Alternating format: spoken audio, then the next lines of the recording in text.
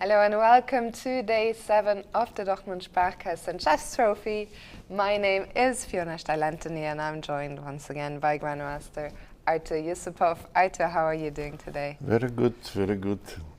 We are delighted that many people are watching our translations, watching the tournaments, and we are hoping to get very interesting games today. Absolutely. As you can see from the video on the stage, the NC World Masters players are back after a rest day.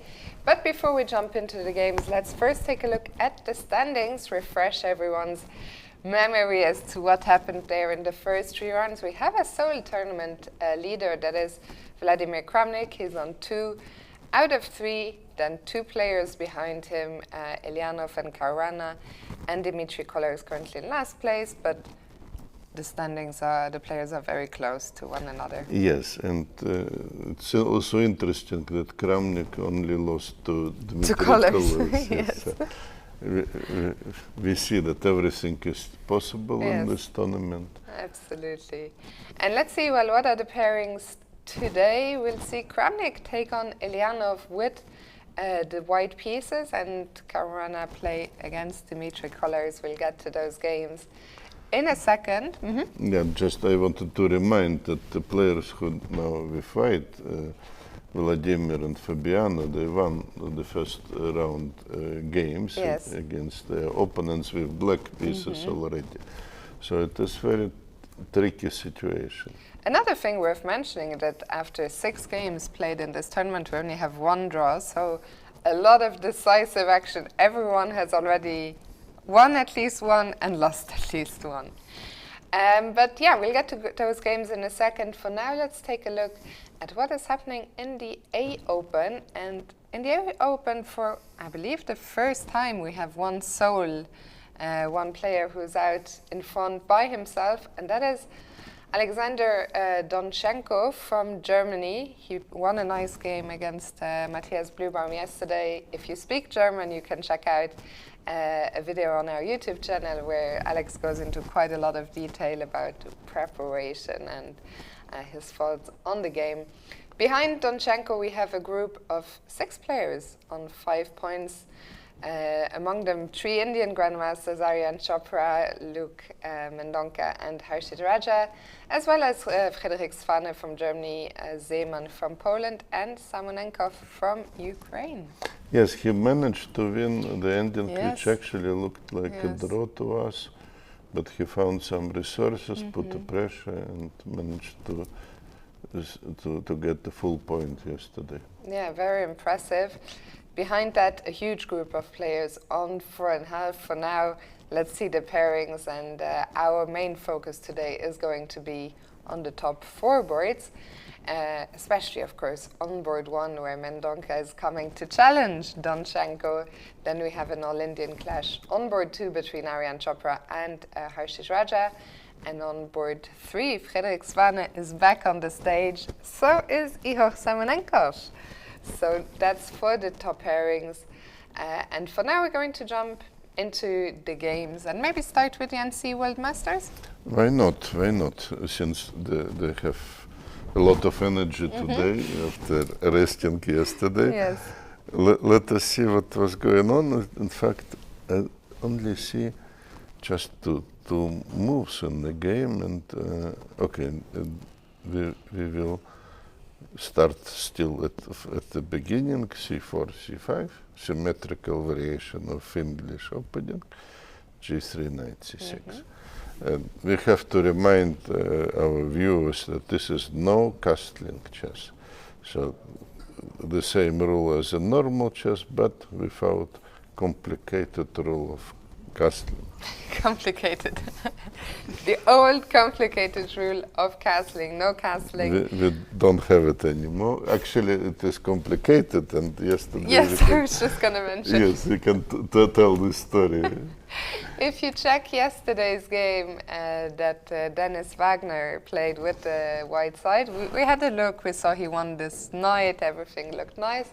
But he had played at some early stage in the game rook from a1 to a4.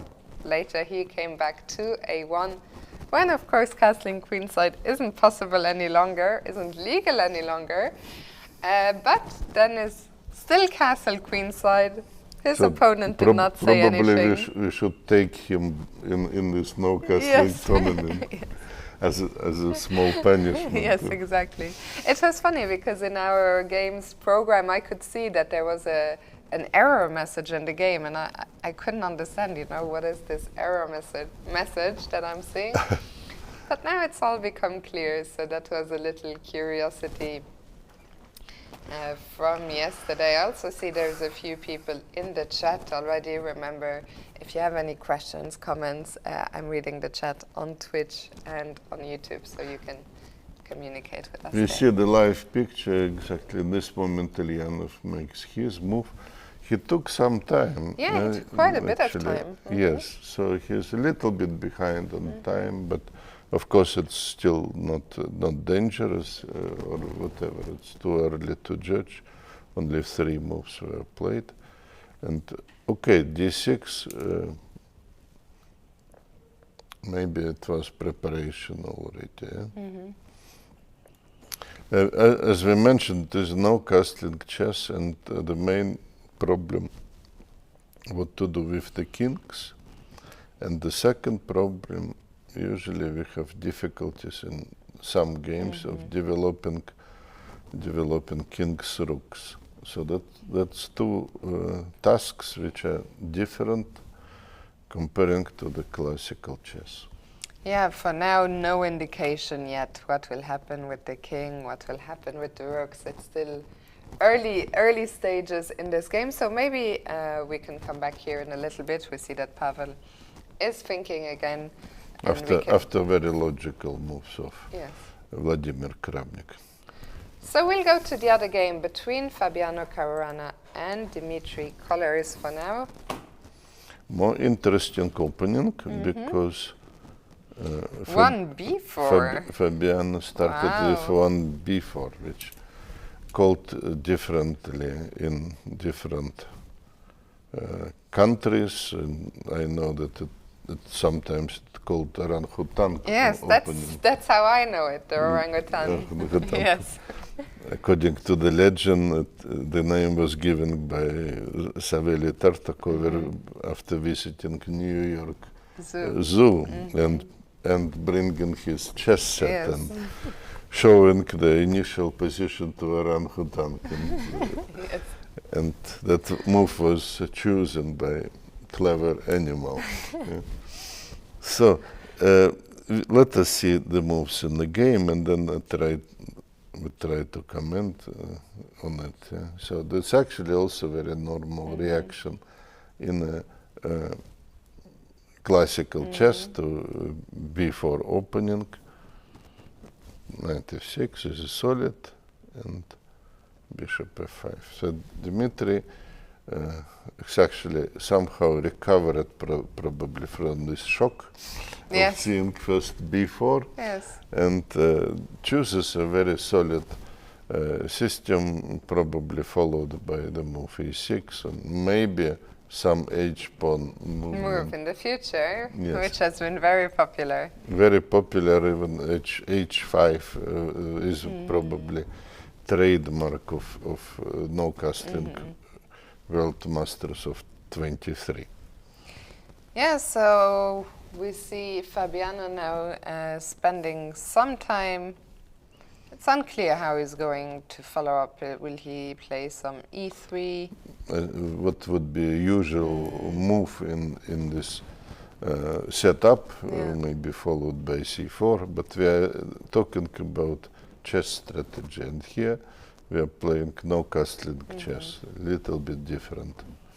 So we will see what Fabi comes up with. For now, shall we go to the A Open? Starting, of course, with the tournament leader, Alexander Donchenko, who's playing on the black side against Mendonca. Yes, and very interestingly, I think that Mendonca more or less repeating the game Donchenko himself played in earlier rounds. So the system with the move a4 We start maybe quickly beginning. from the beginning. That way we can also look at the move orders, how it happened. It looks like a Slav defense, but here Alexander uses the way which became very popular in the latest years, transforming the game into Queen's Gambit accepted with an extra move for white, a2, a4.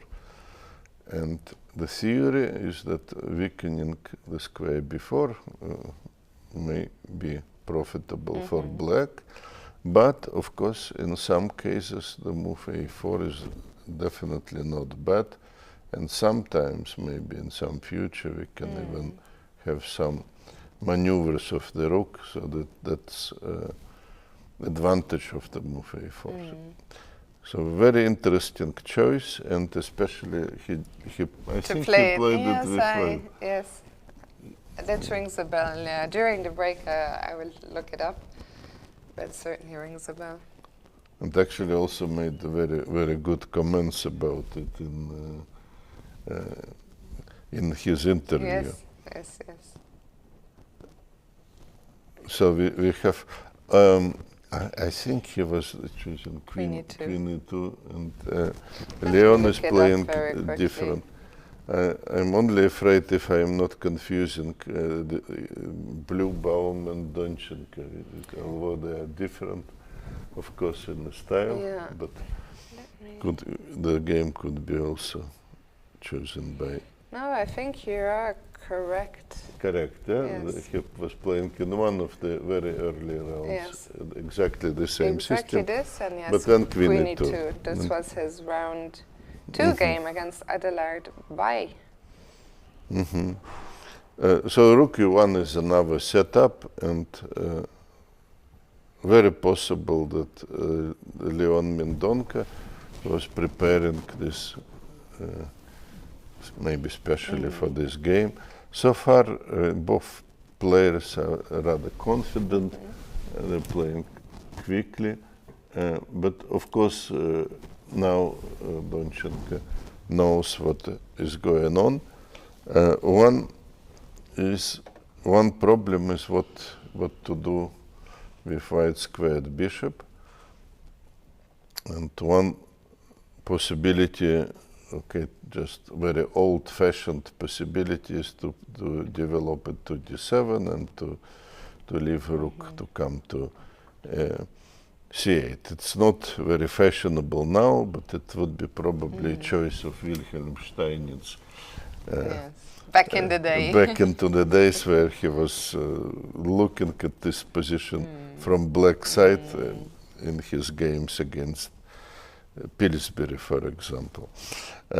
Another possibility is to occupy the square d5 immediately with knight, or alternative, prepare more secure occupation of square d5 with maybe other knights. Knight can go to b4, showing that white's concept also has some drawbacks. Another typical move in such structures would be move b6, but here I think white is ready to meet it with the move d5.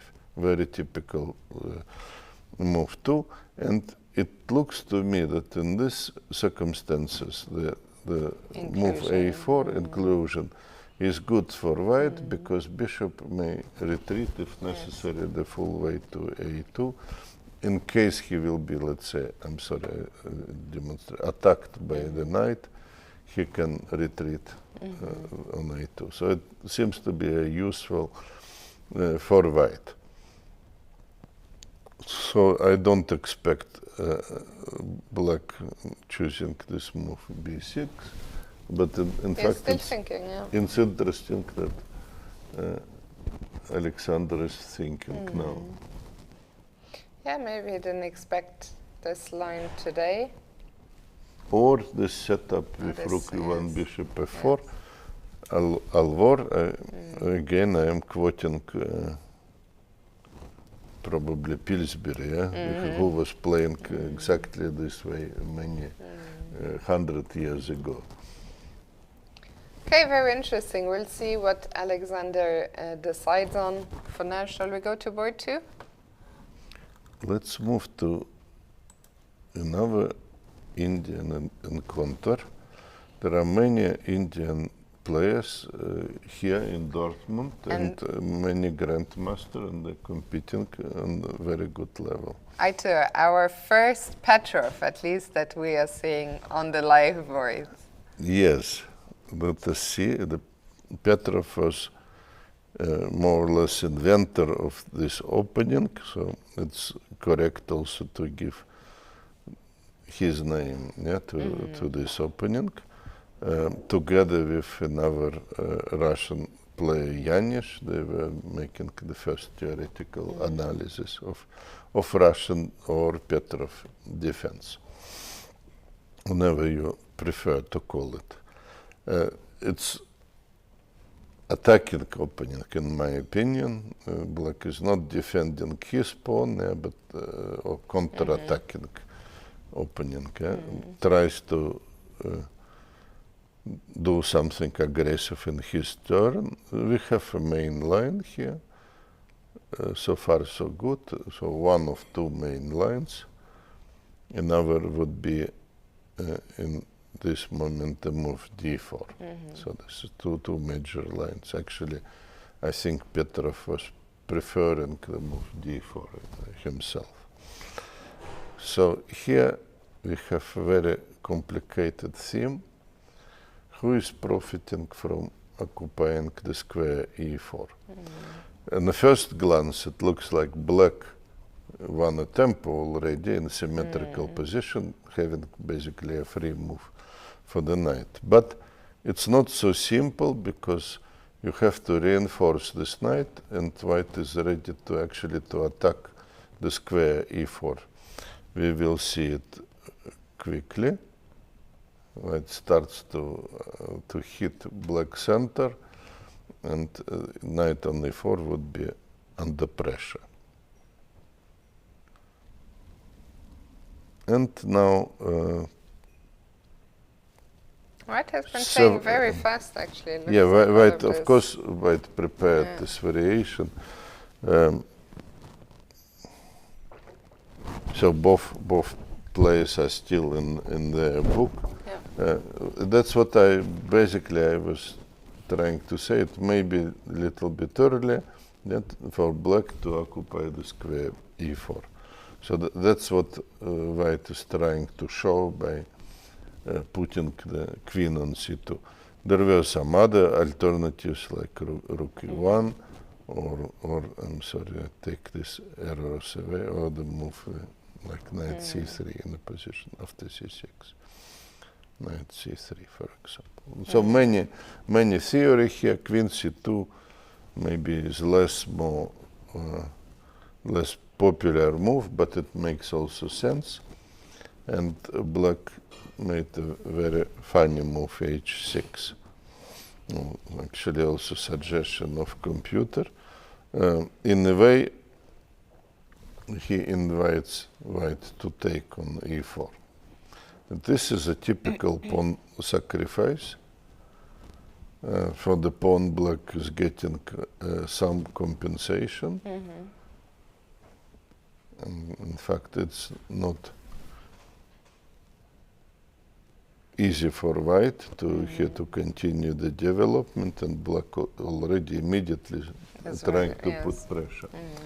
So Russian defense or Petrov defense has a reputation of drawish opening, but you see what happens in this case. Black is ready to sacrifice a pawn, so they take some risk. It's up to White to challenge him, or maybe to decline this challenge. And this time it was declined. The challenge was declined, and also in these circumstances, it's not so advisable to take. So now White simply played knight c3. According to speed with which Aryan Chopra plays, he is he knows what he is doing, and ready to meet opponent on this territory. So after knight c3 is white now ready to take now, on e4? Of course, ready, because it will not be compromised by giving a very strong white squared bishop. So black is advised probably to defend the knight. Honestly, I must say that I myself already out of book and don't know the modern theory here.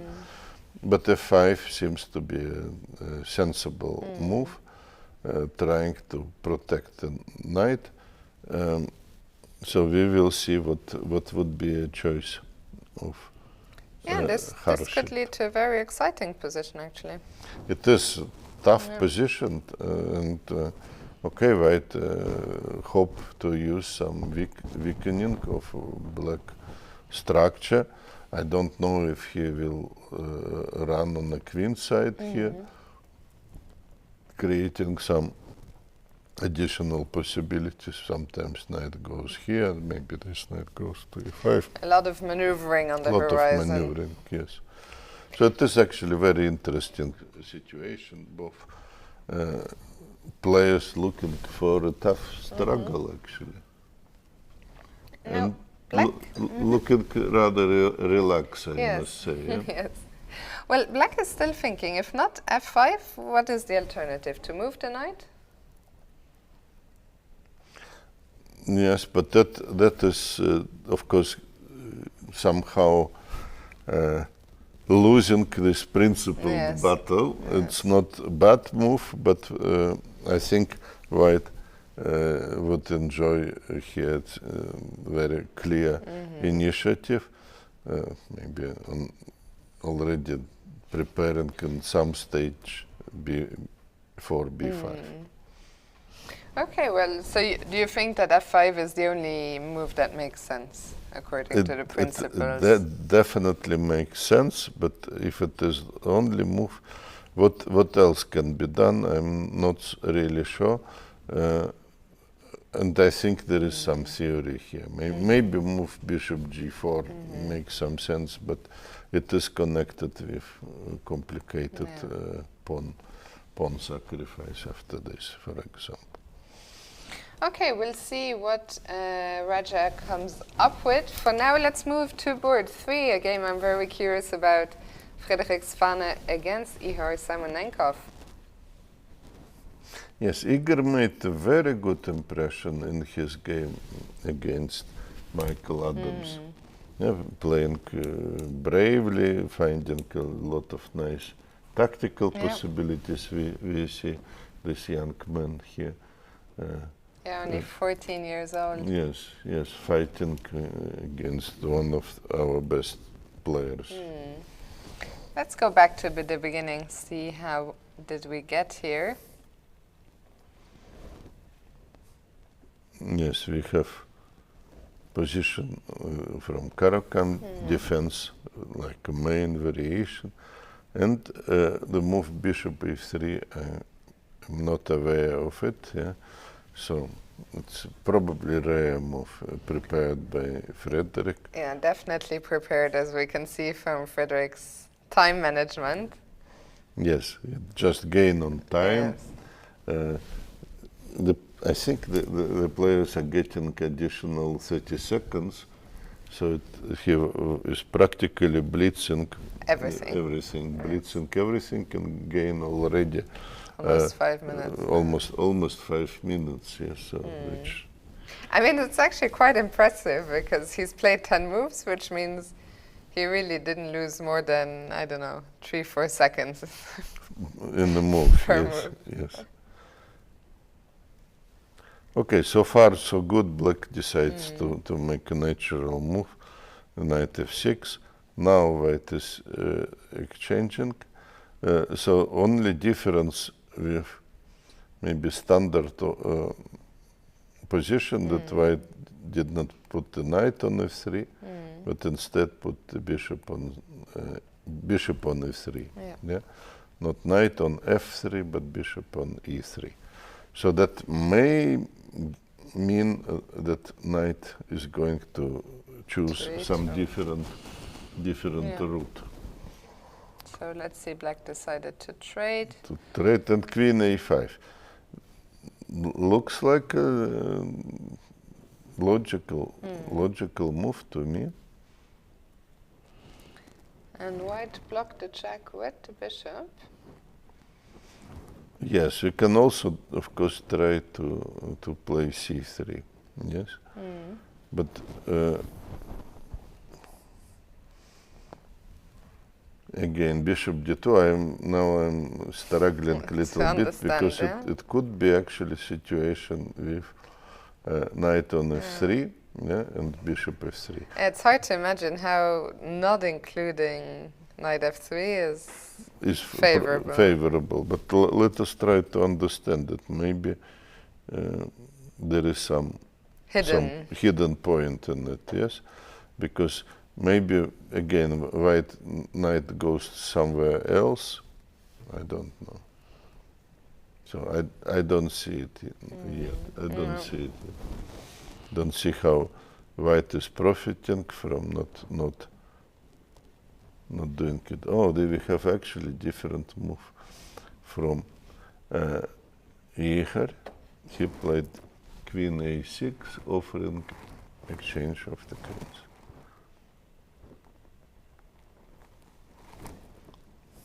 Exchanging queens is not very interesting, yes, for white. No. Because black has very solid position. Black has very solid position without any weaknesses. So we expect. And for the first time in this game, Frederik is actually thinking. Yes, queen a6 was slightly unusual move. Okay, because white can play c4 simply. So what is this queen is doing on a6? Why? That's a good question. Good question. So let us see black is developing the pieces in more normal manner. Where white will castle? Maybe short now, because of course queen is preventing the long castle. And maybe that's what Ihor wants to say, then short castle, but then white played h4. Okay. On the other hand, what is the queen is doing here on this position? Not very clear to me. And later, white may start pushing pawns, and queen would be the target. I was wondering, can black immediately do something on the king side? I mean, playing g5 is just too much. It's too much, and because we also would be locking the queen in attack here. Yes. And are there any ideas connected? I was thinking to bring the knight to d5, but... That is possible, of course. Maybe starting with bishop d6. Yes. Bishop d6 is another reasonable possibility here. Yes? Looks like very logical move to me. And then, of course, white still can let black take, because opening of f line has some merits also for white. And also lending some support to the pawn on h4. But that's what we did, looking like normal moves, actually. So if it is possible that exactly the position will happen. Very possible. Yes. We did quite reasonable moves. Yeah, because Frederik did just play c4. He played c4, so we are a little bit ahead of the players. Yes, they might catch up with us. They might catch up. Let me have a quick look. Maybe we'll also take a look at board 4. Mickey Adams against Jakob Zeman. Yes, since he flew away from usual list of suspects, and now is playing on disappointing board 4, after being always in top 3 boards of our event. Yes. Okay. I don't think we will restart from the beginning, but we have a kind of very natural position with space advantage for white, and I think that basically Michael is feeling good in this type of game. Just a little bit more space. Rooks will come. Where? This is another question. Yes, I would think first of my reaction would be this, but it is of course absolutely possible to do something different with rooks. So it's actually a very interesting question. Yeah. What now Michael would be doing with his heavy pieces? Okay, long game ahead here. I wanted to get your thoughts on a game a few boards down, Artur Gur against Dennis Wagner, who played this illegal castling move yesterday but wasn't claimed by his opponent. Just thought it was a funny, somewhat unusual position, let's say, that the players got here. Yes, but if you take into account that they played Sveshnikov variation, then it became slightly more usual. more usual in a sense, because we see some elements, like knight, white knight is on a3, sometimes, and black is doing something in the center. The speed of the American player shows that he absolutely prepared for this encounter, or maybe he follows some game which already were played. Okay, so was played. Let's go away now from the A Open and go to the NRV Cup. In the NRV Cup yesterday, the results shook up the standings, and we suddenly have two players in the lead. One of them is Dinara Wagner, the other is Ruben Kölner. So maybe we start with Dinara's game?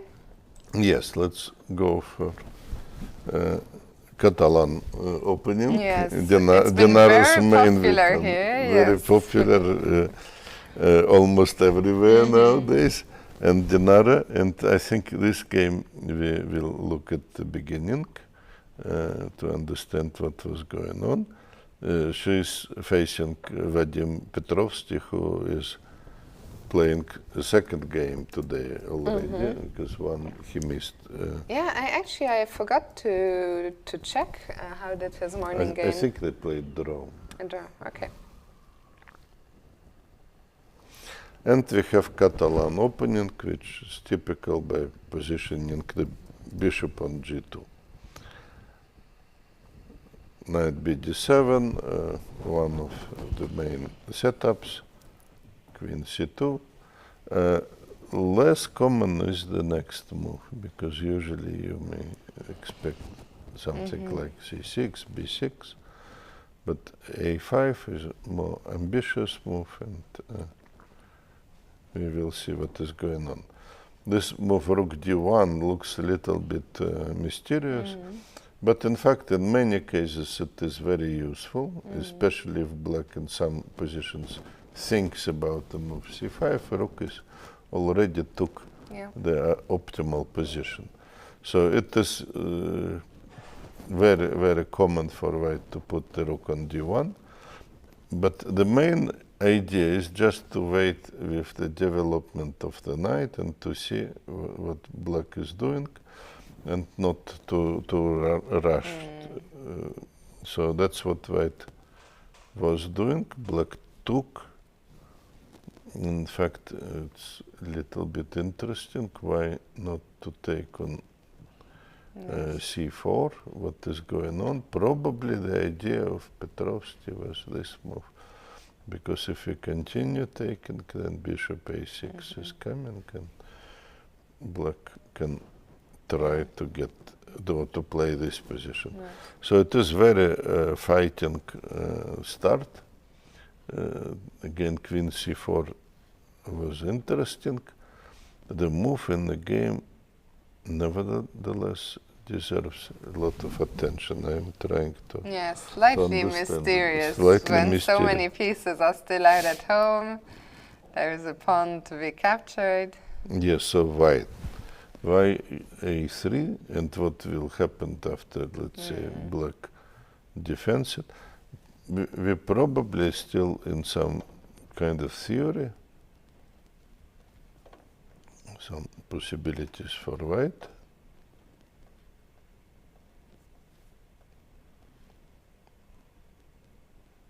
Now maybe hitting a4, yes. And maybe in such a positions it's useful that we control. Took away the So square. very deep move, a3. So we just by accident discovered some idea, Reason, some hidden. yes. Maybe that is the reason. Who knows? Yeah. To control the square before so early. Black played rook b8, which looks to me as a preparation for the move b5, and that means that white strikes with the knight. Black took and played knight d7, and Dinara is thinking. Do Okay, we want to take the pawn now or still not? I'm not sure, because first of all it is maybe possible for black to take our pawn. So we are not really interested in this exchange normally. So that could be a problem. So normal move would be something like knight d2, And I guess the question and to becomes... take with knight, and then b5 sets a question. What do we do? Maybe we have now the move a4, because usually black can, as usual, play a7, a6, but here pawn is already on a5, and it is easy for white to hit this pawn structure. So it is very interesting strategical situation. Dinara actually played knight d2, I think. She yes. did, Yes.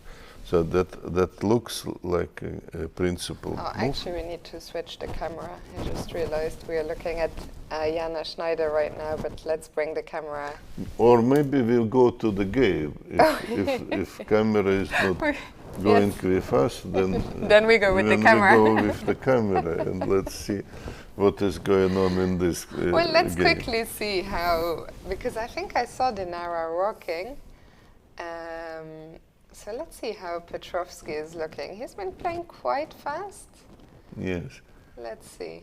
Let us just quickly look, because we see this both players. Okay, then let's stay here. Let's Then let's quickly go to look Jana what is Schneider. going on, especially because we are like, Yes. we were a little bit ignoring Jana. Yes, She she's has had a a tough difficult, tough tournament, but she is a fighter, and we have here position typical situation from exchange variation of Caro-Kann defense.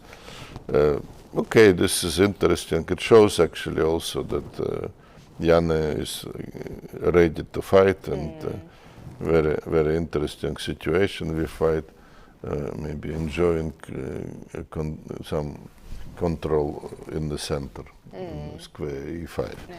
So maybe in some situation we want to jump there, but it is actually black to play so far. Okay, we will be revisiting this. Let's go to a different board now completely. Let's go to the other leader, Ruben Kölner. Because Ruben Kölner has a tough game today. He is playing against the top seed. Yes, it looked to me almost like a thematic Caro-Kann day. Yes. Yes. And that position may also can Arise. probably arise from Caro-Kann. Let us see what was going on in this game. Ruben unexpectedly lost to After the winter. After the winter, probably underestimating his opponent. He is a dangerous player. Yeah, I don't know if I feel he just lost control somehow. The opening didn't go his way. Then he fought back. Yes, and then it went good, and then at some moment he just allowed the winter to attack him. If you haven't seen the game, it ended in a very nice checkmate. So I recommend that you check it out. So today he is playing against Kartik Venkataraman and with white pieces. So of course Rubin is one of the players who wants here to try to get his grandmaster norm, and it's not easy. Especially after yesterday's loss. I mean, he was doing very well, and now he needs almost like winning everything. 2.5. At least 2.5 points. Also at most. Yeah, he needs 2.5 out of 2.5 out of 3. Okay, we have some position which is typical for Zuckertort opening. Now black took on d4, and to understand this position we should say black is now playing like Queen's Gambit and maybe this exchange variation of Queen's Gambit. But white taking the black, and white has more moves and kind of solid position, and here black, what was he doing actually? Bishop g4. Okay, also typical idea, trying to pin, and white probably went to a4. Yes, it is all more or less known. And now knight e5 came. Okay. Very funny move actually, because pawn is not handing, but for very funny reason. Yes. Yeah? If you take with this knight, now knight is pinned, so knight cannot take, queen cannot take because bishop is handing. So bishop on g4 starts to hang. Black is doing here intermediate move, attacking white queen.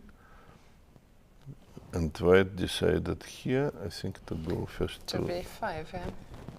To b5 first, to provoke further move, a6, and only now to go to b3. This way, knight is handing, yes. So that was the idea of Rubin. Objectively, Elvor, it took also some time, so we can see what is going on here. Yeah, if we take,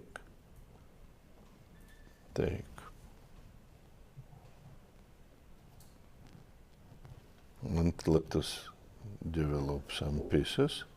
In some stage, e5 may be targeted. So we have here either rook e1 or f4, two possibilities. Let me try rook e1, and let me try short castle for black, and then let me try also some development move knight f1. What's the plan for black's bishop on g4? I guess that bishop is not going to stay there forever. Probably just to retreat, because now I created a threat. I wanted to play knight g3, practically trapping this bishop, and then to attack him with h3. Time to drop the bishop back to h5 now, I guess? Yes, that's actually a rather typical idea, exchanging this pair of bishops, white squared bishops, and after this white can't attack on the king side, so black can enjoy the good strategical situation. So it looks like reasonable, balanced position, but this is also reasonable operation for black, because white also was losing some tempers here. It's probably about equal position, and I don't see the reasons for black to worry about this situation. Okay, so let's move on from here. Let me see if there's anything exciting. Maybe we can take a look at the big Greek, Georgios Soulidis, who was here in the studio with us yesterday. He is playing black against Bagration.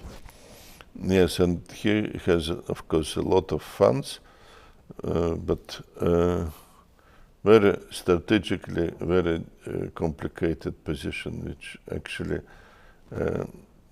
I would definitely prefer to have with white, because more space and some potential on the king side, and I don't like actually the situations with weak and double pawns. Yes, so okay, we'll come small back here. small edge for white. I think position. Bagration is not complaining about position. Yeah. So let's go back to the NC World Masters. It's been a while. I'm sure the games have developed quite a bit since we left them off, and we'll start with Kramnik against Eljanov, where at least the problem of the rooks on the H-file has been solved. To big relief, Yes. maybe of both players. Let us see. A lot of things happened, and now let us concentrate on the position which we got before we went to the other games. So G6, okay, makes definitely a lot of sense to develop the bishop, and now Kramnik plays double fianchetto. So both. Something he enjoyed doing also a lot in his no-castling games before retiring. In his castling games, sorry. Okay. In his normal games. I was so Yes. impressed with, Yes. with your knowledge of no-casting chess, and because unfortunately I could Well, not. we haven't seen so many So games. many, of course, definitely. And Kramnik had some experience. He played Vishwanathan Anand, and he wanted also to play last year, but he became ill and was replaced by Dmitrij Kollars. So went on to win the tournament. His replacement Yes. was brilliant. Pavel Eljanov takes his moment of revenge. He has learned from Yes, the and- first half of the tournament. and shows that what he learned, yes, and he plays here H5. Very, very interesting move, generally. So difficult to say. We saw already two types of reactions in the first game against Kramnik. Pavel Eljanov played H4, but then G4 square was used by knight of Kramnik. H3 was also in one game, I think, like this type of reaction. And here Kramnik decides just ignore this. This is not serious. So just ignoring the attack and keep developing his pieces on the queen side. And now something happened. Now the move F4. Wow. I mean, a lot of things are happening in this game, so... Yes, no, very, very interesting development. Black took, and rook takes h1. One difficulties of no-castling chess, that the general evaluations or some patterns what you have here distorted by the fact that kings cannot castle.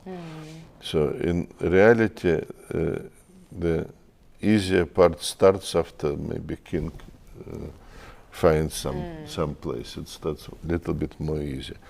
Exchanging rooks solved, as we said, second problem of no-castling chess, development of the king side rook. Now, well, judging for okay, maybe just looking at development, I think it's okay. The position is okay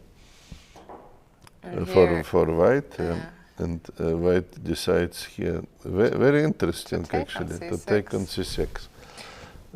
I would also think consider maybe possibilities to take with queen. Maybe for our viewers we should point out why taking with the pawn wasn't possible. Yes, taking with the pawn is probably maybe one of the worst moves, yes? Because Maybe the worst. maybe the worst. Apart from some moves like queen e3 or something like this. Yes, because of double check. Yeah. But after exchanging only shows that white wants to take with a pawn and have a better pawn structure. That's actually interesting transformation. Also, if we think here, let's say black plays knight d4 and threatens. In normal chess, that would be hardly a problem, because even in normal chess it would be problem. Because I realized that white could not castle because of bishop h6. That would be a big problem. Would be big problem. So I think in these circumstances, the decision of Kramnik is extremely interesting. Now, of course, black has two bishops in a kind of semi-open position, but look at black's structure. It's shattered on 3 pawn islands. So from the classical understanding, black structure is bad. From this classical understanding. Knights usually are very good at this shattered structure because they're finding the squares. But here it's not so simple to spot what is the concrete profit. Which square for the knight we can now occupy. One thing what we should mention, that if queen h4, then white simply goes with the king into the direction of c2. The king wants to go to c2 anyway. Yes. So that would be probably waste of time. Probably waste of time.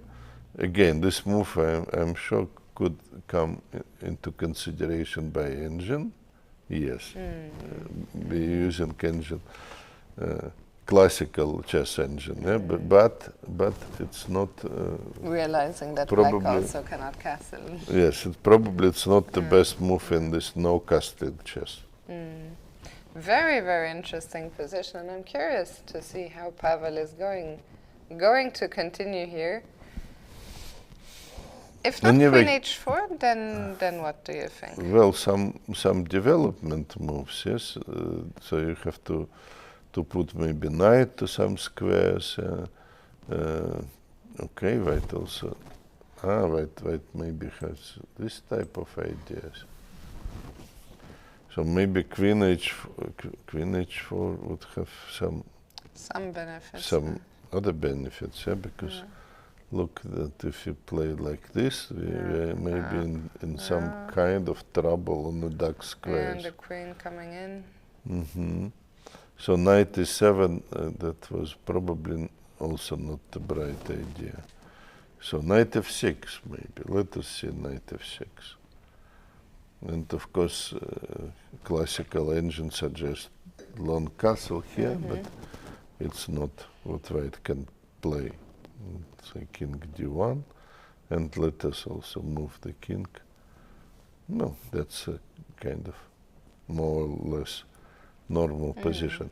What I mentioned, yes, I said very bad pawn structure, but on the other hand, this is very strange pawn structure because there is no squares, no clear weak squares here in the position. This pawn c6 is a brilliant pawn, protects very important white squares. So yes, technically pawn structure is bad, but how to use it? In fact, this double pawns, for example, they are not so bad in defense. So if black is defending, so they're taking some squares. Not so good in attack, but black shouldn't push anything here. Very rich game ahead here. I'm excited to see this one. I'm curious, will Pavel give the check or not? We will find out, but for now, We'll go to the other game, Caruana against Kollars, and after that we will take our first short break of the day. So let's catch up. What did we miss here? Well, a lot. a lot happened. So I think we left position very early after moving bishop f5, and already move of Fabiano I did not foresee. Knight h4. Immediately asking the bishop. Go away. Yes. Please go away. I don't like you on f5. And so, okay, black went to d7. So still, I hope my bishop is working here on d7.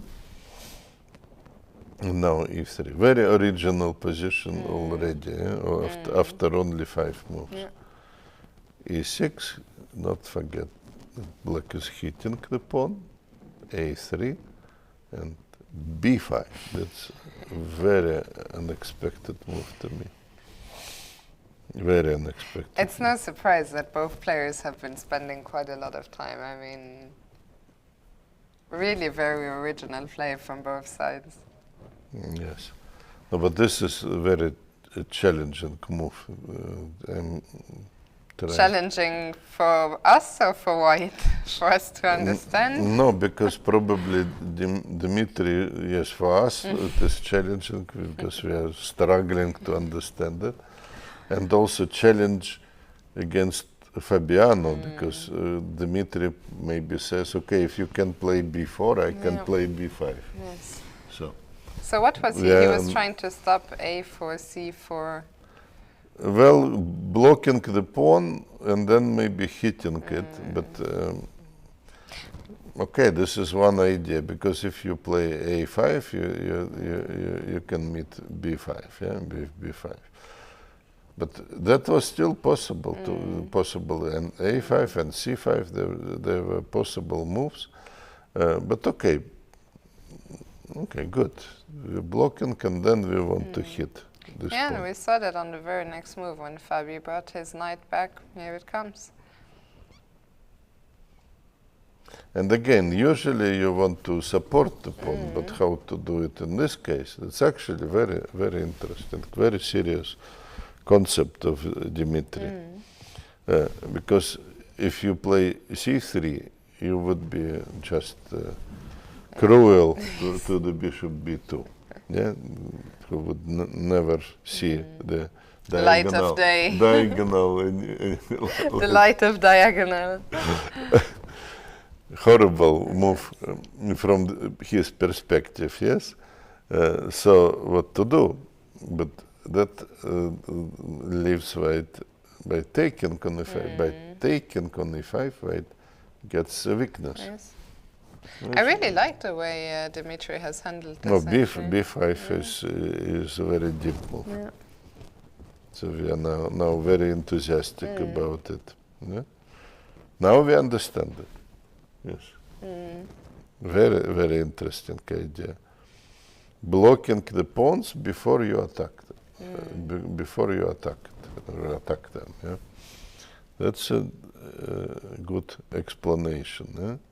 White took, and okay, black could take on a5, and in a different way, c5. Black is grabbing all that space on the queen side.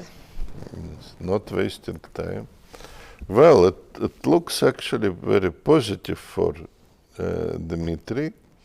On the other hand, the main problem of the position is not solved by both players.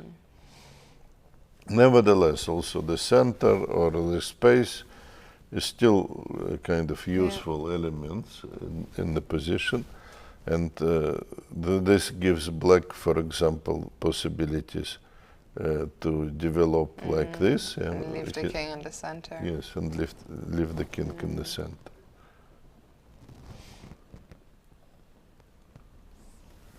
Very, very interesting approach taken by Dmitrij Kollars here. I like his position, I have to say. Somehow I'm I think I'm becoming to be a fan of this no-casting chess. It was so I can see such that. such an interesting battles Yes. here in our tournaments, and of course no theory, no you don't need to memorize 25 moves variations, and you play from move 3, maybe very original position, and trying to solve new problems. Yeah. 2 exciting games on our hands today. We are going to be going on a short break now, but we will be back soon with all the action on the stage and elsewhere. So stay with us. Remember, during the break, you can check out our YouTube channel, which has a lot of content, both in English and in German, and we will see you soon.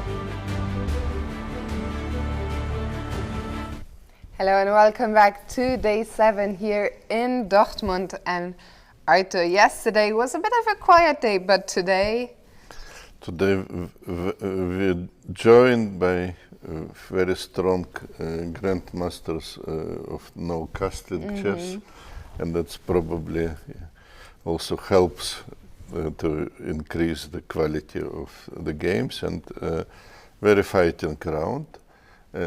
Understandably, because only 3 rounds left. Yes. Now you have to give everything. everything.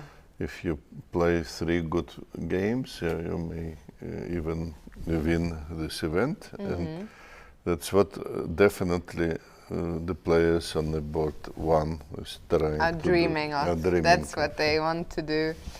So let's go back. We left it at an interesting moment where Alexander had some questions to answer as to what he was going to do with his light squared bishop. Yes, and he postpones this for a while and plays knight d5. We also mentioned this as a possibility. Now, Leon retreated with bishop. Taking on d5 would improve his pawn structure, but doesn't give him many chances for advantage, especially because also the square b4 is available for black pieces. So he understandably he keeps the tension. White now changes the pawn structure and plays b6.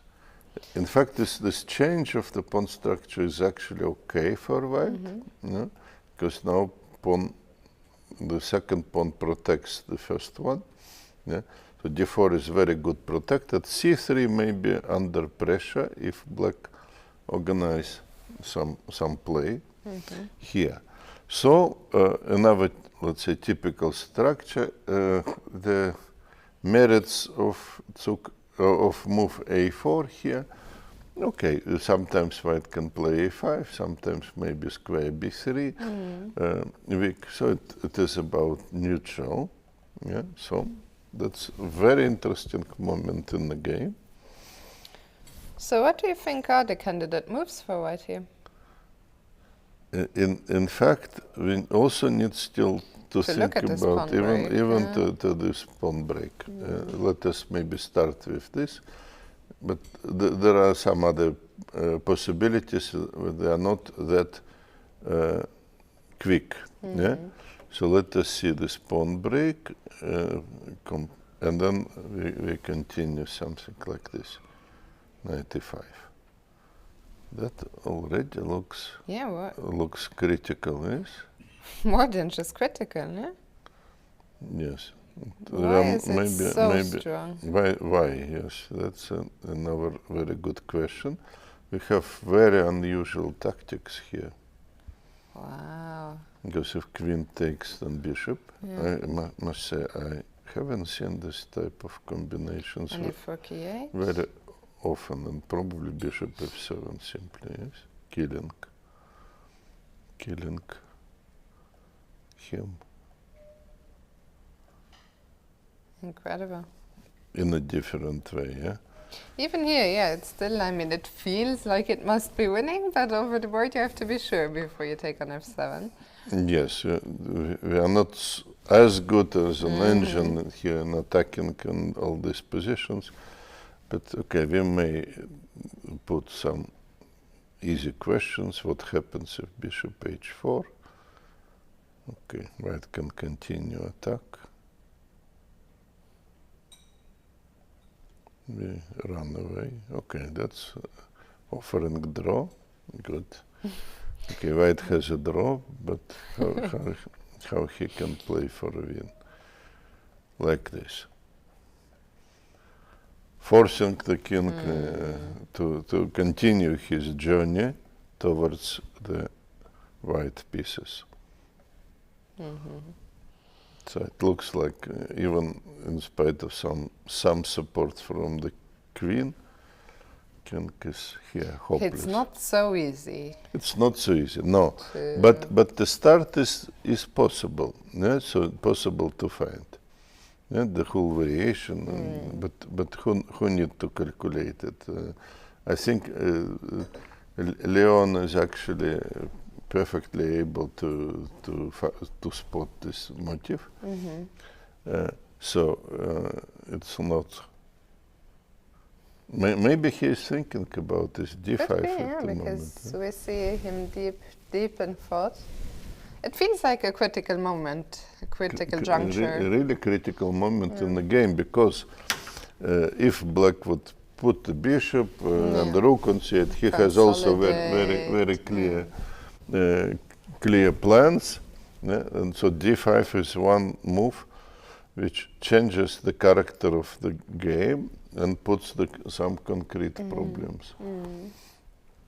In fact, Leon is very interesting young player who is developing and playing interesting chess here. I like his game against Matthias Bluebaum, but in a critical moment he missed the combination, which was winning. Not so easy to see. Not so easy to see because of some difficult. If you will look at the game, you will see the difficult move in the middle of the combination. Okay. If you check out the game, Leon-Luc missed some knight takes g7 at some point. Yes, with nice continuation. I managed to talk to him. He said he actually did not consider the move. Yeah, so he was looking at everything else, but not at direct blow. Direct kill, yes. Direct kill. But here, d5 second chance. Yes. His second chance to beat German player, let's say, with a straight forward. I mean, d5 wouldn't be winning unlike knight g7, but it would, give some chances, it certainly. Would putting a lot of pressure. And here, if we compare these positions with maybe position with pawn on a2, White has a very pleasant retreat. Yes. So that's probably what can make difference. We can just continue this variation to see how it goes. It's actually possible to play. White can reinforce the bishop with c4, creating strong pair here, or he can take and go knight d4. There is some interesting continuations for White. For example, here White is having a huge initiative with all these possibilities. And okay, since we are showing some tactical possibilities, I want to show you one more. Maybe here some. Okay, let's put it like this: Black takes and Queen g4. Double attack. And here. Yeah, completely crushing. Very nice line. So there is some attacking possibilities for White, and traditionally you play d5 with isolated pawns, and you don't play d5 with this pair. But here it is actually a very interesting option. Yeah. Very interesting option. Okay, well, we'll see. Actually, I hadn't been paying attention to the clock times, but Leon-Luc down to 40 minutes already. So he will have to speed up. He has to speed up or demonstrate what he was calculating actually now. At the best. Now is the no time like now. What's the say? No moment like the no. I've forgotten the saying. Chat, if you help us. There's no time like the present or something. I don't know. We are so excited with all this possible fireworks in the first board. So let's go to board 2 and check in with the Indian clash between Aryan Chopra and Harshit Raja. In fact, I was wrong about Black moves, and Black decides to sacrifice it in a different way, to sacrifice the pawn on e4. White should take, because otherwise the whole game of white doesn't make much sense, and black can simply reinforce the knight. So, with all respect, white is taking the pawn and plays bishop f5. That way, black bishop can't come to g4. So, that looked like a nice start for white. But now also we can slightly better understand Raja, why he is doing it, because he got a very nice position on d5. So he was thinking that may be enough compensation for the pawn. The next move, queen b3, possible move, of course. Understandable that white is aiming for an ending where he has material advantage. Alternative would be just to play h3, covering, and maybe ready also to develop the bishop to e3.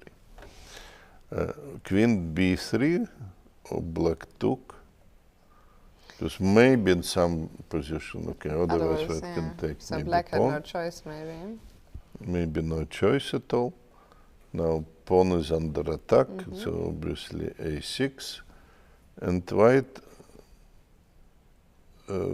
is better, but only question, is it possible to convert this extra pawn, because it is so securely blocked by knight on d5.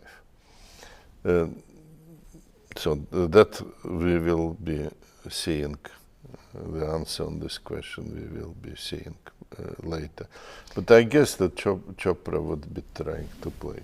What is your feeling? You know, you're such an expert of the Petrov. Do you feel black has enough compensation?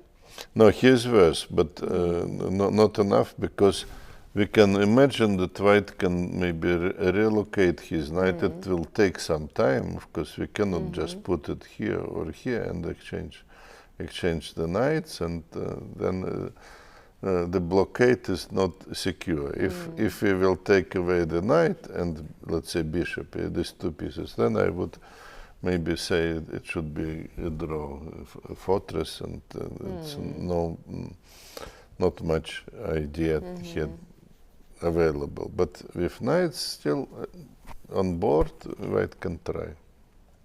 Okay, so let's move on to board 3 and check in with Frederik, Svane and Ihor Samunenkov. And the queen still sitting on a6. This one has developed quite a bit as well. Yes, it looks like initiative for white, and strong initiative for white. So what happened after the move c4? We were predicting this move, but not bishop e7. Not bishop e7. Bishop e7 is very modest move, not really putting any problems. Now a4 was played. Okay.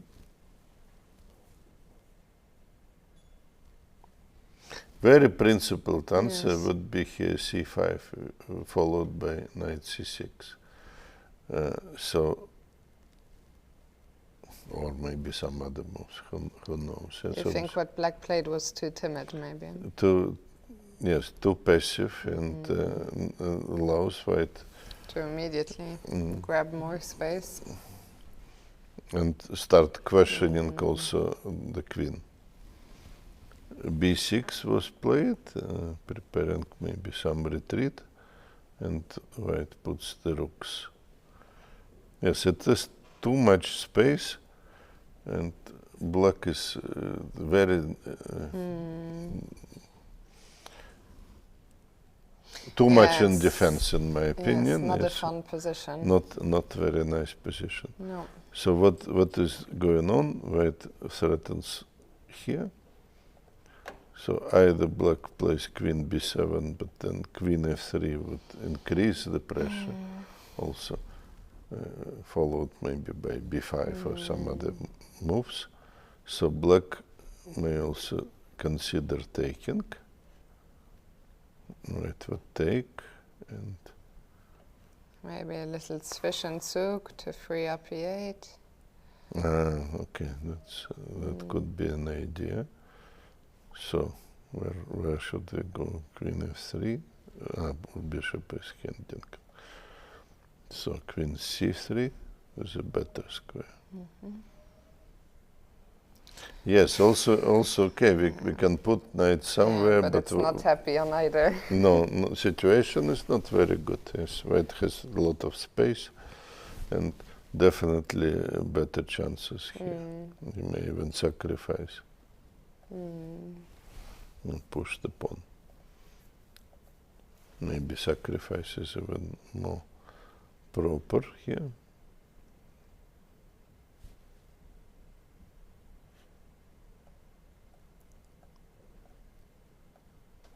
And then to put the knight on d6. A lot of suffering for black on the horizon here. Yes, so Frederik I really think has a pressure. The critical moment was when Ihor didn't play c5 when he had the chance. It's in a way difficult move, very committing, but okay, that was a chance, yes, to create some counterplay. We can maybe have a more closer look. Why not? Yeah? So what happened here? Why not c5? Maybe he was afraid of white simply crash on him. Okay.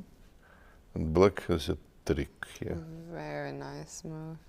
To be able to bring, not only to bring queen away, but also, I think we are looking towards g3, yeah, in some positions. Yes. So we can even take, and if king takes, then knight check, and queen takes g3, followed. Yeah, so maybe he missed this nice move, queen d6, which of course it's not my production.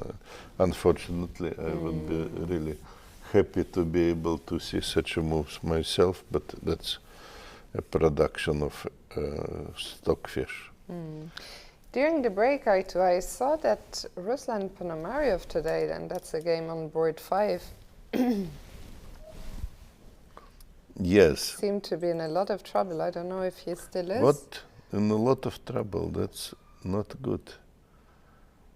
Not good, yes. And I think white even missed. If we go back, it was even more trouble. I took a quick look during the break. And this moment when white played king g2 on move 10.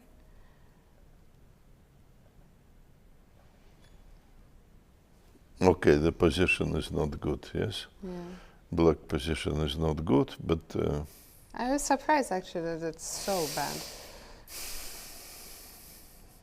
Okay, computer knows something about it, but white moves, king g2 was sensible, yeah, so the game continued. But of course white simply has very much space here and possibilities on the C line. So we come back here to this position. Ruslan is trying to get some squares for his pieces, but what is he going to do here? Not knight b6, because white can simply take the pawn. So, developing. Okay, let me hit black and pieces. if you take on a4.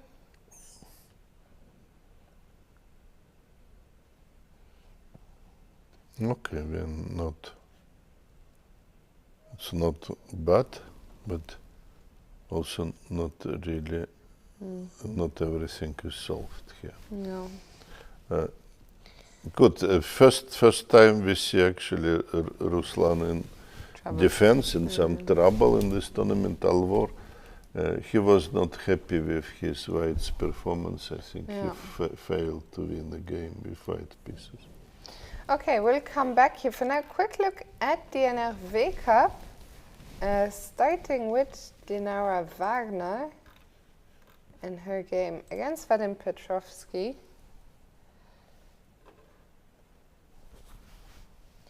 So Dinara Wagner, one of the joint leaders together with Ruben Kölner. Okay, we left this in the moment where Dinara played knight d2 and Vadim answered b4, and we were mentioning the move a4.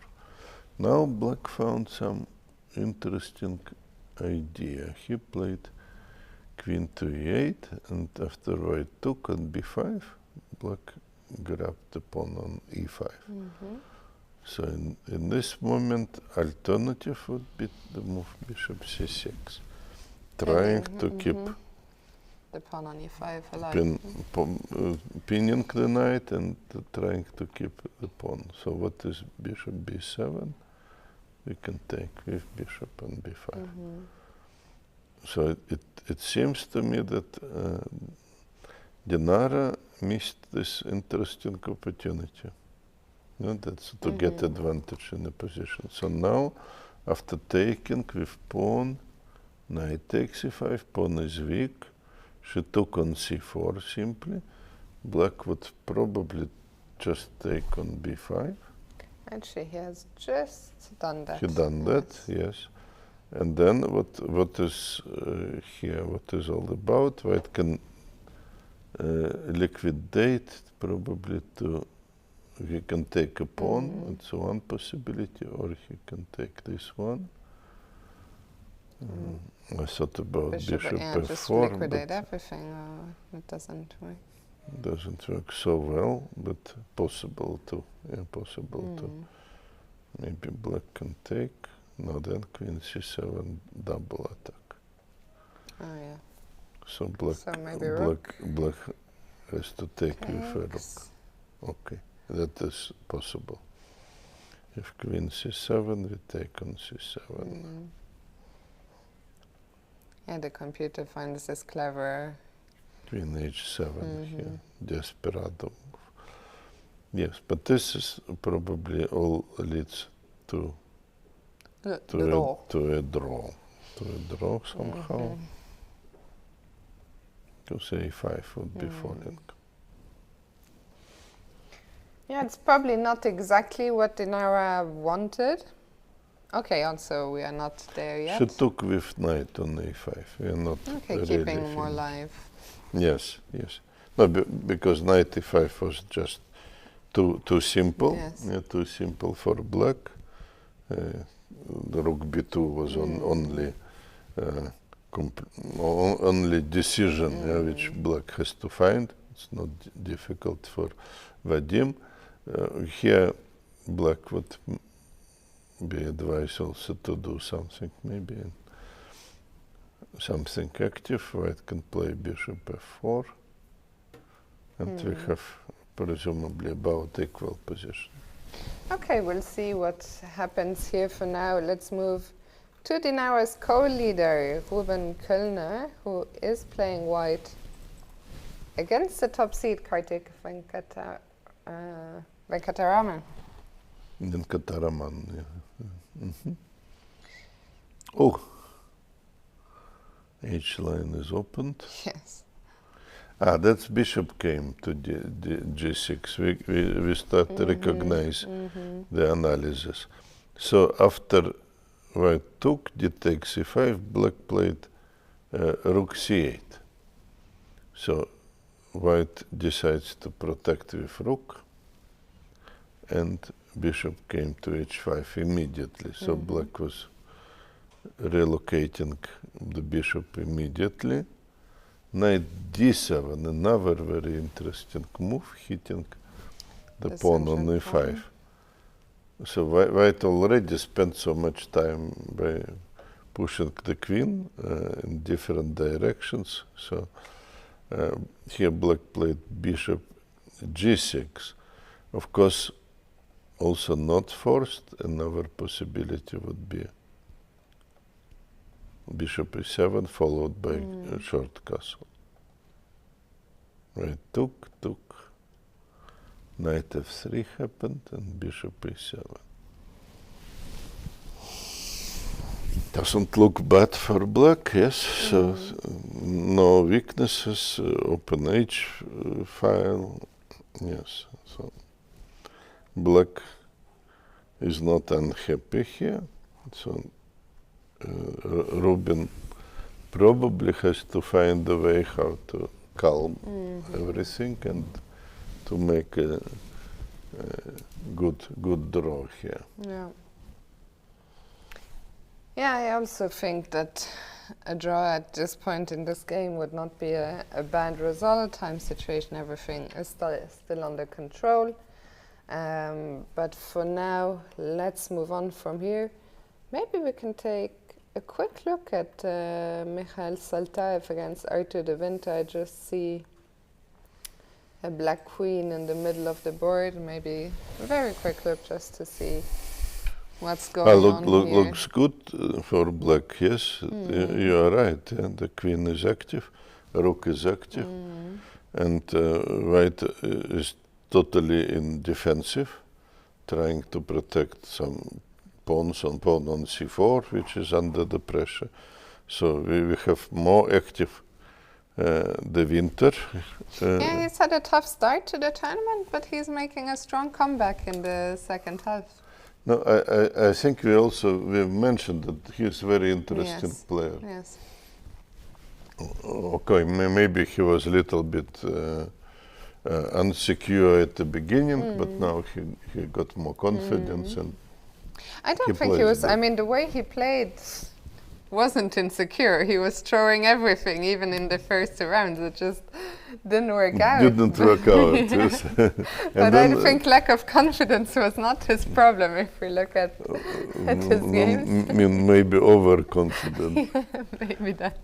And now he got the right portion of confidence. I don't know.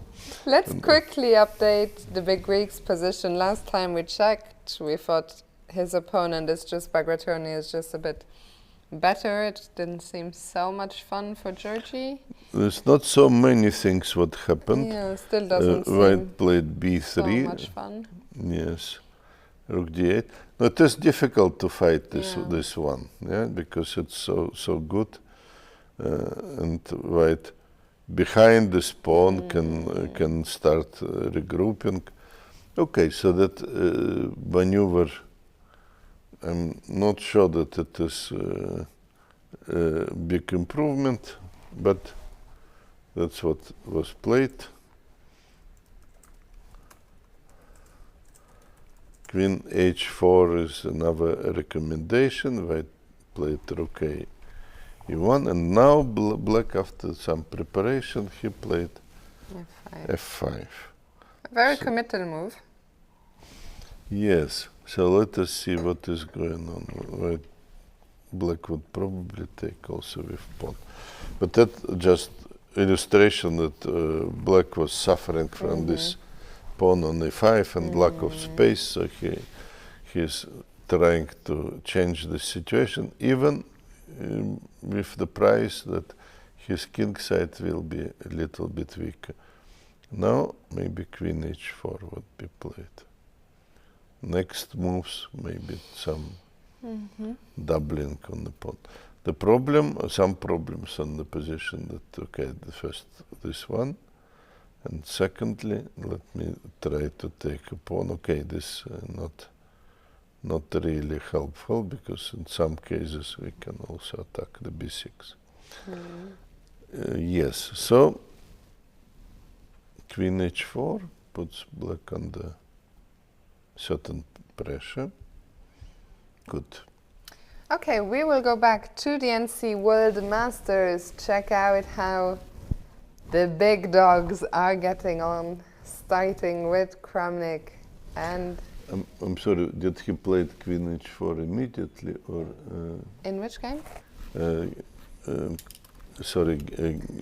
Oh yeah, he did. Okay, that's maybe not the best, yeah? That's okay, we'll go back very quickly to Bagratoni. Yes, okay, possible move is still... maybe he has experience with this structure. I was prefer to take on f6, but Maybe it is still difficult to play, but it looked for me much more closed position. But okay, still. Okay, so shall we go to NC World Masters? Yes. Okay, so we are going to go to Kramnik and Eljanov. We left it in this moment with black to play. Pavel plays knight f6. We thought about this as a, of course, decent possibility. Knight f3, queen e7, and now no more castling. King d1. Knight g4 was found by Pavel, trying to use the e3 square. Do we have to prevent that, or do we not care? I think that Kramnik cares. Yeah, he played. I think, or do you see the move? He played e4. I don't see e pawn. You are correct. So he demonstrated that he cares much about this and e3 square, and played e4. Okay, if you don't care, you would probably just go king c1. Yeah. So, but then we still have the problem how to. Yeah, maybe the king would go all the way to a2 or something here. Yeah, since the position is closed, but in fact e4 looks normal. E4 looks normal. So what black is doing? Now I start slowly. I start to understand what is going on, because here black can play bishop d4. So the move king c1 is not against e4, but it is against bishop d4, because here we have knight d1. This is clever. Yes, so covering this weak spot. So just emptying the space for the knight. So king c1 is interesting move. And e4 was played, and now we need to find what to do after bishop d4. Probably we still has to run, yeah, with the king away. Can we give a check, or? Let's see what happens. King goes to b1. Black can try to attack. So white takes, and a3, or something else. No, knight is hinging. I'm blind. Knight is hinging. Sorry, knight was hinging. Knight e2. Bishop e2. Oh. Okay, that is an intermediate move. But we already saw this theme of intermediate moves. It's a very powerful intermediate move. So, of course, white has some possibilities here. It's not that dangerous, but bishop d4 came. Yeah, it did come. Bishop d4 came. Yes, yes, very good. Very, very interesting fight. And now, what do you feel? Which, if you had to play this position, would you rather play it from the white or the black side? The problem here again, because you would normally would probably even take black, yeah, but black can't castle. Yeah? Yes. You should remember it. So in this sense, the move king d1 is not illustration of bad or worse position of the king, but just king on the way to more secure positions. So it's not bad for Kramnik. Yes, we looked at this position after king c2 and then king b1. So slowly, white is regrouping pieces. Yeah, actually, we looked at knight e3. But what happens after double attack bishop e3? Oh yes, that actually first question Yeah. we have to Yes. ask. True. Okay, white goes probably here and we'll give up a pawn. Now at least the rook is in a game. Okay, king d7. I guess I want to step out of any checks. Try to hide on c7.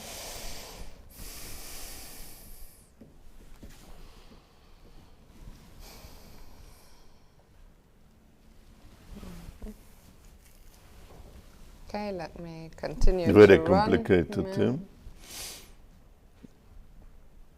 yeah. White has to be very creative here. Okay, so you're threatening to take.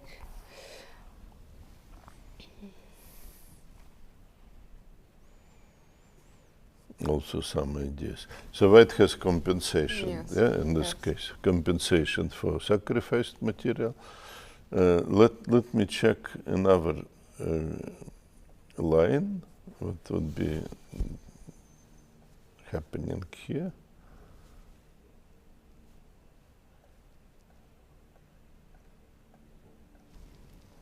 I have to say I quite like Pavel's position actually. I like his chances today. Because of some... Yeah.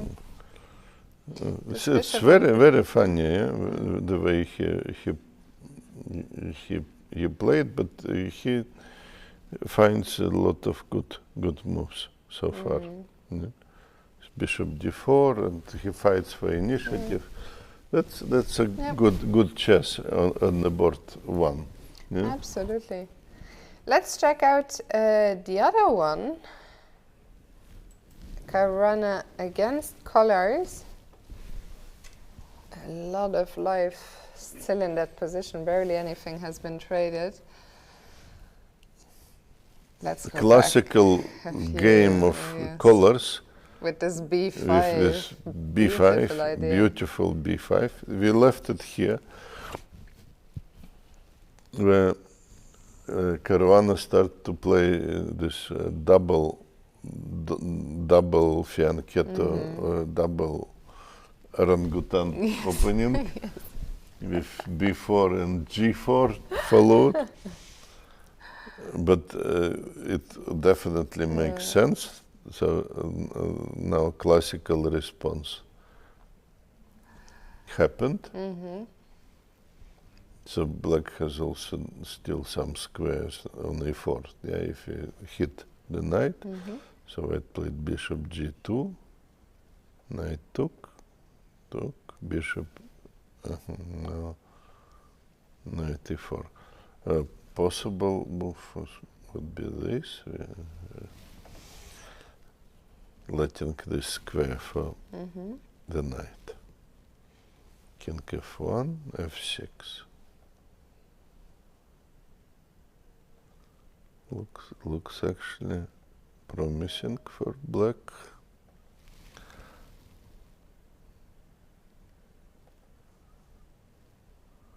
h4. Very original play of Caruana, but the problems of his position are actually here. Yeah? On the queen side, this weakness is not going to disappear in the nearest future. So black plays king f7. Now we can't castle for the good reason, because kings were moved. Bishop c6. Yes, we were mentioning this move earlier, just to protect here some pawns. Knight back. Yes, many moves, and black decides to go queen c7, and white went for knight f4. Okay, kind of reasonable development. We've, in a sense, black achieved also something, because his king on a little bit better position than his opponent's king. Yeah, and we see on the video that Dmitrij decided to strike immediately in the center with d4. That makes sense to me, yeah, because he has a better coordination of the forces and tries to profit from this, because if he would be too passive, maybe white may also start some initiative on the queen side. Yes. So now he starts the play first, and that's a good sign, basically. And now a big question for white. How to react, How yeah? to react. Yeah.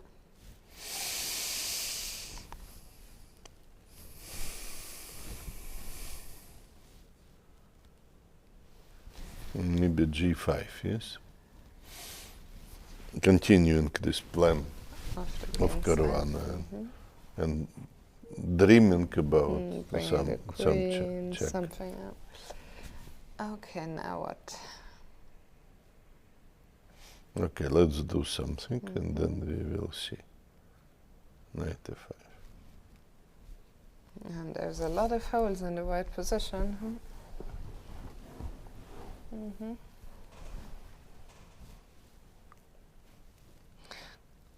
Let me do something.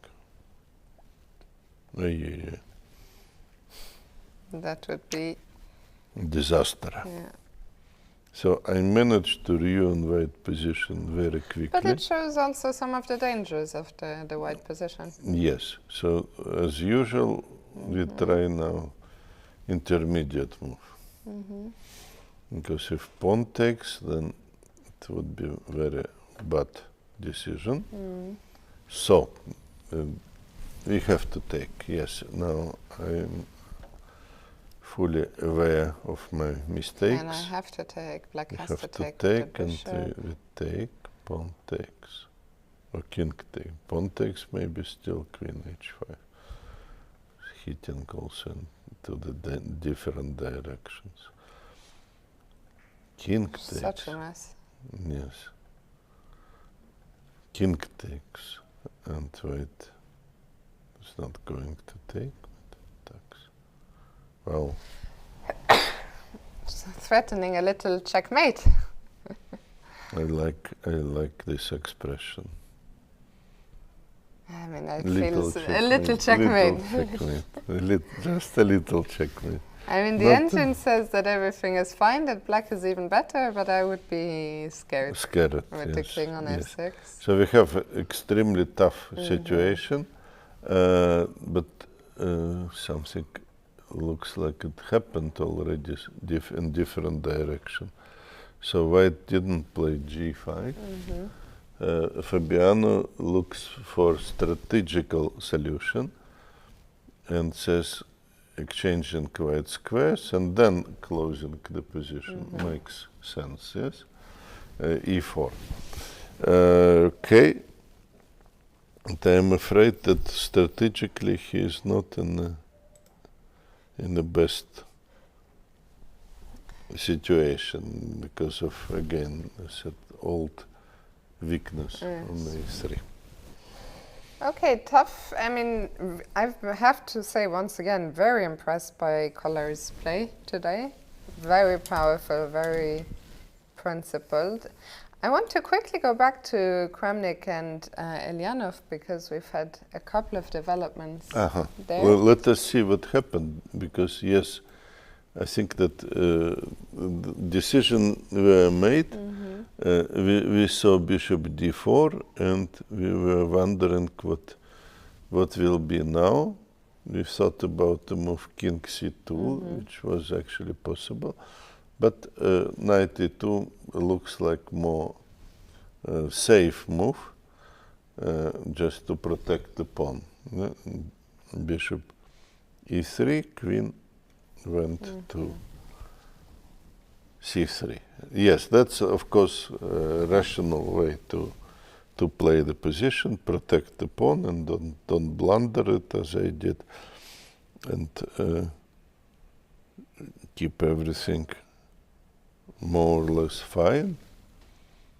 Yes. And funnily enough, our engine, although our engine still thinks that black might be able to castle, but one of the lines it's showing is bishop d7 and a move repetition.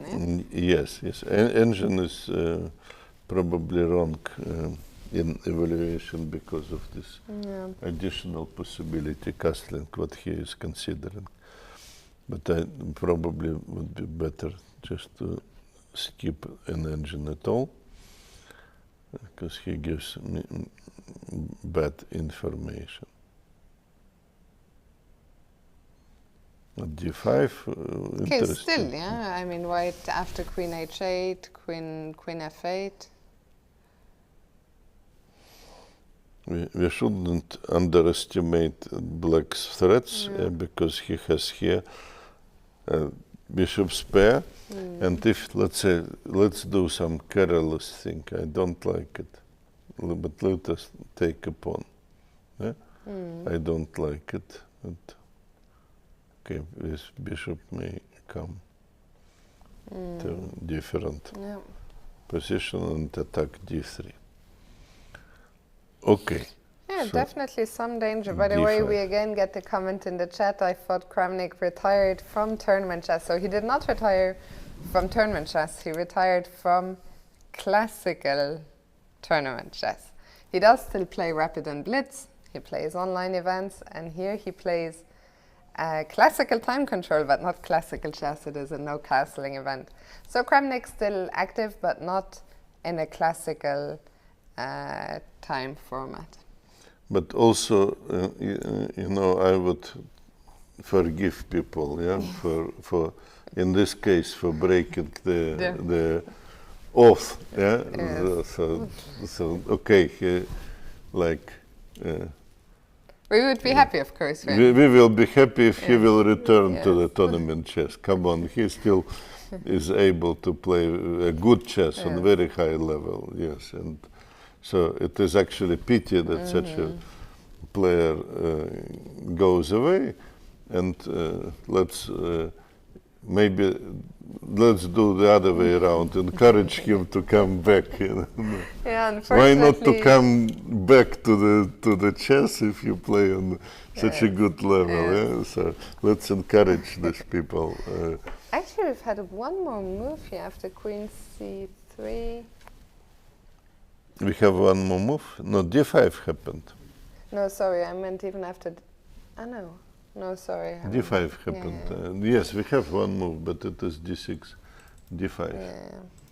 Now, we will need to go on a break soon because my computer is refusing to auto-update. It's tired a little bit. I need small update too, My computer received some update. Let's very quickly update the top 3 games from the A group, and then we will go on a break, and we'll also in 10 minutes be joined by a guest, most probably Grandmaster Klaus Bischoff, but we will see. So quick look at Donchenko. Donchenko game actually went after long thought. Leon went to no. He did it differently. Yes, he did it differently. So he didn't play D5. He didn't play D5 immediately, but was spending some time on preparation. So he played Queen E2, Bishop F6, very interesting. Yes, because maybe there was some pressure against the Bishop on E7, Rook A D1, Bishop B7, and D5 now. So it looks similar, but it was a little bit different. We were considering D5 immediately. In a sense, it makes sense to bring all the pieces to the party. Of course. You see really enjoying the fight. White heavy pieces are perfectly ready for attack. Black went to defend. C4. We thought about this move C4 earlier. I just need to mention also there were some alternatives here. Something like Bishop A2 is alternative. Let us see what happens here if Black. Okay, this is all things are very difficult for humans to calculate, because here computer says knight g5. That is in the style of famous Italian player Greco. He loves this construction, hitting everything. But black can play here queen f5, and we can meet him with bishop b1. Very nice. Okay, so there was some other possibilities. That's what I want to mention. But of course, it's not so simple to leave this pawn under attack in the moment where you can just, let's say, reinforce your bishop on d5. The problem why maybe the retreat of the bishop could be useful, because we see some people behind the bishop, yes, some rooks, queens, they also would love to enter the position in a more active way. So c4 in a way blocks, and black was even able to play rook e8. And we saw Leon just played queen d2. Still the time is going to maybe be an issue for the Indian player. 25 minutes, still 21 moves to make. The position is not so complicated, but it might not allow him to use all his chances, let's say. I think that probably the worst part is behind Alexander, but still some initiative due to very good development. What I want to see, because instead of c4, we were recommending the move bishop a2. I want just for us to compare the situation after rook e8 in this case. What would be here? Would be probably queen d3.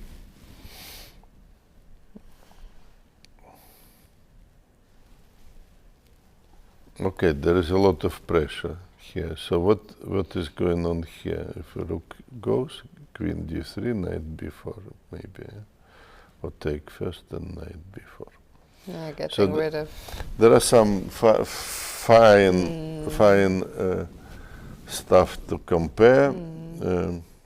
Black has a slightly better pawn structure. That's the reason for white to take more accurate way. Again, it was difficult to see that c3 pawn was not under attack, in fact. So it was probably better to retreat the bishop. But it is sometimes very, it's not very, so very easy difficult to understand these nuances during the game. Okay, so for now, I think, as you said, indeed, the worst is behind Donchenko. Let's check in with board number 2, Chopra against Harshit. Very slowly, Aryan Chopra regroups his knight towards some maybe exchange, towards exchanging this knight d5. That's what I would interpret. Maybe there is some other ideas, additional ideas like bishop a5, which can be considered now. So Chopra is better. To convert this advantage is very difficult because of so far very secure blockade on d5. Yeah, very long fight on our hands here. I think we don't need to spend more time here right now. So let's quickly see what is happening between Frederik Svane and Ihor Samunenkov. Yes, we see that actually Ihor is very tricky player. Yeah, he managed to regroup a little Somehow bit. he managed to regroup it after queen f3. It looks so bad, this position. He played c5 and white played knight to c6. That is a moment which is engine is criticizing and said it was better to take. Let us see what will happen. Take on c5 and simply play b5. Just to get this pawn structure with 3 pawns against 2 on the queen side. Here he sees white clearly in advantage. We try to understand and to compare this with position in the game. That's what happened here. D takes c5 and bishop takes g3 in this intermediate move.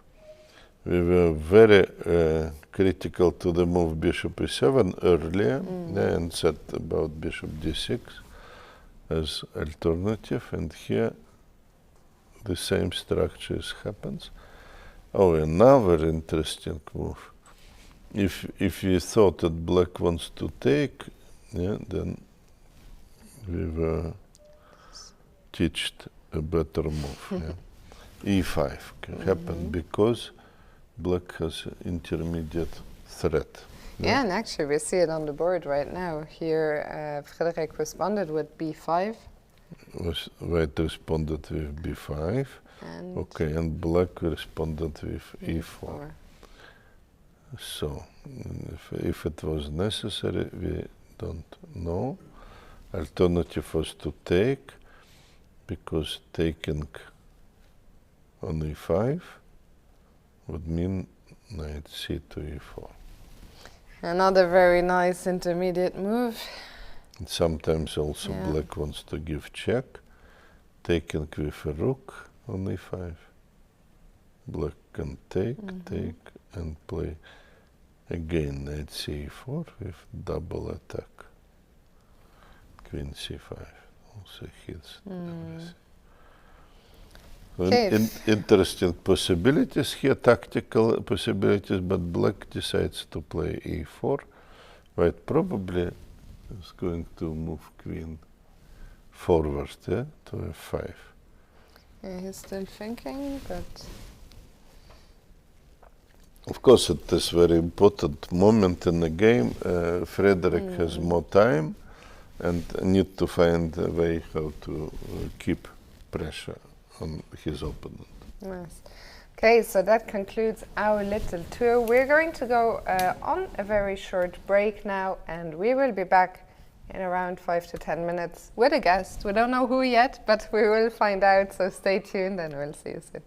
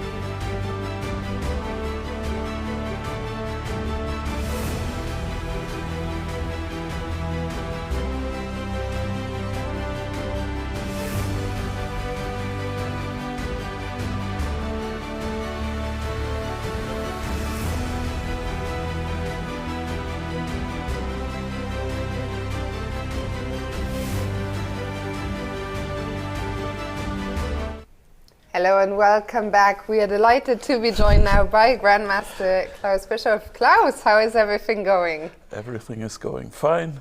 We were discussing the games in the first floor, and again, we have very interesting games. Absolutely. I don't know if there's anywhere you want to start. Maybe you update the NC World Masters. Do you have Why any not? preference? These games are very interesting. Let's do it. So let's go back to Kramnik and Caruana. Eljanov. And it looks like a few games only. Pavel has like 3 games experience, but today he plays much more much better no castle chess than on the previous days. Possible, but it's still funny because what Kramnik played was this good old Larsen system, and the only idea behind the system is to find a nice moment for bishop takes c6. And even in no castling chess, this worked. Yes, at least was tried to do. We talked that it is better structure for white, but not easy to convert. And very fine move of Eljanov, d5, offering some counterplay for black, and that's why Kramnik immediately goes to liquidation and into the end game, which is actually anyway a good choice for white, because he was hoping to profit in end game. But Kramnik did not have much choice, because there were, if he had hesitated and played one more slower move, then there are lines where black can play king d7 after queen h8 check. Probably not now. Yes, but also I thought that maybe black can play simply d5, d4 and get this very strong construction protected. The knight and bishop on e3. I would say this could be also an issue. No, it's very normal, because also d takes e4 is a serious threat. He needs this pawn on e4 to prevent bishop f5. That's true. That's probably actually much easier explanation, because pawn is handing and we need to exchange queens for this. And it makes a lot of sense. Now we have basically a position where both players could use their classical chess knowledge without any reservation, without being interrupted by possibilities of castling. It's now endgame. What do you think? A little bit better, or? Well, it's not easy to make a decision for black. Of course, it's forbidden to play d4. Then bishop a3 is winning the house, more or less. And also, d takes e4 doesn't help him. So white is still ready for rook h1, and if the second rook heavy piece comes to h8, it's a problem. Actually, Eljanov had just played knight f2. That's why it's stopping the rook, at least. No, it has two ideas. Stopping the rook, you are right, and also putting pressure. Again, attacking e4. Yeah, so black is looking very consequent. He is looking for some dynamic possibilities, some attacking active moves, disturbing the opponent. Now, this is probably a very nice move, because if black forces white to give up this e4 pawn, black is really in business. Yes, okay, let us just show, let's say we take, and maybe immediately intermediate move. Yes. Intermediate move is coming, and bishop is coming into the play.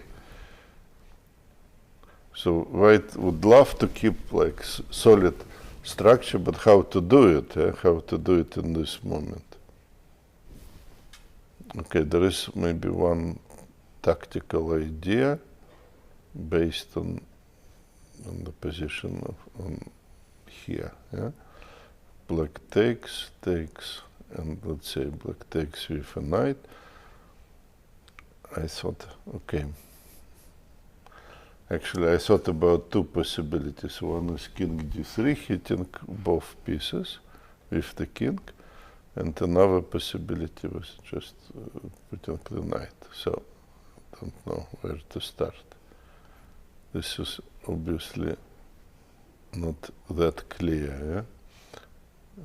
We may have a nice checkmate here. Yeah? It's very cute. And now this, and then f6 check. So this means entering the center with the white king was not the best of ideas. Was premature, yes. Yes, it was premature. looks like. Okay, no, nice to know that it's not this idea, but maybe knight c3. And here, intermediate move. Oh, what is going on actually? I was a little bit careless. Oh, your idea is knight g5 and knight h7. Some attacking possibilities all of a sudden due to opposite colored bishops. And fair enough. This time white is going for the mate. yes. We should show this mate actually after knight g5 and knight h7. Let's say if black... Okay, let's say that black is doing extremely stupid things, yeah. And then we have checkmate, okay. So some motives like this. Nice, yeah. Wow, so this could be very sharp in spite of exchange of the queens. The position could be very sharp. White played different move, I'm sorry. White played knight g5. Yeah. So not rook e1, but knight g5 happened. Which is understandable. It's perfectly logical. This pawn e4 is extremely important. Protecting the pawn, yeah. And Pavel, I mean, we remember the first game which he lost to Kramnik. He was in serious time trouble, but also things had gone badly for him from quite an early stage. What do you think in this situation, 21 minutes for 19 moves? Is it a reason for concern yet? Not really. Not really? It's, if you think about the increment as well, it's half an hour. And okay, the game is still very concrete. Black now may play bishop g4, yeah? And we have to rook defend. e1 is more or less forced. And do we have now some liquidation to? I just don't know what is what. No, then we have check. White always have a check on h7. So just let me show these problems. If black takes, then knight h7 wins. Winning a piece. Yes, and actually we can do it in a different ways. Yeah. So rook e1 after bishop g4, rook e1 looks logical. Yes, and now rook e8. Huh?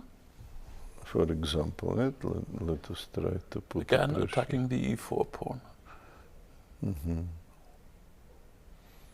The problem of rook e8 that later we have to go after if check, then we have to go with king to e7. Eh?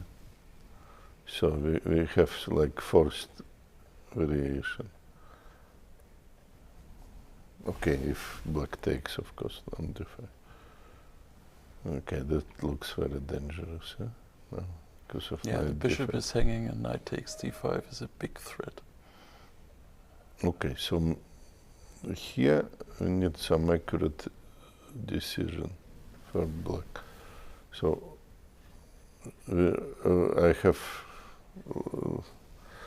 I looked at the engine who says prophylactical move king g8, but not easy to do it in a practical game because if white rook would be on h line, it would be like checkmate. Yeah? So we are going into the very dangerous zone. What is the strategy is still fighting for the f5 square with rook e8, no? I think so. I think it is just like preparation for and going away from this knight h7 business. So let's say white takes, and we can try a next variation, then bishop f5. Yeah. Hitting us again. No, this looks fine for black. No? Mm-hmm. And that is a kind of major idea for black. And black has actually gone bishop g4. Bishop g4, that's what we were considering, yes, and rook e1, and now we thought about king g8, but difficult move to play. Let's go to the other game, Caruana Kollars, because things are happening there. Mm-hmm. We moved to our friends here. Oh, okay. Last time it was this position, and it looked actually better, at least on a long-term advantage because of the pawn. Yeah? That's exactly what I said. One floor higher, and but it's easy to say you only have to get rid of this f4 knight, yes, without playing e5 to prevent knight d5. But he found nothing better than this. He played immediately e5, but indeed we can think about this position. It is not definitely not easy. Yeah, because there is also this g4, g5 thing, which may become unpleasant. Also, pawn on e6 is weak. Tricky stuff, very tricky stuff. I understand that it was not easy at all. Okay, maybe something could be checked, yeah? So g5. King g8, okay, but this also in practice would be extremely tough to play. Yeah? I don't understand knight e4 here in reality. Yeah? Knight e4. Ooh, and there's this knight g3. And yes, but that's like a lucky punch, yeah? Lucky punch here, knight g3, and black is fine, but you need to invest here so much time for such an idea. This, of course, again from our stockfish. So e5 came, but then white happily jumped to d5, of course. And of course, now the main task is to get rid of this knight as quickly as possible. So that's what black is doing. Yeah. Interesting move of Caruana, trying to get some counterplay here on the queen side. No, he may want to play queen b3. Okay, that's another point. Yeah? Okay, I just mentioned the alternative would be the same g5, maybe, with trying to do one totally different direction. So he decides to play on the queen side. He's playing over the whole board, which is always nice. No? Or had the possibilities here on the other side. Now white exchanged the knights and takes on d4. Black definitely no, he took with the e-pawn. Otherwise, queen b3 might have been unpleasant. No? Yes, that would be possible. And yes, now something happens now. Yeah, maybe just a king move and rook c1. This rook h8 is now a big problem. No? So it is not attractive way. So what is the difference here? If queen b3 is coming, c4? Yes. Mm-hmm. And that, of course, very serious move, because taking rook b8. But there's still queen d5 check. Still queen d5, but now we don't have... The rook is no longer in h8. That's true. Trapped rook, and we want to play this. This is concrete threat. Okay, bishop takes d4, like first approximate. Rook d8. Oh, that I missed, rook d8. That is over. Bad news, yeah. Yes, but it looks like a good position for black, yes. So, and that was the reason for Fabiano here to switch the sides again for his attack and to play g5. Not queen b3, but here. It was funny, yes. He started here, then attacking on the other side. Really Was big. it possible to play a4 as well? Or? It's probably not very good, but Possible too, yeah. But now maybe this queen b3 check again. You can take, yeah, you have to take. Okay, this is actually not very clear to me why it is so. Because my rook is not connected. Okay, good. So then it is still better due to stupid bishop on a8. Yeah, it's true. Also, rook a8 is interesting, and rook a2 is. Yeah, Black is very active. No? Yeah. Okay. So Some- g5 is more some- aggressive than a4. Set some board and fire. Yes, board and fire. What happened now? Sorry, I did update and quickly we see black played queen e5. Looks like a very solid move, bringing queen closer. This is true, but on the other hand, any kind of feeling would suggest that you have to go to the white squares with the queen. Okay. Okay, maybe not. Okay. Well, okay. Is it?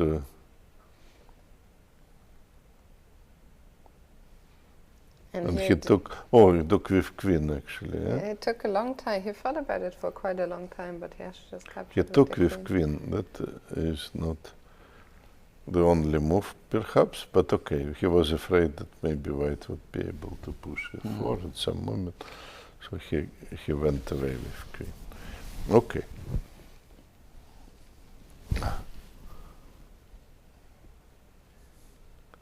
I just want to see alternative if something like this was disturbing or something else.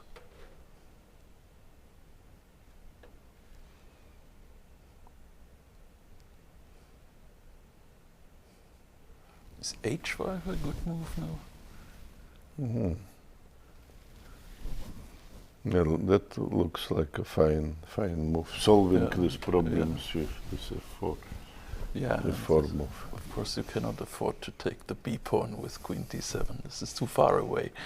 Yes, nobody believes it, but okay, we can maybe look at this. Probably for this reason, bishop e7, because if you still take, then I have rook b8.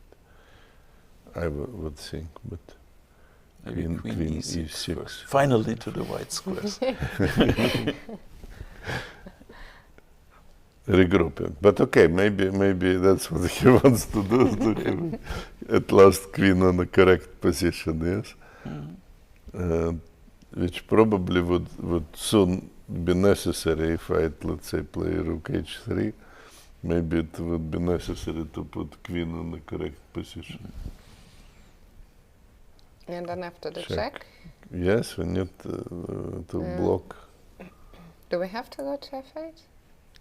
To g8, I mean? No, we don't have, but you can go here if it is more comfortable for you. I would feel more comfortable than on Yes, g8, I not guess. g8. They don't like g8. I'm really worried about the rook.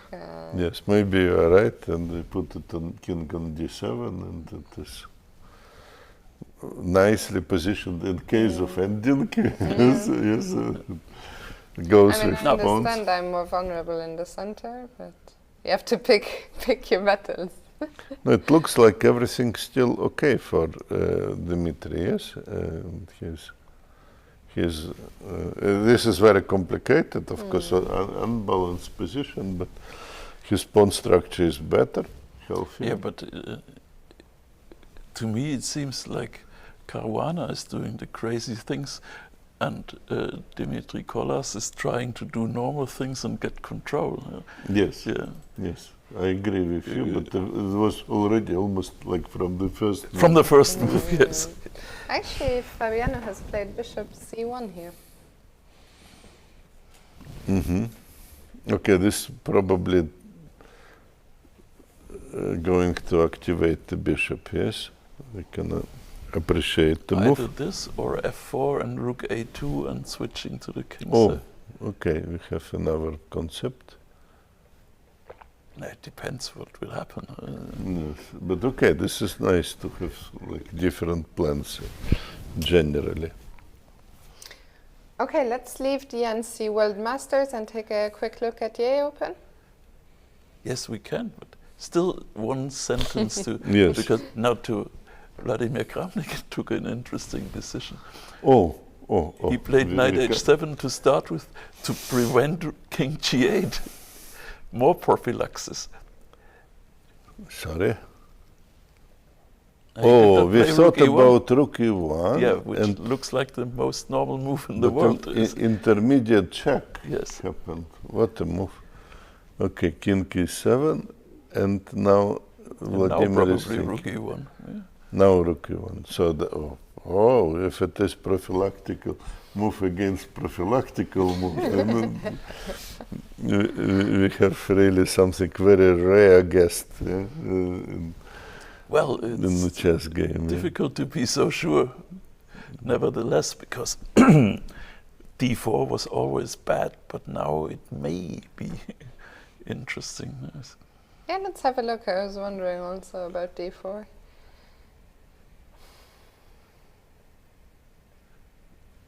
Still bishop a3 strong.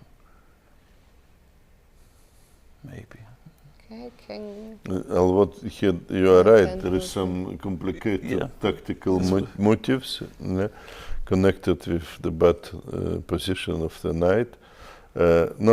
Here there is still a big choice, but I somehow I would say that maybe black would try to keep position more open, but that's one of the options, of course. Yeah. But very, very crazy because many moves. And this d takes e4 could be necessary just to prevent exchanging c takes d with the idea knight f6. Some possibilities for white. Yeah. Yes. Okay. This is actually interesting choice for black now. Looks like Kramnik forcing Eljanov to make a decision d4 or d takes e4. Before he still could avoid committing, but now probably because of knight h7. No, sorry, we cannot guess a move of Kramnik, because he introduced bishop f6. Sorry, Fiona. No. They are just playing such an interesting move, so that we can't leave them in this moment before. Can I just go forward? Okay. Yes. So what is the idea? Take.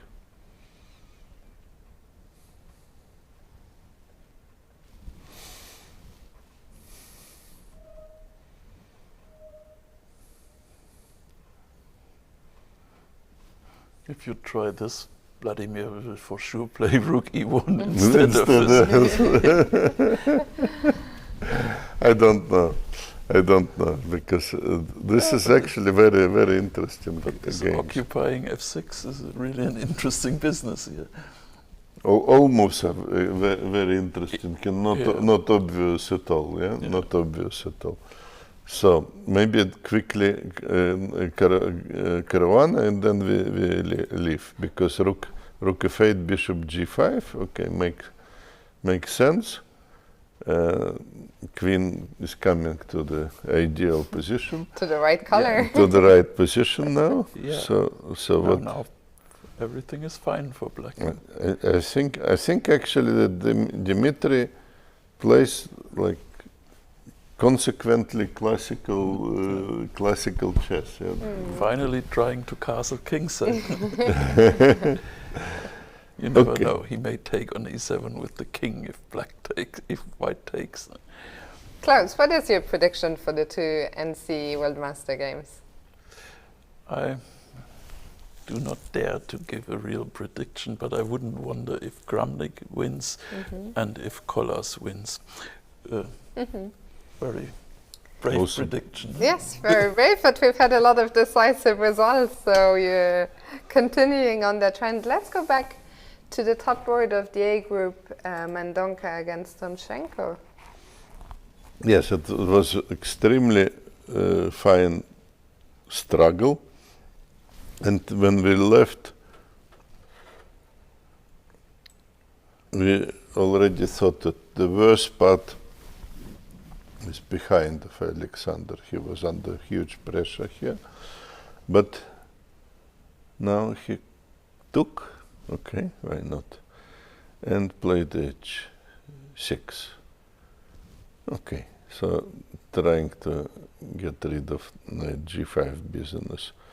White took it as an example and also played h3.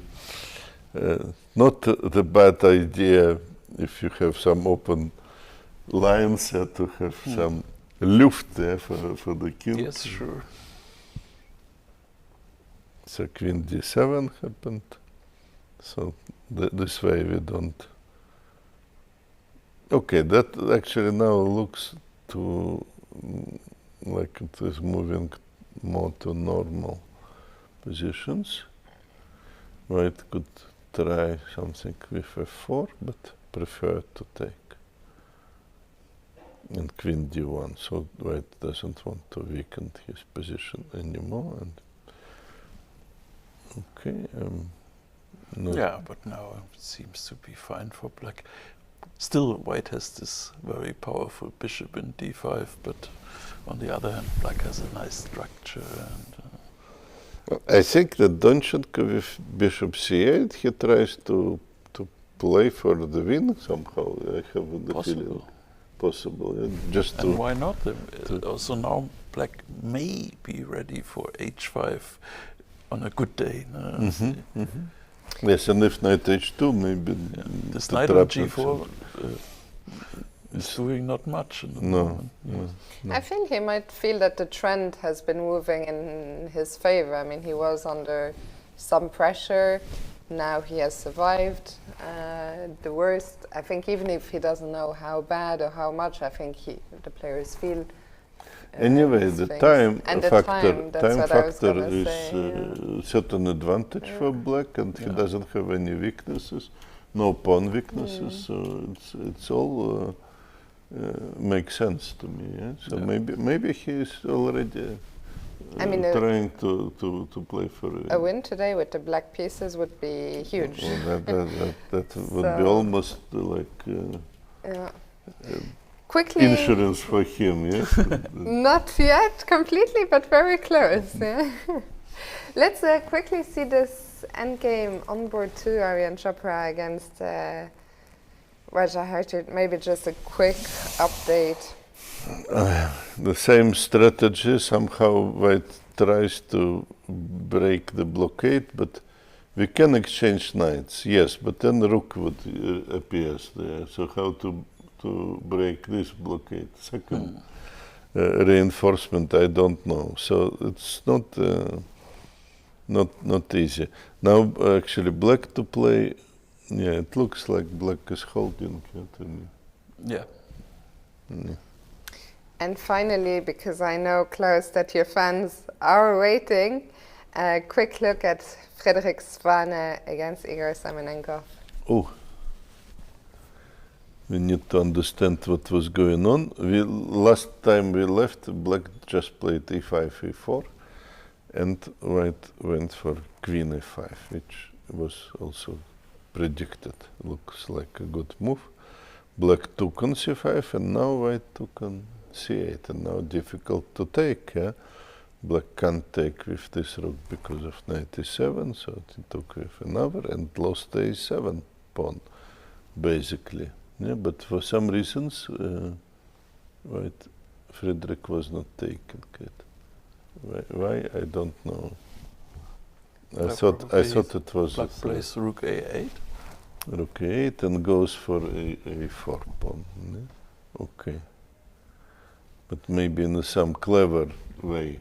Yeah, like probably he will play knight b3. Knight b3, yes. Takes the bishop and then take. I think that was if this happens, then black is definitely happy with this exchange. What again? Very clever computer was saying sacrifice exchange here and attack b6 pawn and go for this position. It's not so stupid. No. It's a defensive measure because this other position was not nice. It's not good. For a long time, h4, h3 would be the best move, and this is not protected by the rules. But we can understand why Frederik was hesitating, because it's very complicated. He played bishop e3, more safe move, avoiding all this trouble. But black start to activate it differently now. Rook e2, rook c7 was played. Okay. In fact, also black maybe could prepare exchange sacrifice with these moves and or knight d7. Okay, rook e6 because white actually can't take, because rook c4. Okay, rook e6 protects b6 maybe. Okay, rook c7 more. And now easy. a5 happened. Yes, happened. Yeah. What else? Knight d7, and now? What happened now? Nothing happened. Frederik is thinking. No, this is indeed the right moment to invest time. Because it looks like, he played rook a to c1, a to d1, which is not very clear where it goes, yes? Not very clear. Well, the idea is probably he thinks that he has a threat to play bishop takes b6 and then rook takes d3 to get rid of this knight d3. No? Okay, so that is concrete threat.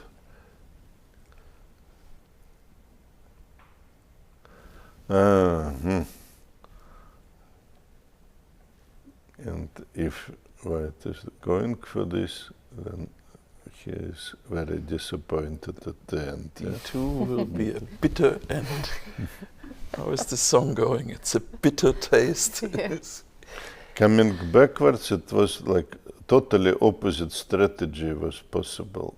White could play like this, then take and go rook a7 and trying to attack b6 from different angles. So this strategy was actually kind of unpleasant for black. Yeah, but still Frederik had found a way. Imagine black would have a knight in g4. He prevented this, and which is very helpful for him. No, he definitely has strong initiative, but here he goes in some kind of tactical way. He wants to play tactically, although his strategical advantage on the queen side. And why to move to the center? Okay, good.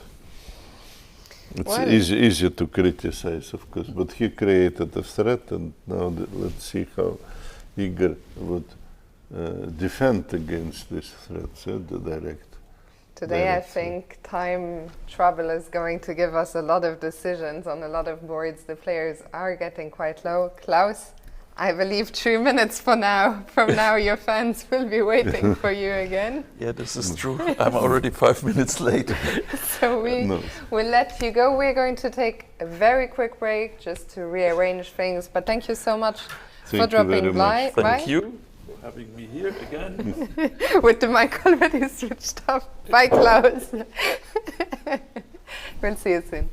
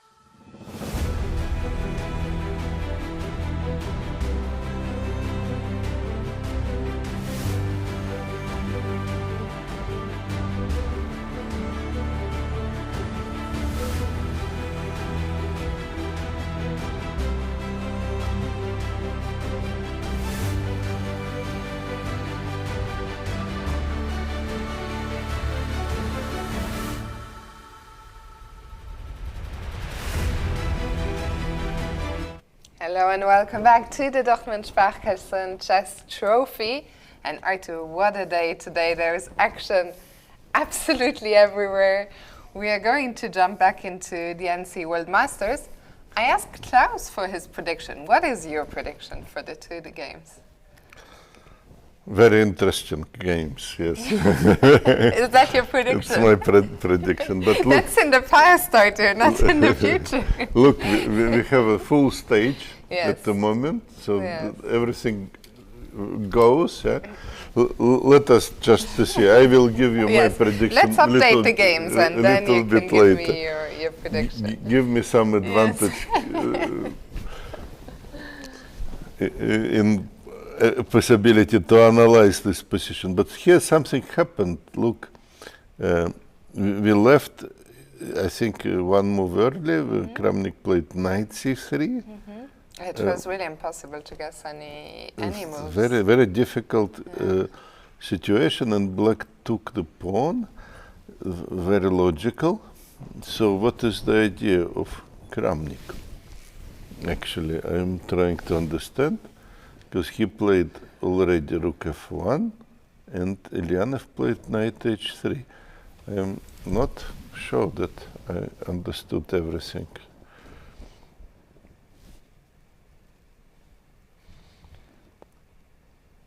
Yeah, very unexpected development of the game. Yes, okay, black simply took the pawn. Yeah. And now let us see it just on the body language or just on the faces of the players. Kramnik is somehow calculated, but what I don't understand, what was his intentions. I mean, unless he shows something right now. Well, yes, it's and it should be now. Yeah. It should be now. And we don't see it yet. What was his idea, basically? Because coming backwards here to the position, he played knight c3, pawn takes. Yes. Okay, the difference is here. He could still also take with knight. And then what happens if knight takes? And pawn takes, bishop f4, rook f1. Okay, the difference would be absence of knight on c3 and on h3. So now do we have enough compensation for the sacrificed material?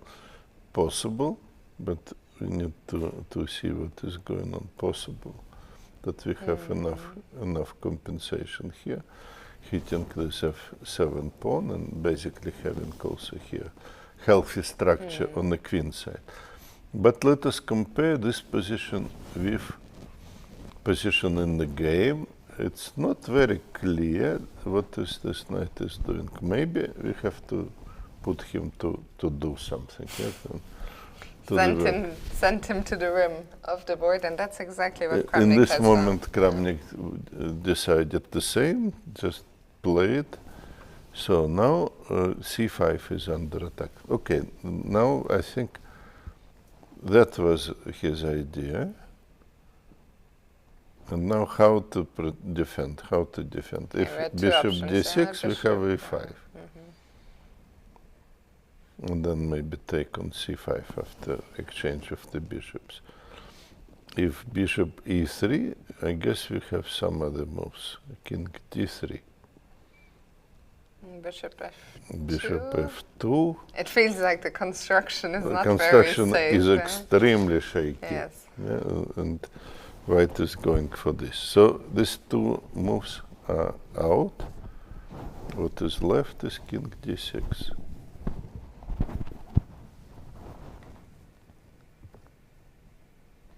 Kind of serious move. Yeah? It makes sense, right? To define from an elimination principle. Yes, and also to keep the other pieces on a better position. Yes.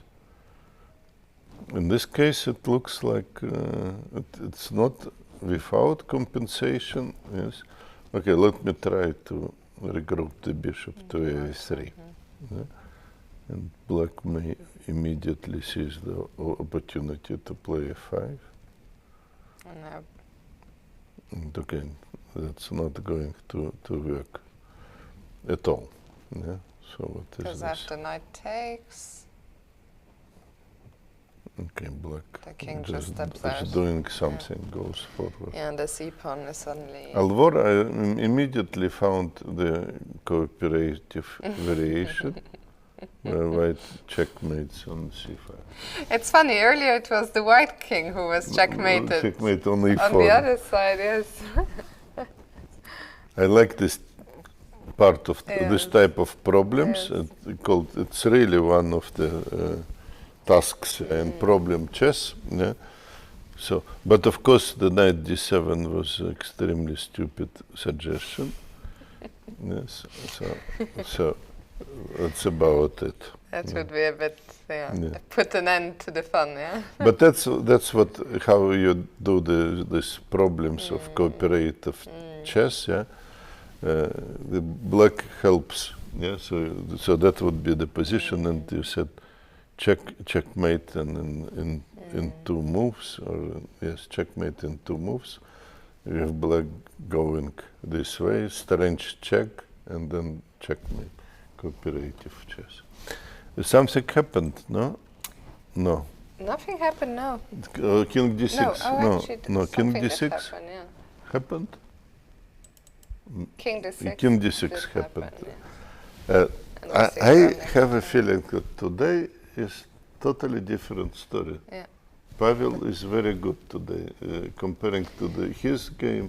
I mean, the on first the game, he game. never really got into the game. It was like he almost didn't get to He play. was just smashed by furious Kramnik. So, your prediction? I take Eljanov. I take Eljanov. It's looking very good. I mean, okay, a pawn is a pawn. Yes. Although here we should say that another factor which may play a big role, you don't want to have time trouble against Kramnik. No. So that's To keep our spectators informed about how many moves, so this is move 28, which means that 12 moves remain to be made by both players. yes, yes. But now the king, like the situation is somewhat safe. It's not completely safe, but... No, there's a lot of, first of all, white sacrificed the pawn. Secondly, what this knight is doing on h7, and kind of very strange reserve position. Third, how to bring the rook in any sensible, to make any sensible job here. Also, Kramnik doesn't have that much more time. He is thinking now. I don't think he is happy about the position, as far as I know. Yeah, him. Yeah. So, okay. Let's check in with Fabiano and Dmitrij. What's happening in their game? At least we see black king castled. Yes. So probably should be warned by the arbiter in this moment. How dare you castle in no castle chess? What happened? Actually, Arthur, sorry to interrupt you. I think we have a result on board 1 in the open. Let's quickly go there. I assume it was a draw. Just while we still have the players on camera. If it is draw, we Yes. just revisit it quickly. Just the It last is few draw. moves, I think not Just much happened. quickly show the continuation, and after bishop c8, white played a good move, and basically draw was agreed, because here there was some kind of repetition. I think that Leon realized that he doesn't have any advantage and wisely goes for repetition, which is okay for Alexander Donchenko, For sure. who played with black, who managed to hold the position, keeps the leading. I think he has definitely best buchholz of all people. 2 more rounds, and he will have in next game most likely white pieces. Yeah, I think the result he will definitely be happy with. He was under pressure for a while. But let's go back now to... very quickly to back, very quickly back to no castling chess, where Dmitrij Kollars broke the rules. Yeah, he castled. We have the definite proof for this. If it is not a castle, what it is. And that has brought him a fantastic position, actually. Yes, already he was on the verge of making this artificial castle. Yes, which is allowed. Yeah, which is allowed. So we have to think about the other name of the game. It's not no castle chess. You can still, escape with these tricks. Yeah. So now, what type of no castle chess it is? Yeah, I mean the black king is so safe now. Its counterpart on f1 still very airy. Yes. Also the problem this rook. Yes. Yeah. So white took the bishop, and that's actually all looks somehow depressive for white. Why not to take the pawn, as it was intended with the move a4? Black has attack queen g3. That's it. Maybe Caruana simply forgot about this possibility.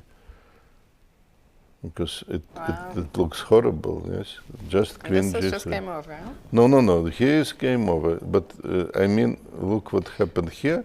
After queen e5, in this moment he has many moves. So we probably could suggest maybe queen b3 going for. Yeah? Not allowing the king to not get allowing so safe. king in safety. He played a4, which actually means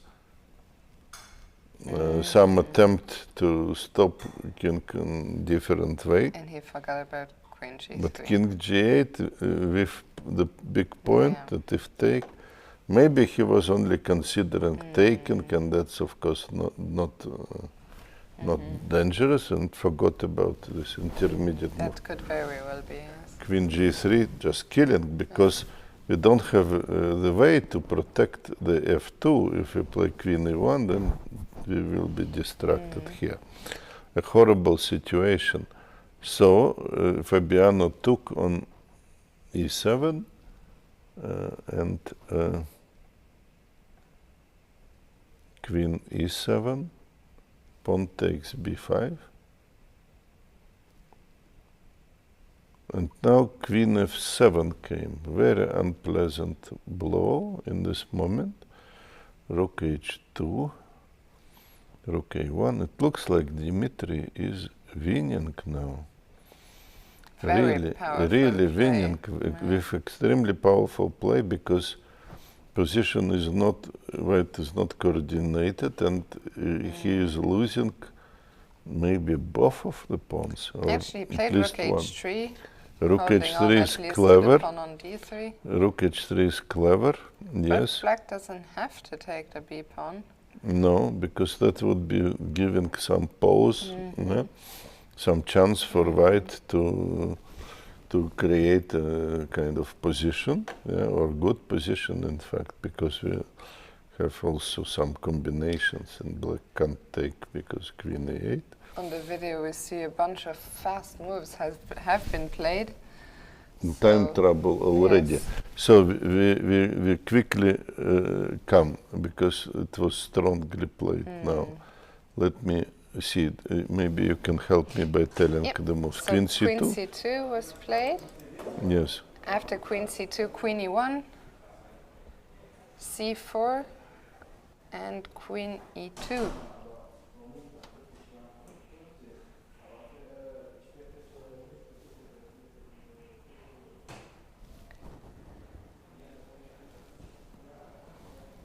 Yes, that's huge stuff.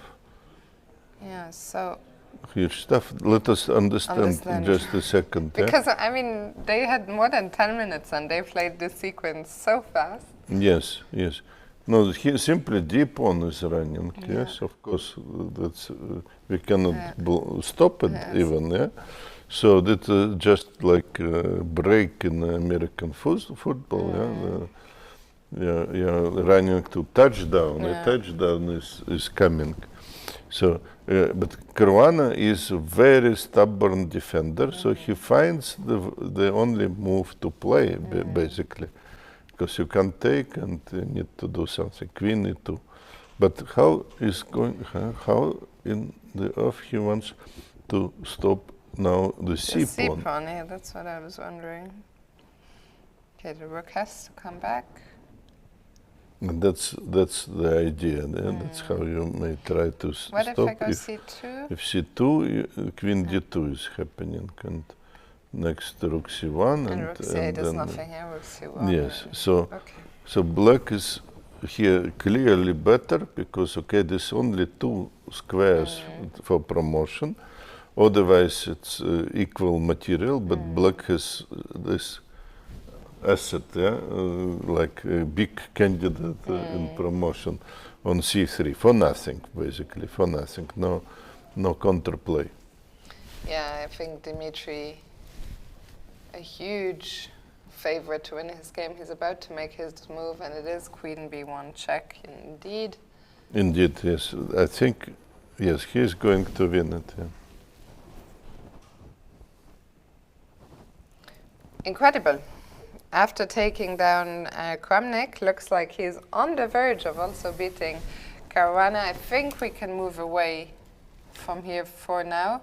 But it is not really surprising that he's playing so well. Yeah, he's defending champion. Don't forget it. Yeah, of course. So that now we see why. Yeah? I mean, and today the standings could be shaken up completely again. Absolutely, yes. I mean, he could be okay. Everything is yes, possible. Yes, everything is possible. But we still have a lot of rounds, so it will be shaken. Day after tomorrow as well, yes. Absolutely. Arthur, maybe we very quickly go to the NRV Cup. I feel we haven't checked in there in a long time. That is true. Arthur de Winter in that group won his game against Saltaev. I don't think we need to check it now because there's so much live action going on. Yes. But impressive. Let's go to Dinara. Let's do it. Let's go to Dinara because something happened, something rather pleasant situation for her. She's enjoying the power of two bishops. And now maybe we can see how it happened, because last time she was attacking with the move a4. Yeah, and a lot has happened. Lot of happened. No, we already were here. Yeah. And actually we thought this is equal, we thought it was equal, but something happened. Dinara, maybe bishop d6 was not very fortunate, maybe something like bishop a6 was more proper. Anyway, Vadim played bishop d6, b3, looks like a very nice move, bishop a6, and this move comes a little bit too late because nice defensive move, protects the square without any compromise or any weakening. Very nice play of Dinara, and that's where it started to be a little bit dangerous. Still, it's not so nothing much. crazy. So Not so I much. guess there must have been another. Yes, another Something mistake in the game. But so far it's small h for Dinara, because simply the pieces are more logically positioned, and we see this retreat of bishop to c8 is this indication that we have some initiative, and taking g4 square away, good. Good move. Let me see how it happened.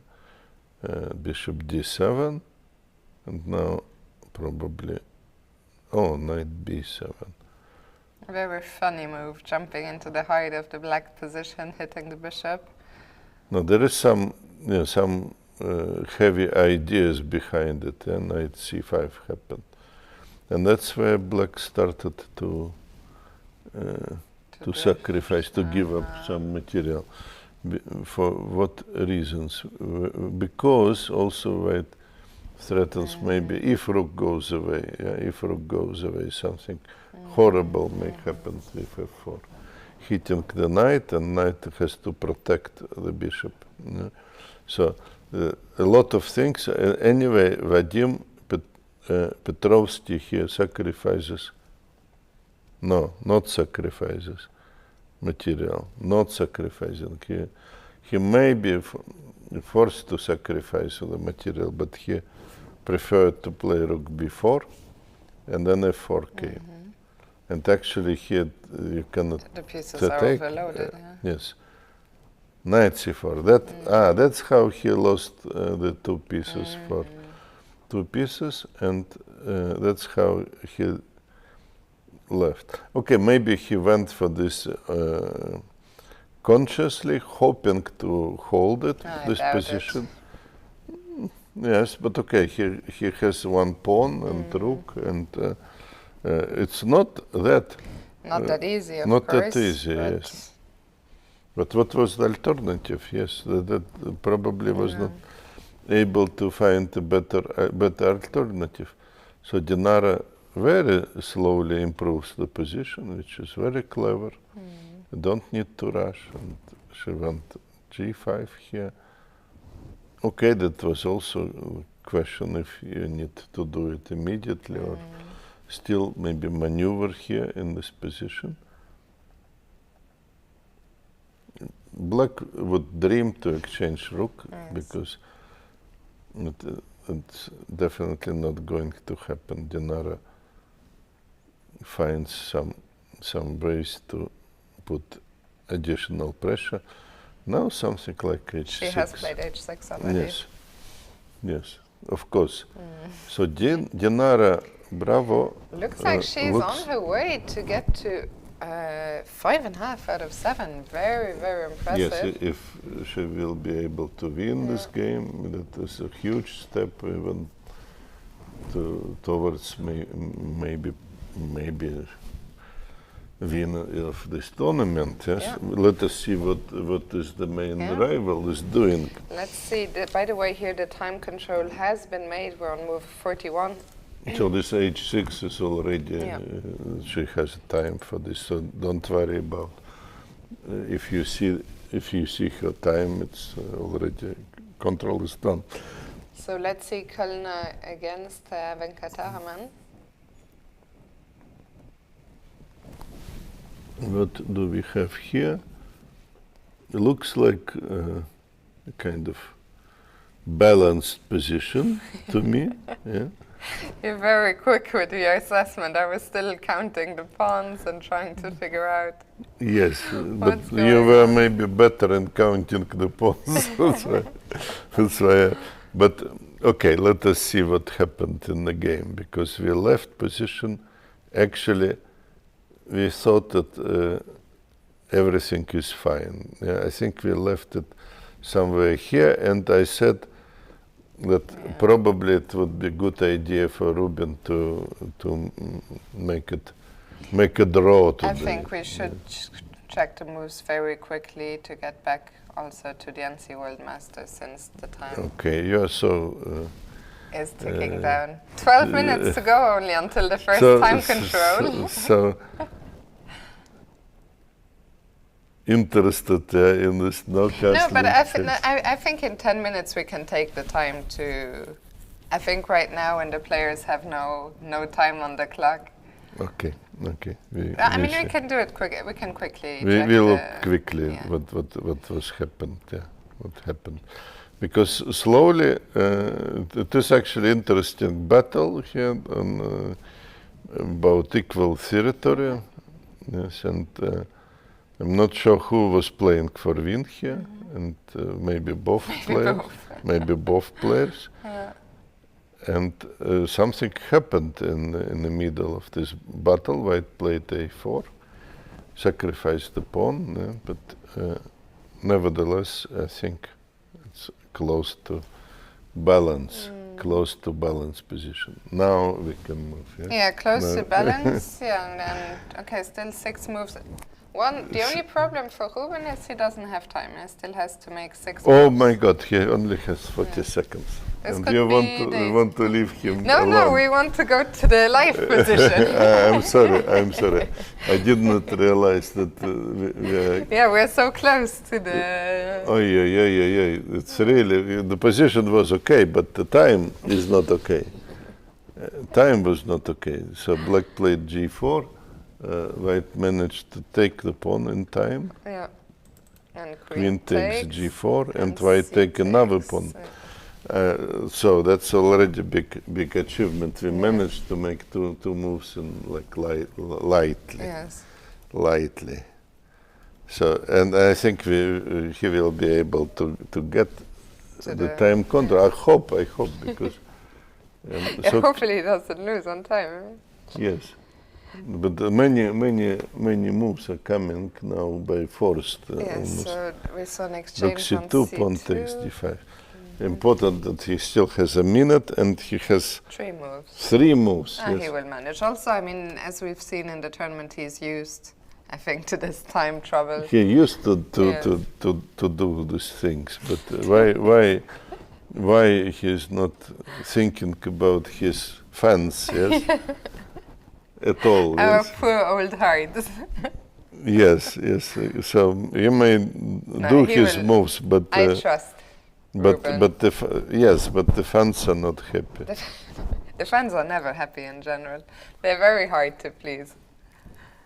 No, because he takes like a lot of energy from us. Yeah. Let's go to see how your predictions are doing.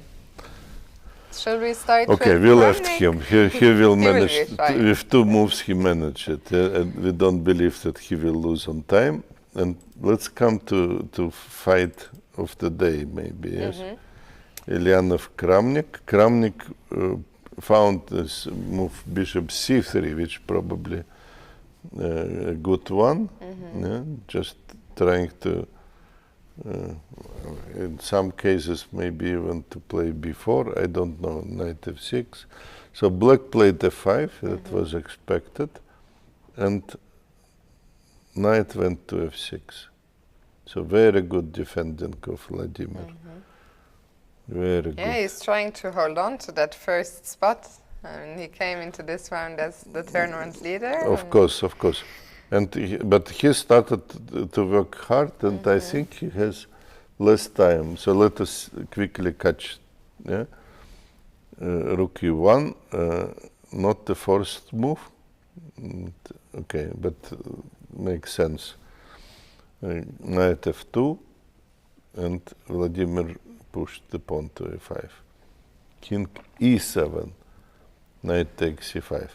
It looks like some achievement for Vladimir, but in fact, black also has can say that he got something out of this.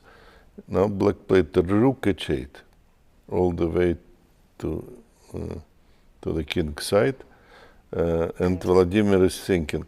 Alternative was bishop f3, and it's actually the move which I would love to see just a little bit closer. That was possible. So rook h8 now. And e6 played. e6 played, and now rook is not protected. What to do? Okay, can we play something like rook h2, or we're simply not Allowed in to time? do this? Yeah? Not. It is possible, but okay. Let's say white king jumps away, and then still you need to find It's not clear, but find the moves. Yes, and there is a lot of nuances here. by the way, for our viewers, this is move 34, e6, so 7 moves to make for Pavel Eljanov, under 3 minutes on the clock. Unbelievable play of both, actually, Yes. but also I'm now very much impressed with Kramnik able to find strong play in a position which looked like already clearly better for Eljanov, but not Suddenly easy. everything is completely unclear. Suddenly very difficult situation. Maybe something like check could be suggested, but I am not sure that I understand the meaning of all these moves. If king goes away, Who knows? Maybe then, and then we fight d knight to d1 check. But it is always so difficult Very because mysterious, yes, also with the rook is handing.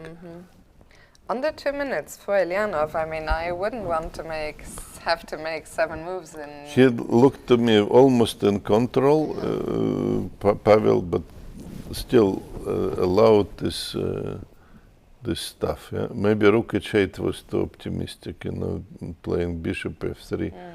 Looks like much better stuff. Rook is not going to help on h8, yeah? But probably here we would have better options. I'm starting to be really worried. 1 minute 10 now for Pavel. Yes, he is very different. He played rook h2. That's what playing my move is not what I wanted to see for him. But you wouldn't be blamed if, of course, if Kramnik. I think it's such a natural move. He would play king Yeah, b1. Look king at this. B1 Look at this. Oh yeah. Things are turning around. Because this is the best way to play this. Yeah, you give the opponent possibility to commit suicide or to make mistakes. Yeah. What a play! My God, what a 1 play. minute 20 again. Still 6 moves to make. So Klaus is beating Mir in his prediction. No, he also said that. No, he took Kramnik. He took Kramnik, yes. He said that Kramnik would win, yes. Oh. I think so. Yes. But, I forgot already. My memory is not what it maybe used to our be. viewers they I can think scroll back and they can see what. Who said what? Who said what? Prudent in his He was prediction. very prudent. But yeah, no, actually, you are correct. But king b1 is a great move, and no 40 seconds. no questions about it. How to play? I Okay. mean, what do you even? Yeah. Let's attack something. If Knight that's d1. what he plays. Knight d1 is on the board. Yes, it's a human move. Yeah. You also want to show the character and attack. But now white can also do the same. Check. Because king cannot go to f8. Yeah. Can go to e8, maybe, but then at least white can repeat the moves. So after knight g8 check, king may go to I would be d6. so afraid to step forward and leave this e-pawn run. You're right. It's horribly dangerous. So something like this, king takes c5, I would e7. be shocked if he plays king d6. Bishop h5 and rook takes d1. What a chess. Yeah, I mean, this is crazy. This is crazy. Also, Kramnik doesn't have so much time, by the way. 1 minute 50. So never bet against Kramnik. That's what We learned. from this experience. 5 moves to make each, and there it is. Knight Knight g8. g8. No, he's too strong, I think. So what to do? King d6? I'm telling you, if he plays king d6, I will be Bishop shocked and g7, impressed. king c5, e7. Here we have a problem.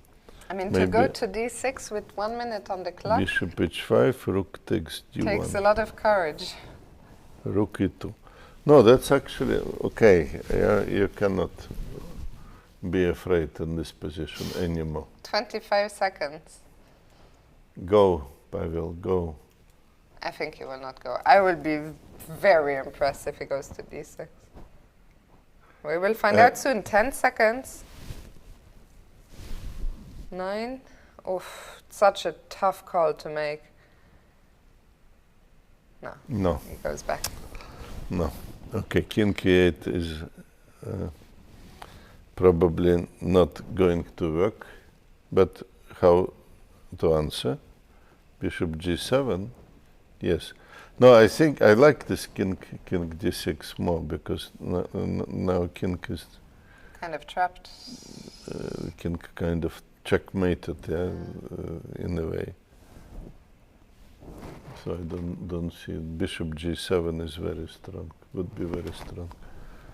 So what to do after this, I don't know. Let me try to understand the move king d6 from all, let's say, possible perspectives. Let's say you said e7, knight, then knight takes e3. So bishop d4, let us see what is going on. Bishop d4. Then we have a very beautiful move. Look at this beauty. Very beautiful, but very tough. Very That's tough too, yes. To find. So By bishop, the way, 20s.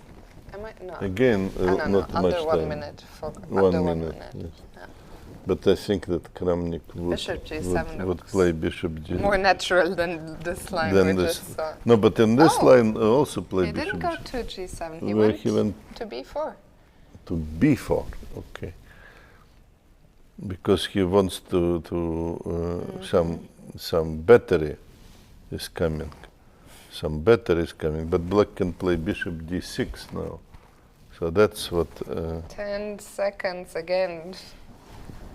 very 4 tough. moves left Very tough. for Pavel. Let us understand quickly. There are 3 seconds on the clock. There is no time to understand anything. No, it is always time to understand. What is he was doing? What he played? I don't even know what Bishop. he played. No, I don't see it. It didn't go to d6. He played He went bishop bishop d2. He d2. didn't went to d6. But that may be bad move. That may, because then we are almost in a checkmate situation here. So bishop takes, rook takes, and white probably makes intermediate move, and then e7 is coming. Let's say you take a pawn. And suddenly No, the pawn becomes e7 is okay, but probably even even we stronger. can do it like this. Yeah, if Kramnik takes here, I think he's getting ready to take. He will also take. doesn't He have will much take, time, and this yeah. is actually cheap move. You Yes. don't give an opponent in Yes. time trouble such a cheap move as taking.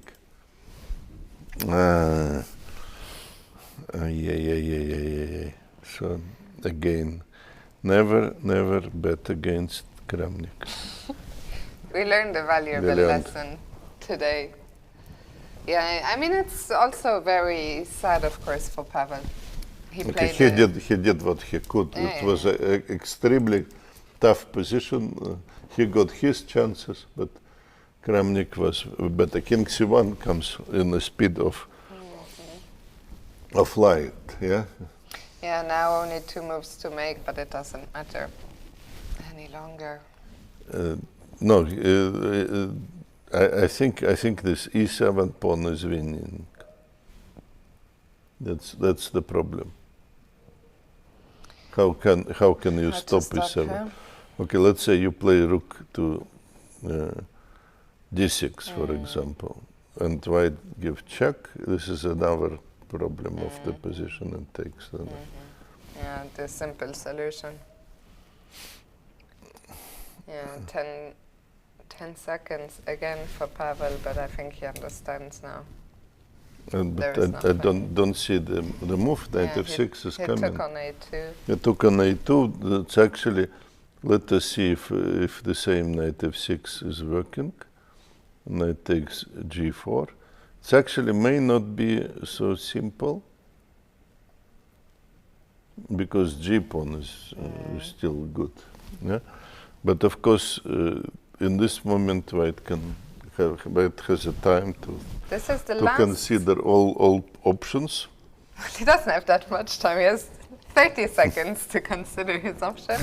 But it is the last move before the time control. So final move for Kramnik. if you are fully professional, you play knight Yeah, f6, that's true actually. king e7, and you may repeat And, the moves. well, he is fully professional. And now he went to have a cup of coffee, and Yes. that's another fully professional business. Yes. What a turnaround in this time scramble.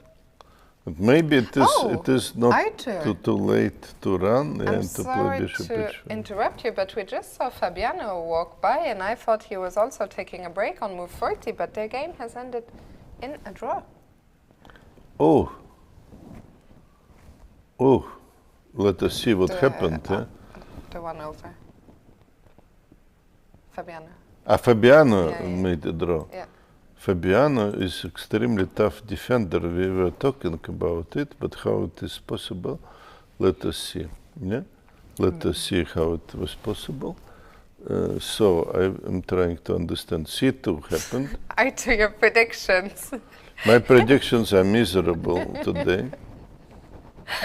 I don't understand anything. It was a tough turnaround of situations in this time scramble. And now I played Queen C5. So now the question, what was missing? Because Black just played King G8. Oh, and they just repeated. They were just repeating these moves. Wow. Repeating, But but they had already made move 40. yes. So what happened? So okay, let us try some more. Yeah, let's try. No, the problem is to see this situation and to understand that we can maybe still play for a win.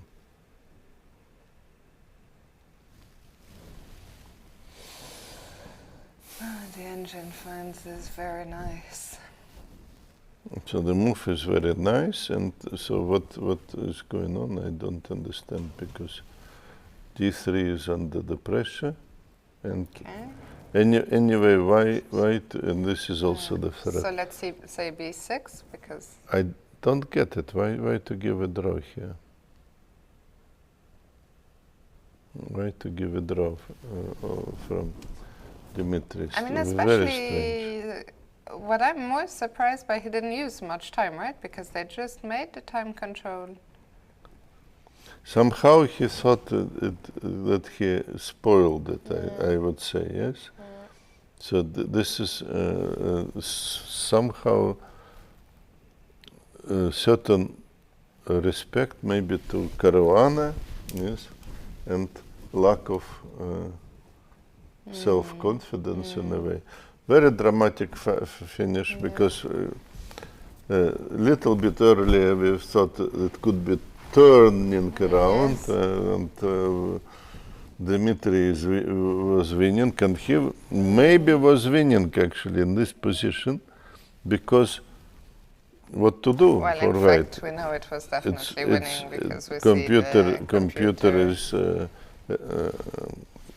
not happy here. But why is it? Because the computer is saying +5, which is huge. What happens if white goes, let's say, B6? Like, why is it so crushing for black? No, okay, but because black has many options. First, let us pick up something. Pick up everything first, like this. Pick up one thing and then to pick up something more. But by picking up this pawn, at least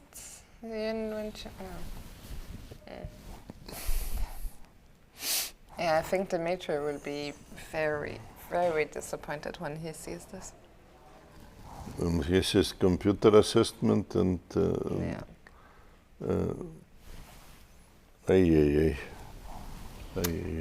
okay. Okay. But what happened in the game of Kramnik? Nothing. I think he hasn't returned from his But I think coffee break. Kramnik is winning. Shall we update boards 2 and 3 of the Open, and then after that I think we will do like the players and also go on a quick coffee break. But Dinara is winning, yes? We can also... Yes. Let's update that first. Dinara is winning, yes. This is position simply. Because I did not understand you, but I thought you thought it is a draw, but no, she is winning. No. She is winning, yeah. So it's just a matter of maybe not that elementary technique, but matter of time. Yeah. Okay, I have complete faith that she will get there. Yes. So let's go to the A Open and first check board 2, Aryan Chopra against Raja Harshit.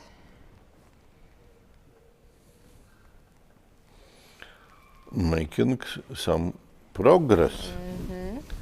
Chopra made some progress. Yes, for sure.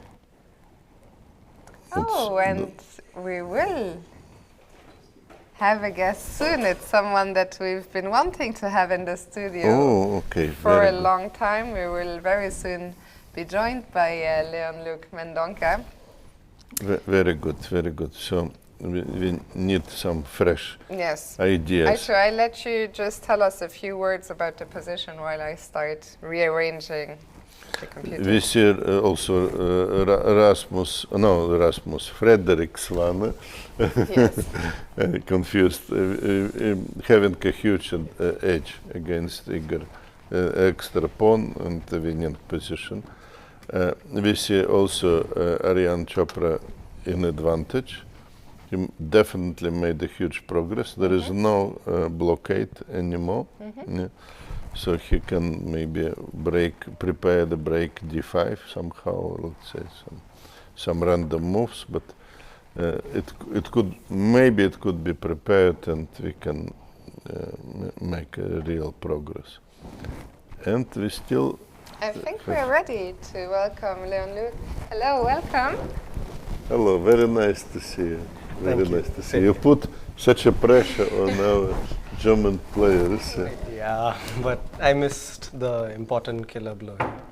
Looks like. Let us see maybe this more closely. Yeah, sure. Because it was extremely interesting also concept. Maybe if you don't mind, maybe we come to this crucial moment where you decided to go for d5. Yeah, but here I thought I have to go for d5. Like my pieces are not well placed for a kingside attack, so d5 is pretty forced, I thought. Okay, ed5, bishop d5. Queen c8 is pretty forced because I think rook e8, first of all, there's bishop f7 and queen c4, so it doesn't work. Yes, just would be refuted. Very good. So queen c8. Yeah, I mean, I thought c4 was pretty forced because I don't have anything direct. But he also, my opponent mentioned that h4 looked interesting with the idea of bishop takes c3 and knight g5. Oh yes, that's actually a very interesting motive. Yeah, we thought it was winning. I'm just going to interrupt you for 1 second, just because we see that board 3 on the stage has just ended in a win for Frederik Svane against Samunenkov. So just to keep our viewers informed. Yeah, sure. So after h4, we thought h6 difficult was position, yeah. Yeah, So but also h6. Yeah. H6, yeah, different. And I'm not sure what I'm supposed to do. Maybe just c4 again. So, what moment was you were referring that you had a big blow? It was much later. Much later. Yeah, nearer to the end of okay. Because also we saw very interesting moment here. It's actually very strange that it was also possible to play here d5 yes, as but well. here knight a5, I think. Knight a5. Bishop possible. a2. Yes. ed5. Okay, bishop d5, bishop b7 is nothing for me. So queen d5, I guess, and bishop e6. Okay, so that may not be enough. Alvor, Yeah. Alvor, I just want, I cannot resist simply because something like this and then you have queen g. Yeah, but after rook e6, queen d5, and it's not working, I think, for me. I considered this for a long time and just couldn't make it work. So that is a problem. Yeah. Of course, you want to win it, and there is no clear solution here. Definitely, very interesting because we saw that you were looking for some solution here, and but later you were already maybe in time trouble. Yes, after c4. Not really. I played much faster, at least over here. So I didn't come into serious time trouble, I think. So let's see, because we missed this moment where I thought that, okay, the worst is already for black. Is over. Yeah, so now he was trying to defend. Okay. Yeah, and knight h2 here. I thought this was my only reasonable plan, to just reroute the knight and create some threats. Rook e8, knight g4. Yeah, I mean, pretty forced, I guess. Rook e8, queen e8. Here, bishop f4 is the only choice I had instead of queen d1. But after queen e7, I didn't see how to progress. Okay. So that's why I thought I'll keep the bishops on the board and at least keep some complexity.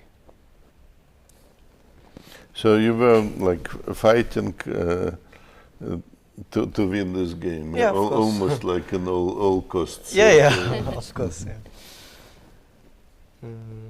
Bishop c8 was a nice move from him. And here you found very nice also h4, Yeah, and here in fact he made a blunder which we both did not, like he saw the move but he didn't know it was good or not. Like bishop e7 seems like the most natural move. But here I missed knight h6 actually. What is going on? And gh6, queen h5, and apparently this is close to winning. So. Oh yeah, because we have also horrible threat here. Yeah, I just didn't consider it at all. Like, So he would definitely have a difficult moment here. Yes? Yeah, and bishop g7, queen c6, I win the piece. You will material back and your pawn up. Yes. Yeah. Okay, that of course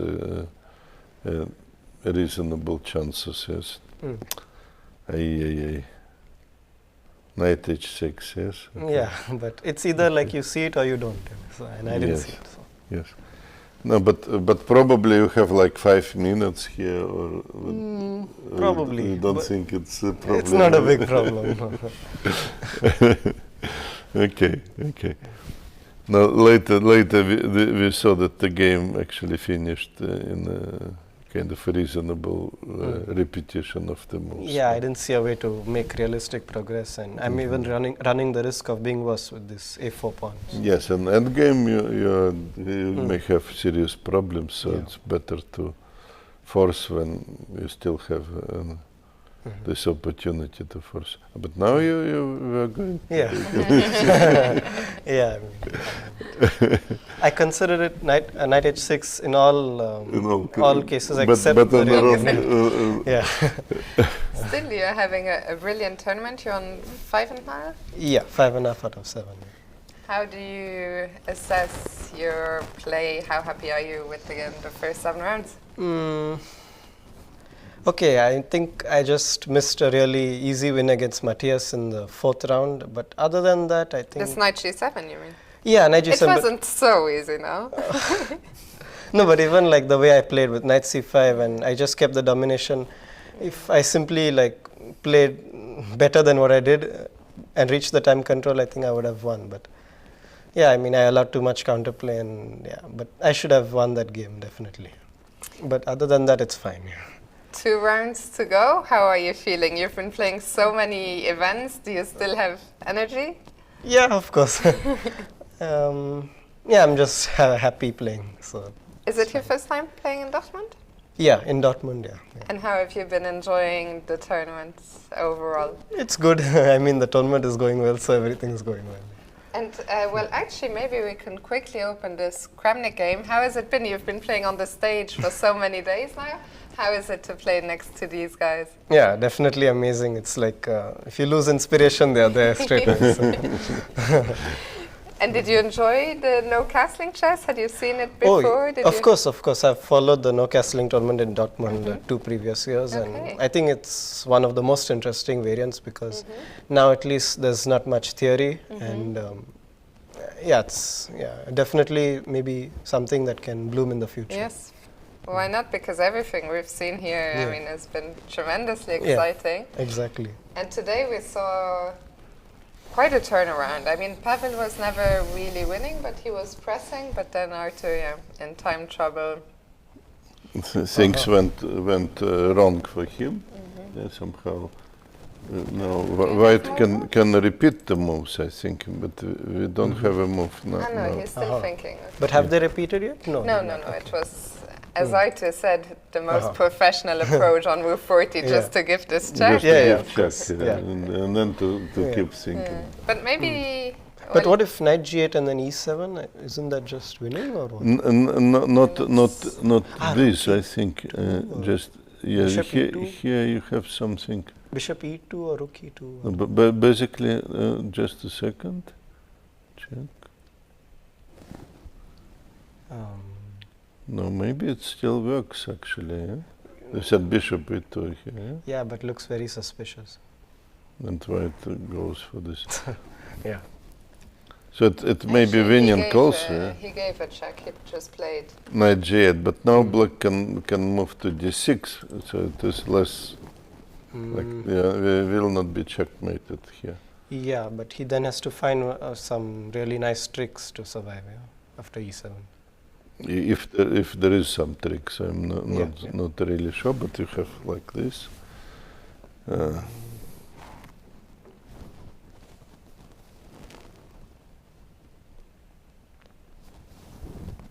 Still position is very difficult.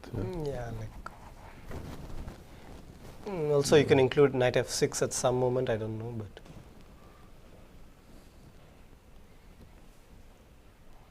also possibility. We need to calculate. No, it's still a lot of work, because it's easy from the side where you can repeat. You may come back and take it back, but Kramnik actually he made the check and he waits for the reaction of Eljanov. The pity was a little bit before time control.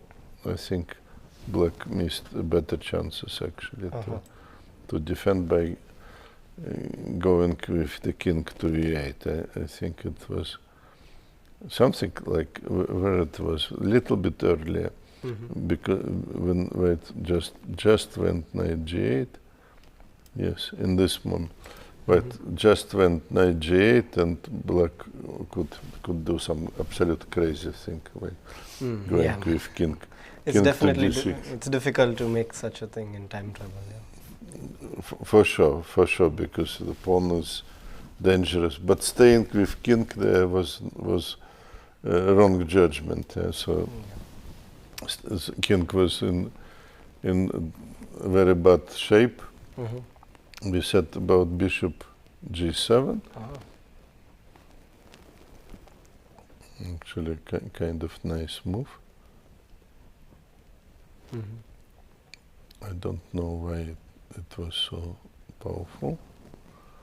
Because we don't need the rook. We don't need the rook. We need all these pieces. It's just checkmate. What is going on? Checkmate. Knight d6, king f8, and e7, king c7. Yes, we are winning by queening, but it looks like also almost like checkmate. The bishop c3. Oh, what a relief! What a relief to have this one. It was difficult situation. Bishop b4 was played, and here Pavel could pin this knight. But who knows what it is? Now the pressure's on White actually. Probably he was here afraid of this.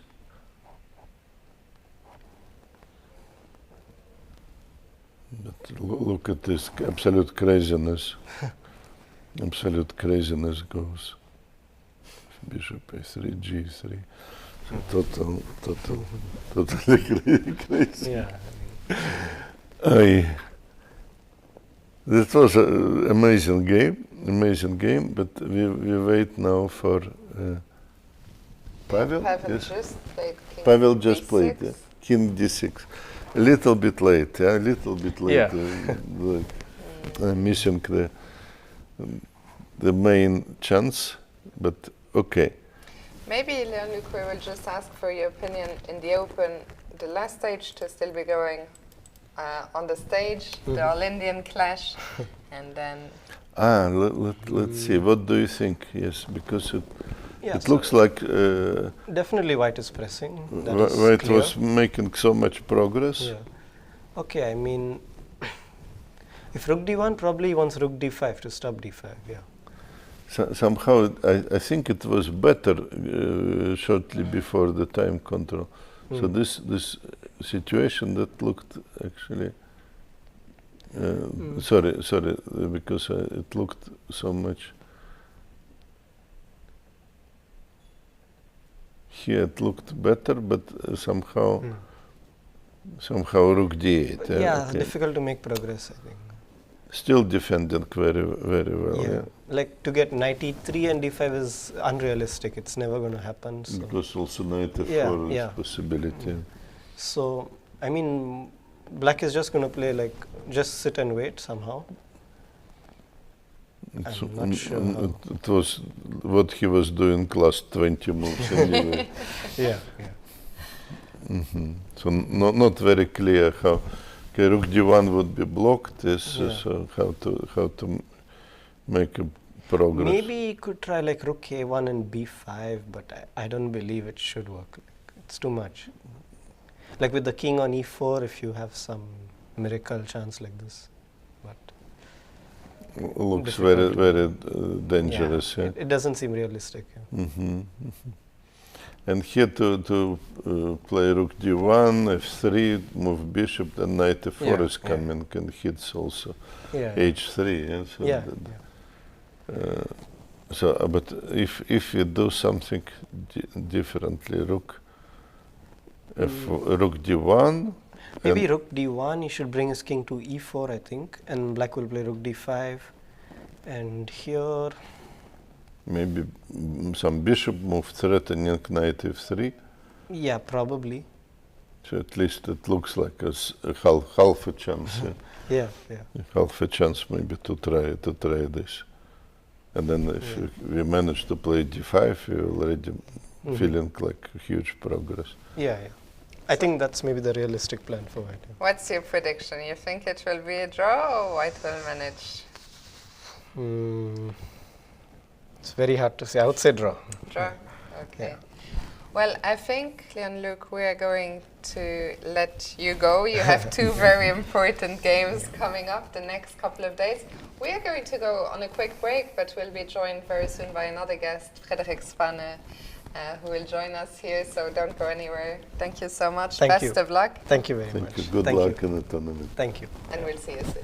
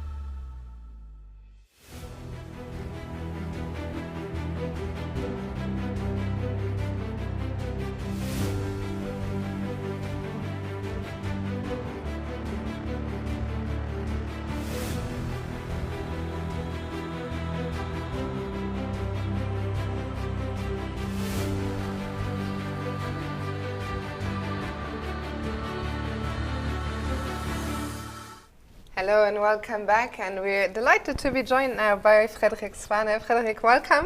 Thank you, I'm delighted to be here. And congratulations, more importantly. Yeah, thank you. Today, a huge win over Ihor Samunenkov, which allows you to catch the leader, Alexander Donchenko, at the top. Both of you now on 6 out of 7. Before we jump into the game, how are you feeling after that win? Yeah, obviously I'm feeling good, but okay, it wasn't the best game, so I'm not like too happy about the game actually, but okay, a win was very important for the tournament standing, obviously. Yes, so well, let's have a look. I mean, as you said, you are now in the joint lead. It was a very important win. Let's see what happened. We were somehow following the game because it was on the stage, yeah? So Yeah. Yeah, it was a very interesting opening idea played. Like that's true. Is it a I new thought it look, was or- not, quite new actually. Like I think 100 games or something, and Okay. it's like a very well-known position. So yeah, the point Yes. of bishop e3 is basically to wait with knight f3, and sometimes you can play knight e2 or knight h3 and put your knight on f4, and you also don't allow one variation for black, which he actually tried to play, but yeah. So I think it's very interesting and not well known. So yeah, I thought it was an interesting try for this game. So what are you? Because you started to betray some secrets. So please, what is the variation? What you are avoiding for here? example, I don't know, knight f6, yeah, h4, h6, e6, or no, it's bishop d3, take, e6, bishop f4, queen a5 check. That also came in the game, but after bishop d2, now you can play bishop b4, I think. So Bishop before. yeah. Okay. So That's- I don't that's- allow this bishop b4, which is always an idea here. So yeah, I thought it was interesting at least for one game. Let us see why you are not allowing this. Yeah, because it looks like you are one tempo behind. The knight is still on Yeah. G1. So But that's I okay. won a tempo actually, I think. Yeah. Because Yeah, Black now didn't play play E6. e6. And if he had played e6 instead of knight f6, I can always play c3, I think.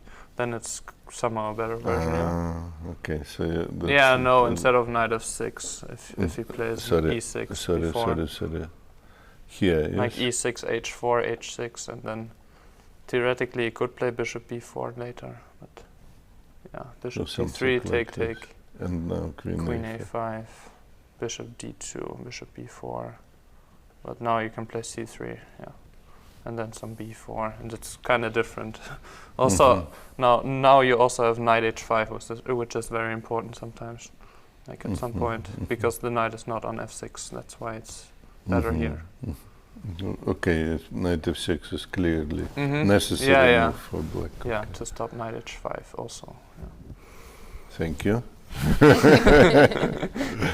I think our viewers would appreciate, because if you are suffering against Caruana, you have now some variation to surprise the opponent. Yeah, it's very surprising, at least I think.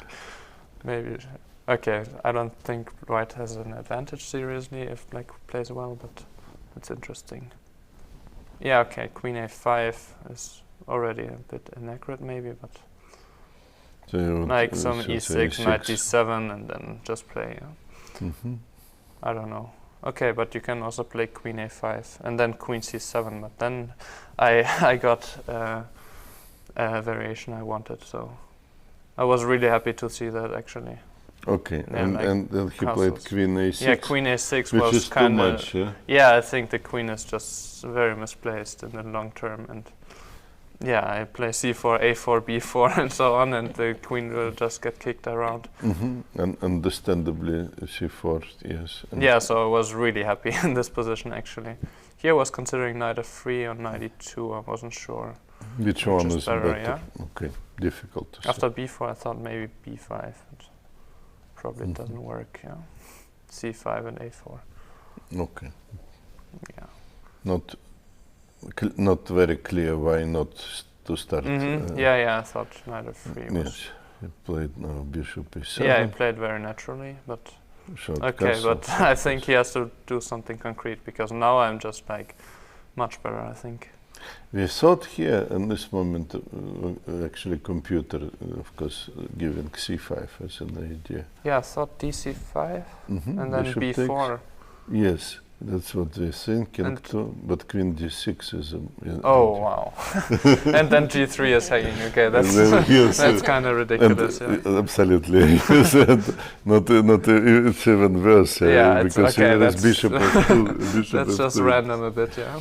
Yes, no, this typical computer Yeah. brilliancy. This queen Okay, d6. I didn't see queen d6, of course. Okay, then I should have started with b4. But Yeah, okay, and now before okay. you know, I you're just fully played. in the Yeah, control. now I was really happy. I also considered a5 for a moment actually instead of b4, but he can simply play c5 here, I think. So just to trap the Yes. queen with b4 some stuff, Yes. but he can just play c5. So You should okay, not. I thought b4 was very natural, and I didn't expect b6 at all because it just weakens in the queen side. I thought queen b6, but obviously I have just a space advantage, and yeah, a very comfortable position, I think. b6 weakens also a little bit, yes? Yeah, here also I can play knight e5 maybe instead of rook e1 I was considering. Okay. But then take rook d8 or something. And somehow I thought maybe it's a better version with the rook on e1, but I wasn't sure. But that's extremely fine things, which is okay. Also, after rook e1, I'm threatening kind of to play knight f5, which was... That's why he plays. Yeah, that's why he protected his bishop. Okay, put Like it also. Sometimes, at least, yeah.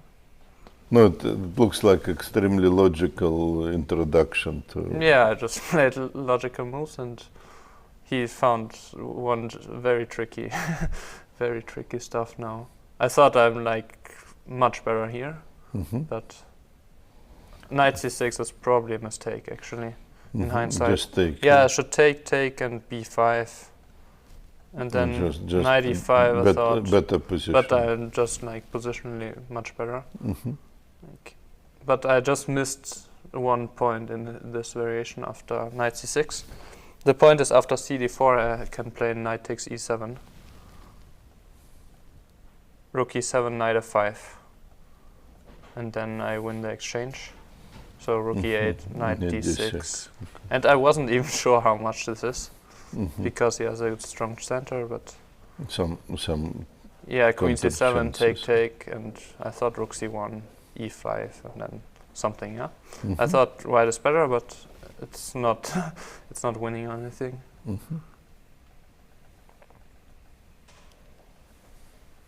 So I actually thought he was going to play cd4, but he found one very tricky continuation here. And bishop g3, yes? Yeah, bishop g3, and the point is now e5. Obviously, I saw that. Yeah, yeah, I saw this, and I thought b5, like in the game. e4. Okay, first of all, I thought the endgame should just be good for white. Like when I saw it, when I played, like I think knight c6. But he may actually be, he could have, more or less he could okay have here, yeah? taken. Yes. And then knight e4, right? In many cases, knight e4, e4, queen yeah. c5, and all this. Okay, I just blundered, I guess, a bit. I underestimated this. Thought rook e5, knight e5. But just knight e4, yeah. This looks very fine for black. I'm sorry. Queen c5 totally next, yeah. Queen c5 is Good compensation for black. yes. Also concretely, I think I'm going to lose c4 probably. Maybe not, but it's very tough position somehow. Yeah. Already started to be this very doesn't complicated. look on maybe g5 and some stuff, yeah. Yes. Okay, I just missed that actually. He also, so probably it wasn't that easy. No, But but I he thought was after very tricky here. Yeah, e4, yeah, very tricky. I didn't see e5 also in the beginning, but okay, later I saw that. And here I actually wanted to play queen c3, yeah? Knight c5, bishop takes h6. But now I think very important move, queen e6, and I'm just worse, probably. Because always if I go bishop g5, like knight d3, knight g4, like all these knights. Is coming. Yeah. It doesn't look great. And we are not Yeah. really doing much here. Yeah, so I thought I had to go for the endgame. No, it looks actually very good move, queen e5 also. Yeah, the endgame also looks pleasant at least. The question was why didn't you took the pawn here? Yeah, I was considering obviously. That I also thought when I played knight c6 that I could take here on a7, but after rook a8, knight c6, I thought knight b3, and I just missed knight b3 basically when I played knight c6. Yeah, I thought about bishop e3 actually. I thought knight a1 take and rook knight d7 and wasn't sure. What is going on there? I wasn't sure how much it is. Probably it's just not very defendable clear. for black. Okay. And I thought what I did was a better try, but bishop e3. I also considered a5 actually instead of bishop e3. That was also a strong candidate. But now he can play knight b3 and knight takes d2. So and black is fine, and then ba5. So I thought so bishop e3 was a good try here. He had his knight d3 was good, and later fine. He had here I some considered good knight e5 was very tricky because knight a7, rook c4, bishop takes b6, and now I wasn't sure if he has some knight d5. I actually saw. I wanted to play a5, I think, but no, I can simply take rook b8. Yeah, I thought somehow it should be fine, but okay, there are so many options for black, it's not easy to decide what to play. Yes. But I actually, I think after rook c7, I think I'm just better. Yes, but here also. Yeah, rook e6 I also saw also possible. Okay, I always thought it should be kind of equal, but I have some pressure maybe with a5. But here you start hitting. Yeah, here was happy. Rook d1. Yeah, that's actually I have a question here because there was like strategic play here also possible. Yeah, just and then take and rook a7 and just come on the queen side. Yes, somehow thought he would always have some knight e5 and knight takes knight takes c4. Probably not now, but. So yeah, now I can take on b6. I thought like some waiting move, like instead of knight e5, maybe some rook b7 and take rook a7. Yes. And then knight e5, maybe. Like take rook knight e5. Okay, this looks very bad actually. Take and rook c7 is just close, probably close to. Yes. To winning. You can also hit. Also c5, yeah.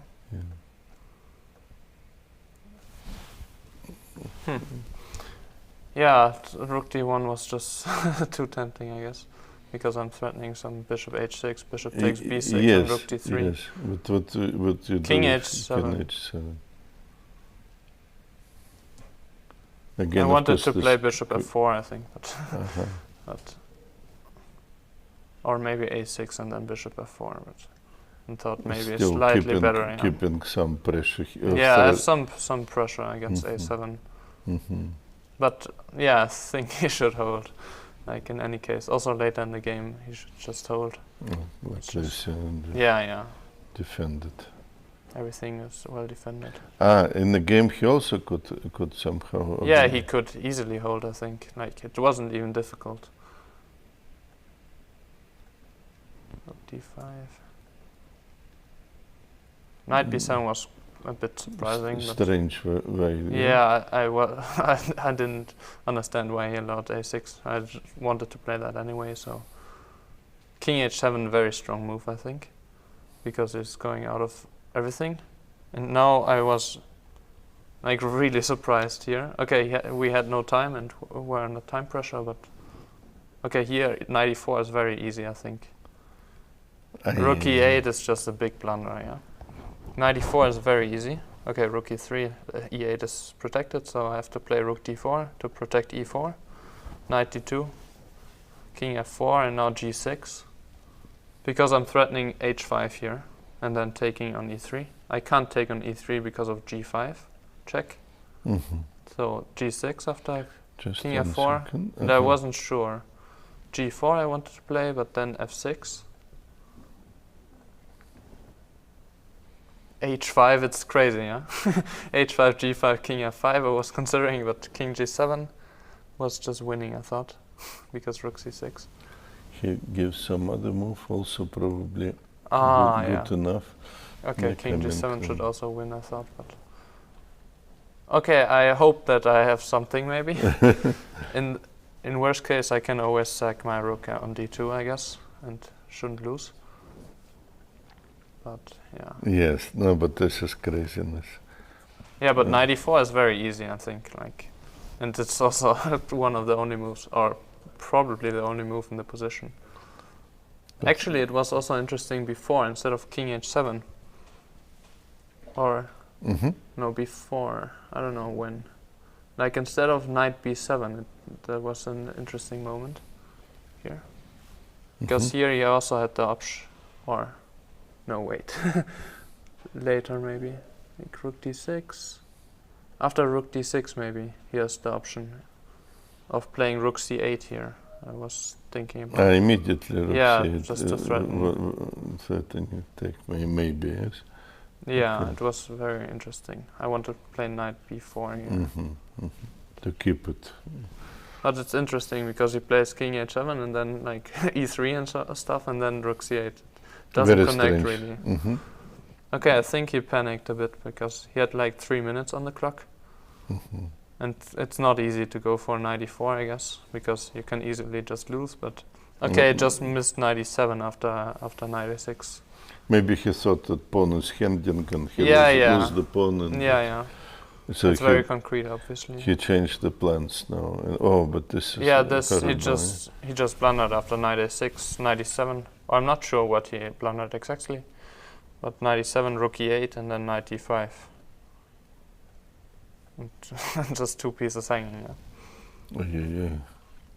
King e3. I just win the knight, yeah. Horrible, so okay, I just got lucky a bit that he blundered. Okay, and the rest is very interesting game. You have so many ideas from both here. Yeah. We just show maybe if somebody missed. I don't think. The game. I'm just.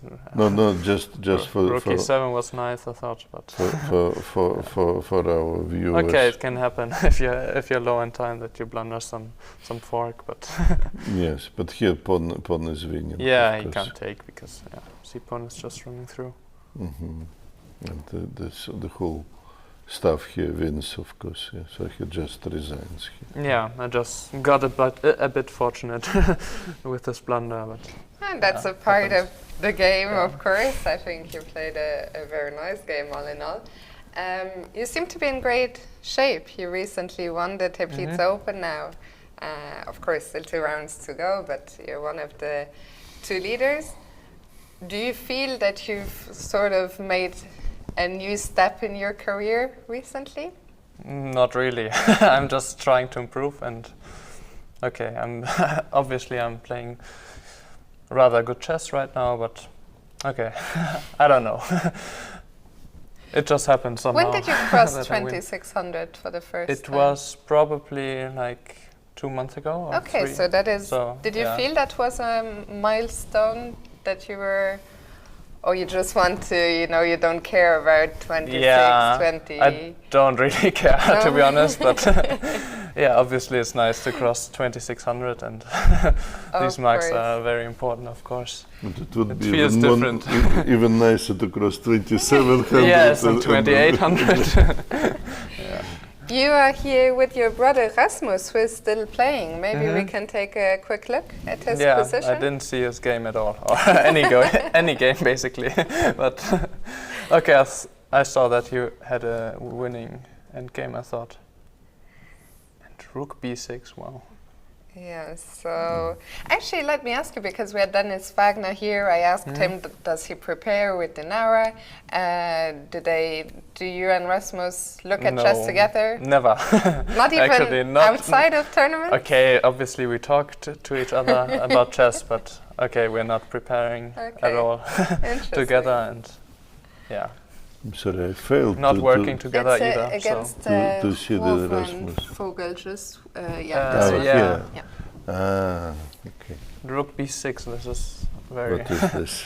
It was probably fortress, so, or before, like before rook b6, it was maybe a fortress. That's why he played rook takes b6. So now he tries to break. There's been for a few more moves, Arthur, just to... Just no, before just, maybe it was what interesting. Happened before? Because I thought it was close to winning, but this looks like a fortress actually. b3 is too weak. And he's... Maybe a little bit rook b6. inaccurate. Okay, he's just trying to run the pawn. It should be a draw though. Okay. But how? Maybe it makes difficult. Because if you go for Maybe the pawn, you're just not I in think time. yeah, you can always Not block in with time. bishop c6. So it's probably important to give the check on b6 first. So intermediate check here. Because in this, then maybe you can bring the king. in this position, yeah? Oh no, it's also losing. Is that up and c5? And c5, bishop b5. Tricky. So it's tricky, yeah. Tricky. So Okay, then you have to play really precisely here. If the most logical moves just lose. Rook b8, so this is intermediate. c5 and then move. rook d8, I guess. Or Oh no, what is going on? c5, okay. c5, rook d8. Rook yeah? d8, king e6. King e6, check, king Check, d7. king d7. I don't understand why this is better. And king e5. Wow. Oh, very tough. Okay, very tough, yeah. Very tough. Okay, rook b8, you might find this... So in fact, if you're lucky, but he it's has not a easy, chance, yeah? He has He a has chance. He has a good chance, I think, actually. Like, Because I don't think rook b8 and king e5 is B8 is easy at all, yeah. very difficult defense, yes. So we're joining, in fact, at the critical moment, Yeah, perhaps, of this game. He still has 12 minutes, so... Or... No, But it was interesting what you were saying, that you never analyzed together with with your brother, yes? Yeah. So Okay, you're like with each fighting other. each other, yes? A bit, yeah. Do you feel it has helped you, and maybe tell me if the question is too personal, but do you feel this rivalry between brothers has helped you also to push, to push each other up? Maybe, yeah.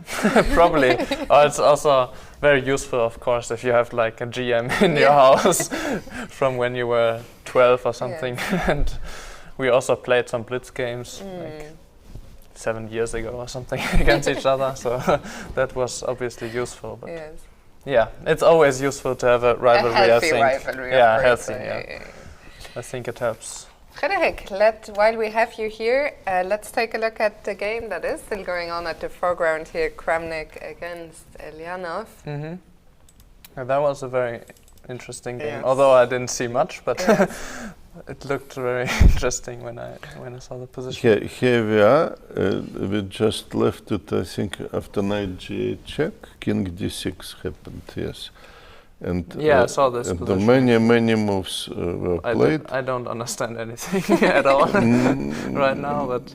Okay, this is simple. Okay, yeah, bishop h5. Bishop h5 knight is f6 kind of is also simple, I guess. Yes, we thought also b4 is a possibility for some reasons, yes, and then to promote, for example, with something like knight c3, and now you can promote actually to the knight, yeah. Okay,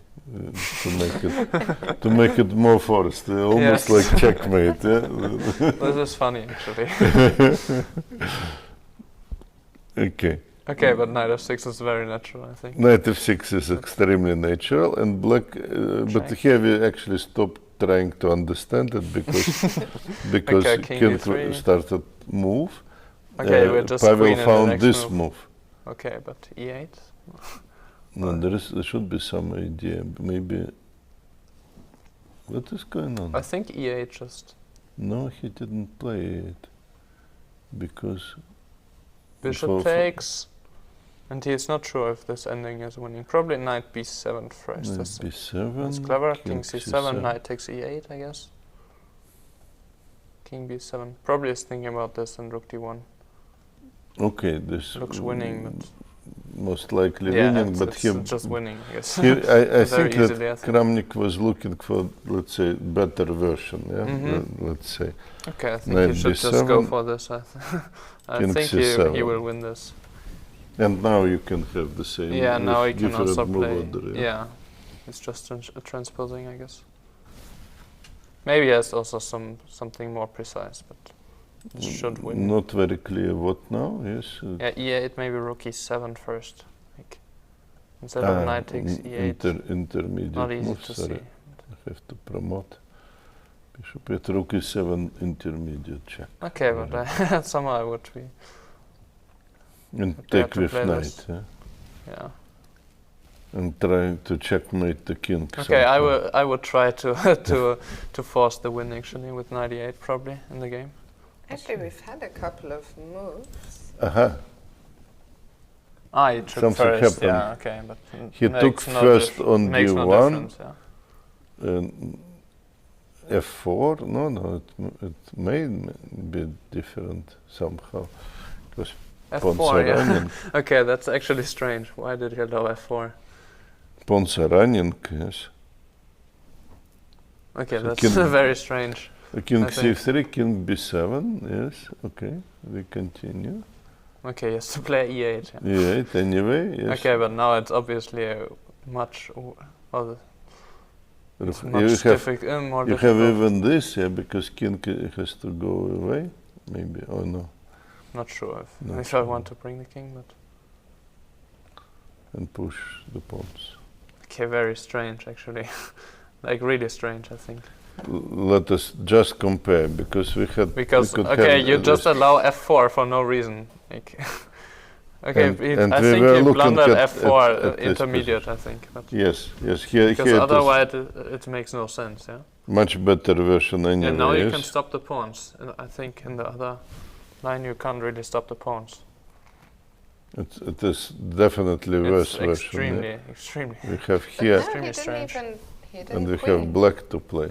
But he now gave a check first instead of queen. Yeah, it's probably trying some rook d7, rook d8, rook g8, but okay. Had you the can rook d7 check. Okay. Okay, rook king d7. b6, I guess. King b6. Yes. Very natural. yeah. And now it's only 2 moves before checkmate. Maybe he will blunder checkmate. Who knows? What is This going game on? is so I don't crazy. understand actually. No, I what don't is going understand what on? he did. Let us see what is going on. We put the queen, and black goes for some checks. King goes to a3. we Okay, take. this is obviously not winning, I think. Yeah. No. Oh, Like God. f3 or And- g4, and the probably start I both. would be pushing. terrified as white here. Start That's probably pushing. too much, but rook s7 or rook g7, I don't know, just stop the pawns. Okay, after g knight somewhere. No, they are running. Knight And d7 here, check, here yes. we have a draw, I guess, or A something. draw, king c7. You can still try, I guess. No, knight e5, knight d3, I guess. Maybe. Ah, and then just the pawns get traded, yeah. g2, for example, I think. Or like this, yeah. Knight f4, g2, rook g7. Yes. Oh, yeah, What a yeah, game. yeah, yeah. Yeah. We are speechless. Also, I mean, we haven't talked about it at all, but the time situation, suddenly it's almost a blitz game, both players on 6 minutes. Okay, I think it will just peter out In a a draw, yeah. yeah. Which will be a fantastic Okay, Pavel was pressing, then he was lost, but I think he will be very happy to hold this one. Rasmus, one final game for you to look at while Frederik. you're here. Frederik. What did I say? Rasmus? Rasmus, Yes, yeah. yes. That's a common mistake. I'm so sorry. It's funny because I've known your brother for a long time, but I had never met you Yeah. before this tournament. My apologies. And you always called him Frederik, or what? Let's take a quick look at the board 2 in the Open. And it came so naturally, I mean, I didn't. Because if Aryan Chopra can win it, he will join you and Alexander. Yeah, it's In the lead? interesting. Yeah. Or interesting opening. Looks like Interesting he game, managed to make a theoretically, I progress. Look what happened, because maybe black was not careful, but now We bishop. played bishop b2 like I thought, I think. Yes. Like bishop e5, we had analyzed this actually a bit before.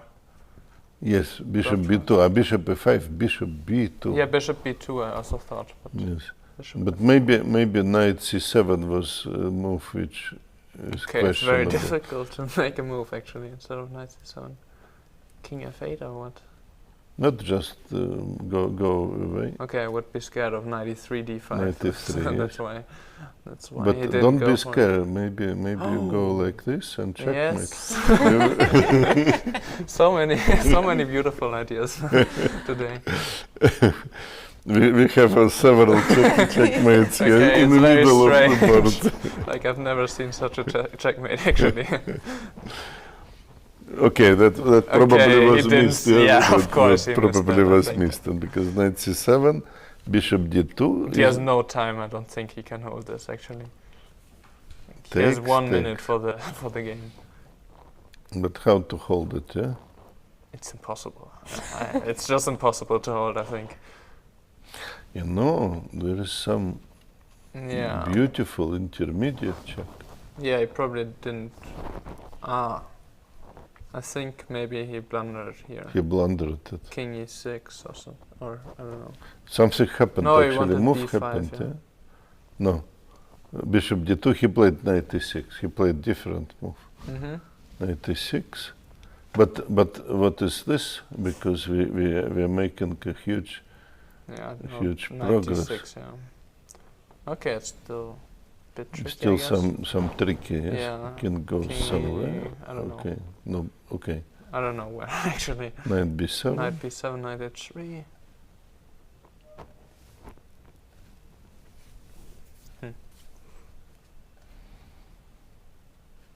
We take Okay, everything. you're maybe a bit scared with white that the pawn So will greedy, just, Arthur. Yeah, No. I'm just. It's a habit. rook c6. Yeah. It's just a habit. King It's not. s7.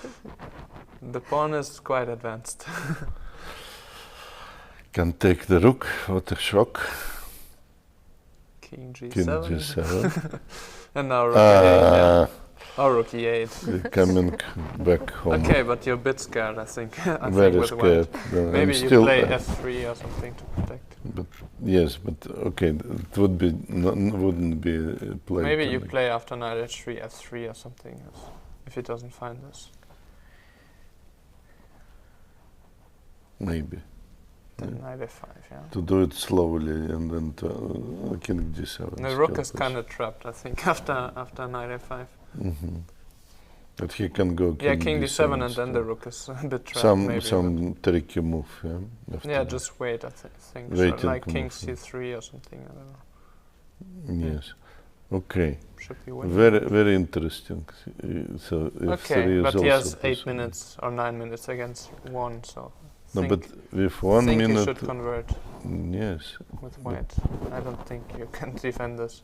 Speaking of converting with white, Rasmus's opponent did not find rook b8. A few people in the chat wanted to alert you that Rasmus is now Yeah, then probably he's winning. happy. Then he's happy today, I think. How? He hasn't been so happy this tournament, or? Nah, he wasn't so happy with his play so far, but yeah, he will be happy about this win, I think. For sure, a long and fighting game.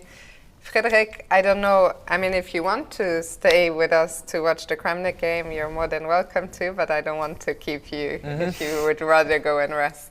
Yeah, I think I should rest for Yes, tomorrow. I But think thanks. that makes sense. Thank you for We wish you having good me. luck.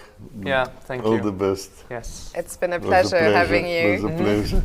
thank you. And good luck for tomorrow. Yeah, thanks. I will just let you go, take the microphone with you. They will take it off. I think we will just continue, Arthur. Yes. Okay, have a All good the time best. with this endgame. Yes, yes. It's still in progress, yes. Yeah, okay. Thank you so much. Good luck. Yes, thanks. Arthur, what a turnaround. Amazing positions, and okay, it looks like Rasmus is winning, Yep. really. Let's quickly recheck it, because I think could be something like Zug-Swan here, yeah, but basically any move maybe will do the trick. King d6, f4, king c6, whatever. And black is too far away. White is winning. Yeah, I think Frederik correctly, talking aside, he correctly predicted that finding this rook b8 was very, very No, it was difficult move, and actually we did not understood everything after this. Yeah, just trying to bring the rook in a very tricky way. Because usually you go behind the pawn, not in front of the pawn, but here was exceptional case. Kramnik game? Let's go back to the main event of the day, and I mean, I'm still struggling to wrap my head around everything that's happened here. No, this was very, very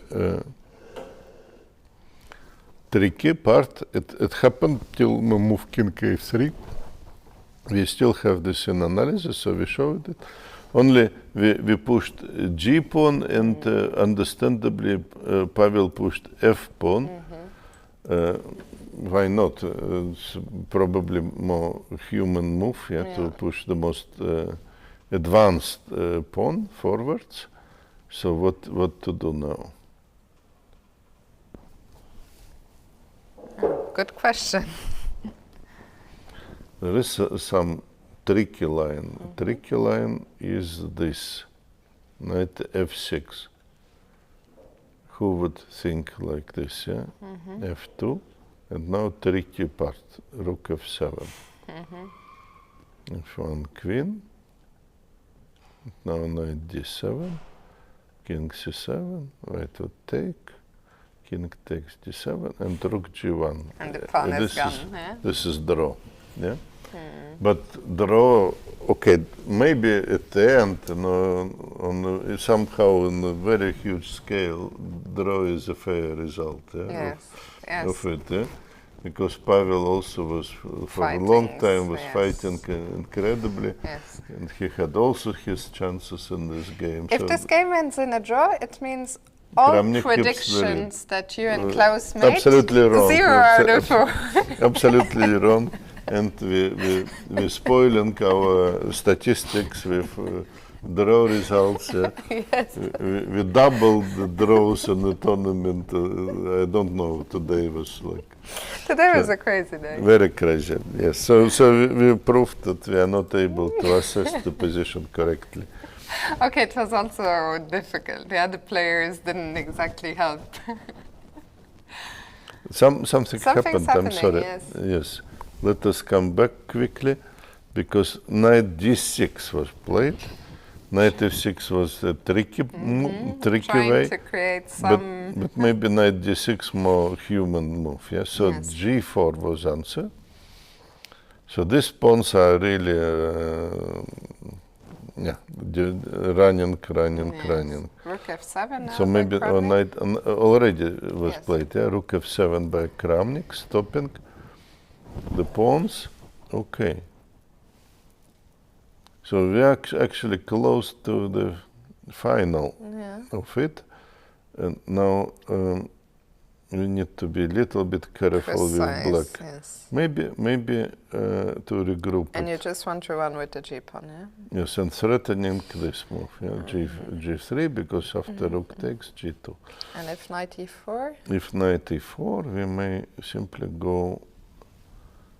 I don't know for what reasons he goes to be able to check on the second. That's actually a very interesting variation, and white has to be careful here, because how to play. Yeah? Let's imagine move like knight g3. Okay, it's actually. I would say it is draw, but black may even try to. As I said when Frederik was here, I would be very scared. Yes. He seemed to think it was not a problem. Of course, he's a much stronger player than I am. But you know, after such a long fighting games with only minutes on the clock. Let's. Of course, Eljanov is thinking. King c. So what happened King in the c5 game? Rook King c5 immediately. After rook f7, yes. Okay, it's not doesn't mean anything. It's just a normal move actually. So now white has to find out what to do. Yeah? I think it's actually a very natural move to bring the king. Yes. Then more natural than rook c1, I must say. So I'm sorry to suggesting move, but maybe knight f5 here is coming. So if you go f2, then knight e3 is coming. And rook e2. And rook e2, we will come with knight takes g4. I already see that my computer is refusing to fight. I don't want to. He just that could be the problem. So the engine stopped working. But maybe we can stop it and start it, or is that gonna? Is it dangerous? No, I cannot stop it. It will be hanging. Sure. Okay, let's just stick to the game. Also, thankfully for us, there are not so many pieces left. Yeah, we should be able to figure out some stuff. So after King c5, knight f5 was played. I'm sorry, King c5, knight f5. That's what we were in still. Yes. So f2, then knight f3. We understood it. Yes. So what is the idea of Pavel? It may not be very clear at this moment.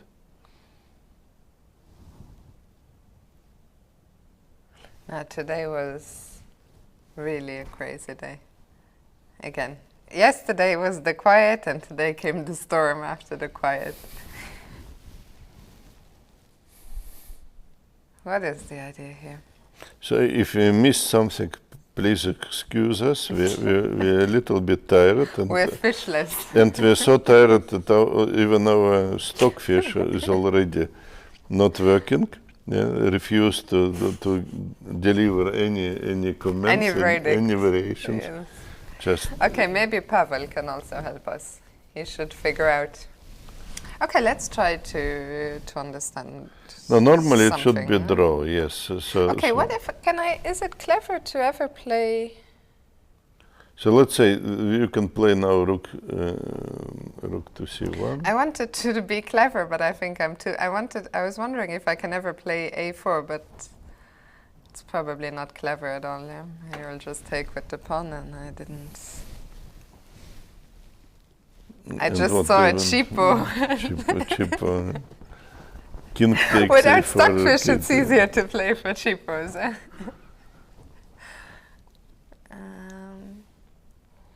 Anyway, Pavel takes time. Yeah. Now both players, Pavel just dropped below 3 minutes, only 2 minutes 20 for Kramnik. We will come very soon to the conclusion of this game, one way or another. Rook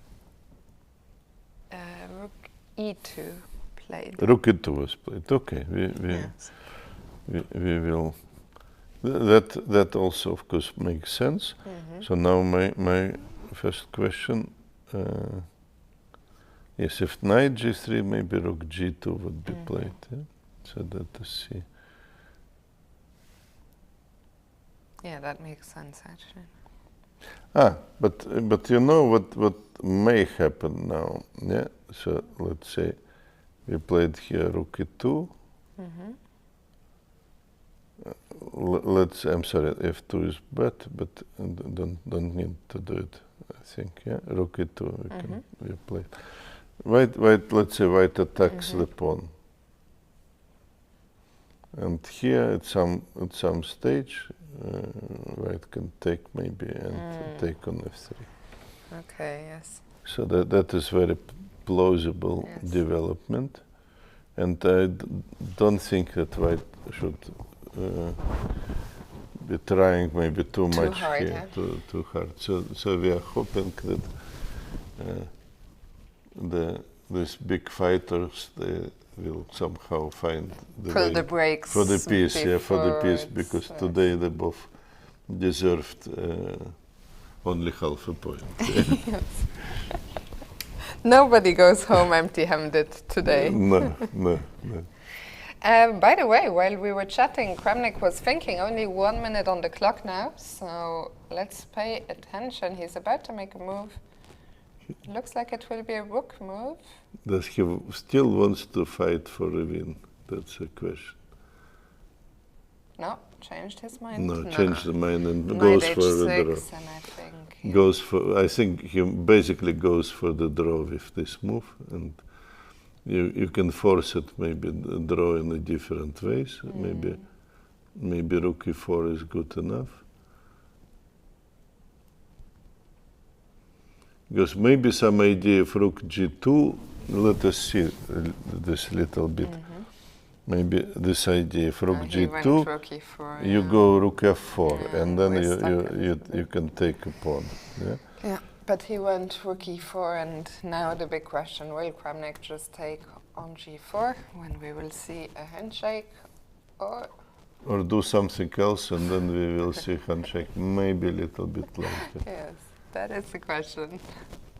I think he will take now.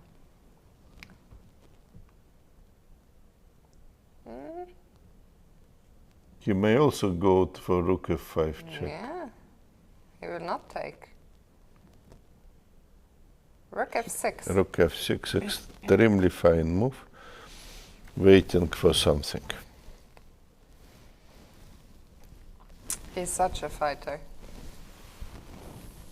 Okay, now what? Can we So- bring the king? Yes, and force the matters. King d4, because now you don't want to fool around with king is coming. Yes. Yeah, and you have to take on Yes. g4, and it is okay.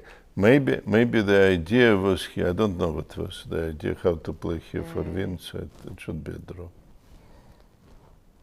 And So king we c5 expect back. king d4 by Eljanov, who has a bit more time on the clock than his opponent. Expect a forcing move. Yes, there it is. Forcing the situation. You don't want now to Now you to don't risk want to to mess. risk that king would be connected with pawns. So I don't believe you can do anything else actually. Yeah, 40 seconds on the clock for Kramnik. Anything other than taking, unless we're missing something, would be madness. No? It would be close to madness. Yes. Yeah. Knight g4 should be played. Under 30 seconds now. Maybe complemented with a draw offer, because you don't really have any chance after this. Yeah, there it goes. He has captured on g4. Looks like we'll see a few more moves, but probably nothing more. Yes, it goes to logical draw today. We set king c5 and coming back to a draw. But there is, of course, also some other possibilities to make it.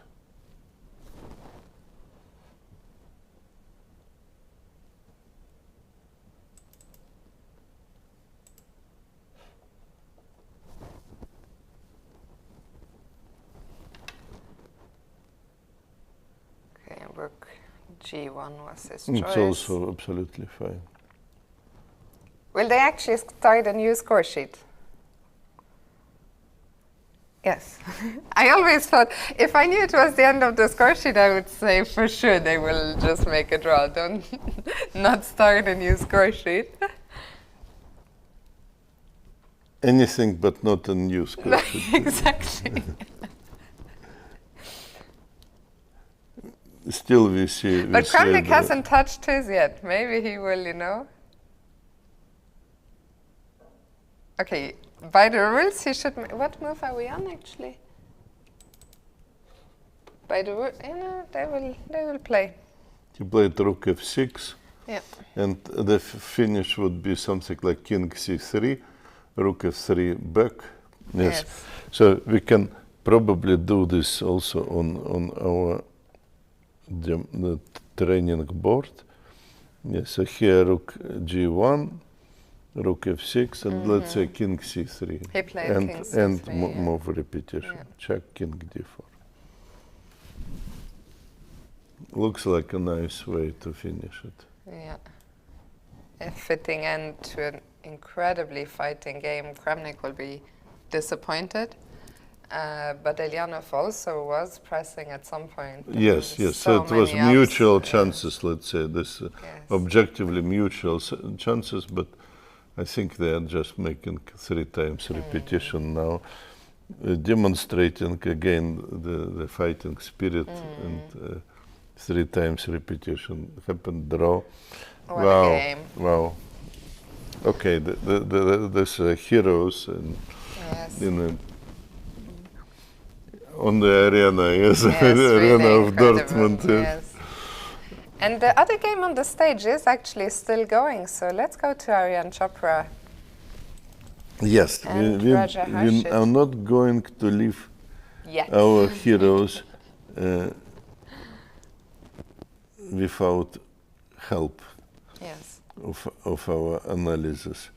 Okay, I'm sorry, I just need Yeah, 1 minute, yes. And we see here, sorry, where is our, no, The I A have open. closed A open, yes. So, here we are. Here we are. How to win it. Only 50 seconds for... Yeah, but also only 2 Aryan. minutes for white. Huh? Okay, what if... Okay, how to make progress? Huh? No, you have to maybe maneuver a little bit, yeah? You can put the bishop to e3, and then to start the maneuver king c3, king goes back, yeah, to e2, and then you play f3 check, yeah? Or black goes king f3, and then we have position with king on d3, and we hope to play d4, d5. But it's maybe kind of tricky business, actually. So I think it is, and it is not so much time to see. It's Again, not so easy, actually. Again, our engine is going to sleep. He is tired. Somehow to trap the bishop maybe would be a good idea. Look at, but he may go to f4, yeah? If black to play, he may go bishop f4. Yes, so... Under 1 minute now for Aryan, and he went, I think, bishop e7. Yeah, bishop e7 played. Okay, doesn't mean absolutely anything, because just he can do these things, playing bishop e7, but what is the plan? Yeah, what is the plan? He wants to put bishop on d6 or what? Yeah. Okay. By the way, while we take 1 second, maybe I don't think we should go there, but just quickly I'll say the results from the NRV Cup. Of course. Dinara, we saw she had a winning position. She won her game against Vadim Petrovsky, and she's now the sole leader because Ruben Kölner drew his game against Venkataraman. Which I think we thought would be also normal result. Yes? Yeah. Unfortunately for his fans, Georgios Soleides lost to Bagration.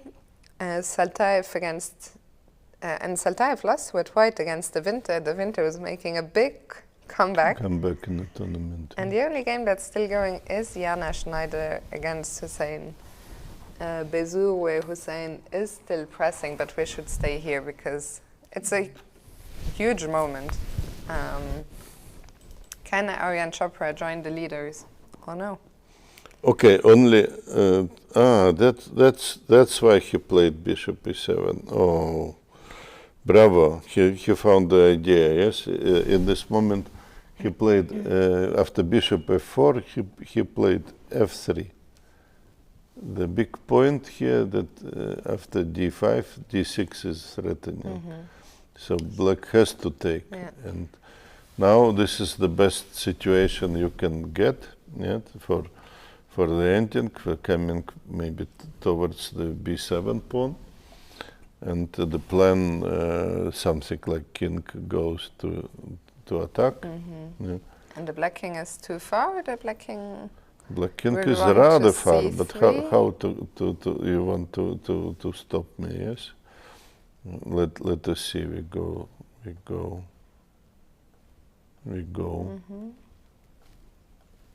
Okay. But you have c6, which no, it doesn't matter. What Maybe does with it? check also, but yes, I have c6 with check, for example. And now I can put bishop on c7 just in time. Very nice. Really Win- just in winning. time, yeah. So black went for something totally different, bishop d2. Yes, possible. But But king- what about king d6? That's what he played. Yeah, bishop b4, king c7. Yeah. Because b6 you can't play, b5 you can't play, it's impossible. Oh, that looks I think like we are we are reaching a winning. conclusion here. We are yes. winning, Yeah. or white is winning. Yeah? Yeah. And that means that, okay, let's not call it just yet, but if Aryan Chopra wins this game and he looks like he's just He also joins the leader, Yeah. Alexander Donchenko Donchenko. and Well, okay, the draw means that he would be caught with some pack of Yeah. people. yeah. Yeah. I mean, after we had Leon Luke in the studio, I think Donchenko will be very happy that he held the draw today. This knight h6 was a big missed opportunity, Yes, so I yeah, don't but, think. There were also some other chances. Yes. Okay, in a moment after king d6, black played king e4, but we don't understand what is the big point. He tries to, but how can he stop it? I don't know. King c7, king d5, king b7, bishop b4, c6. He took actually on b4 before playing king. So after king c7, It's he probably just a different move order. took. Yeah. Yeah, king c7, bishop b4, king b7. So c6 is a threat. Big congratulations. I think that All the computers are tired, actually. yes, no computers are not working, and only old brains could be used.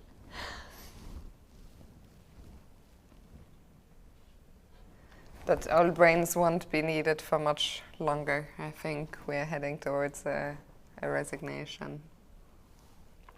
Maybe even in this moment. Just let me for the second. Let me see for the second. Only seconds on the clock, by the way. Also, not much time. Yeah. No, the point is, if king d5, c6, bishop a5, white simply can take on a6. Resignation on the last game on stage, I guess. Yeah. Yeah. So I think Huge win for Aryan Chopra, who joins the leader group of Alexander Donchenko and Frederik Svane on 6 out of 7. And Kramnik and They're Eljanov still there. still working, analyzing. Okay, so What an end to the day. What a day it was. I mean, so in the NC World Masters, nothing changed in terms of standings. Dinara Wagner, the new leader of the NRV Cup. And in the A group, 3 players out in front, Frederik, Svane, Donchenko and Aryan Chopra. And I think that brings us to a close of a very, very exciting show today. We hope you enjoyed the matches as much as we did. Thank you so much for watching. yes, Vladimir Kramnik still leading. Yes, Yes. although today everything Yes. could be possible. Yeah, he could even increase his lead or lose his lead. Yeah, everything was possible. Everything. Amazing day. Yes. Amazing day. Dear friends, we hope that you also enjoyed this round, and please come tomorrow. If you like our coverage, please put likes and be with Subscribe, us. comment, Yes, subscribe. everything. And there are many good chess in On the our channel, YouTube channel. already. Actually, it always collects very nice material, nice interviews, and Yes. I wanted to just give you guys watching a first reminder. Tomorrow we will be here at the same time, 3 p.m. Central European Summer Time, but on Sunday, the last round, we will be an hour and a half early. We will start at 1:30. So just so you know, that's all from us for today. Thank you for watching. Have a good night. See you tomorrow. bye.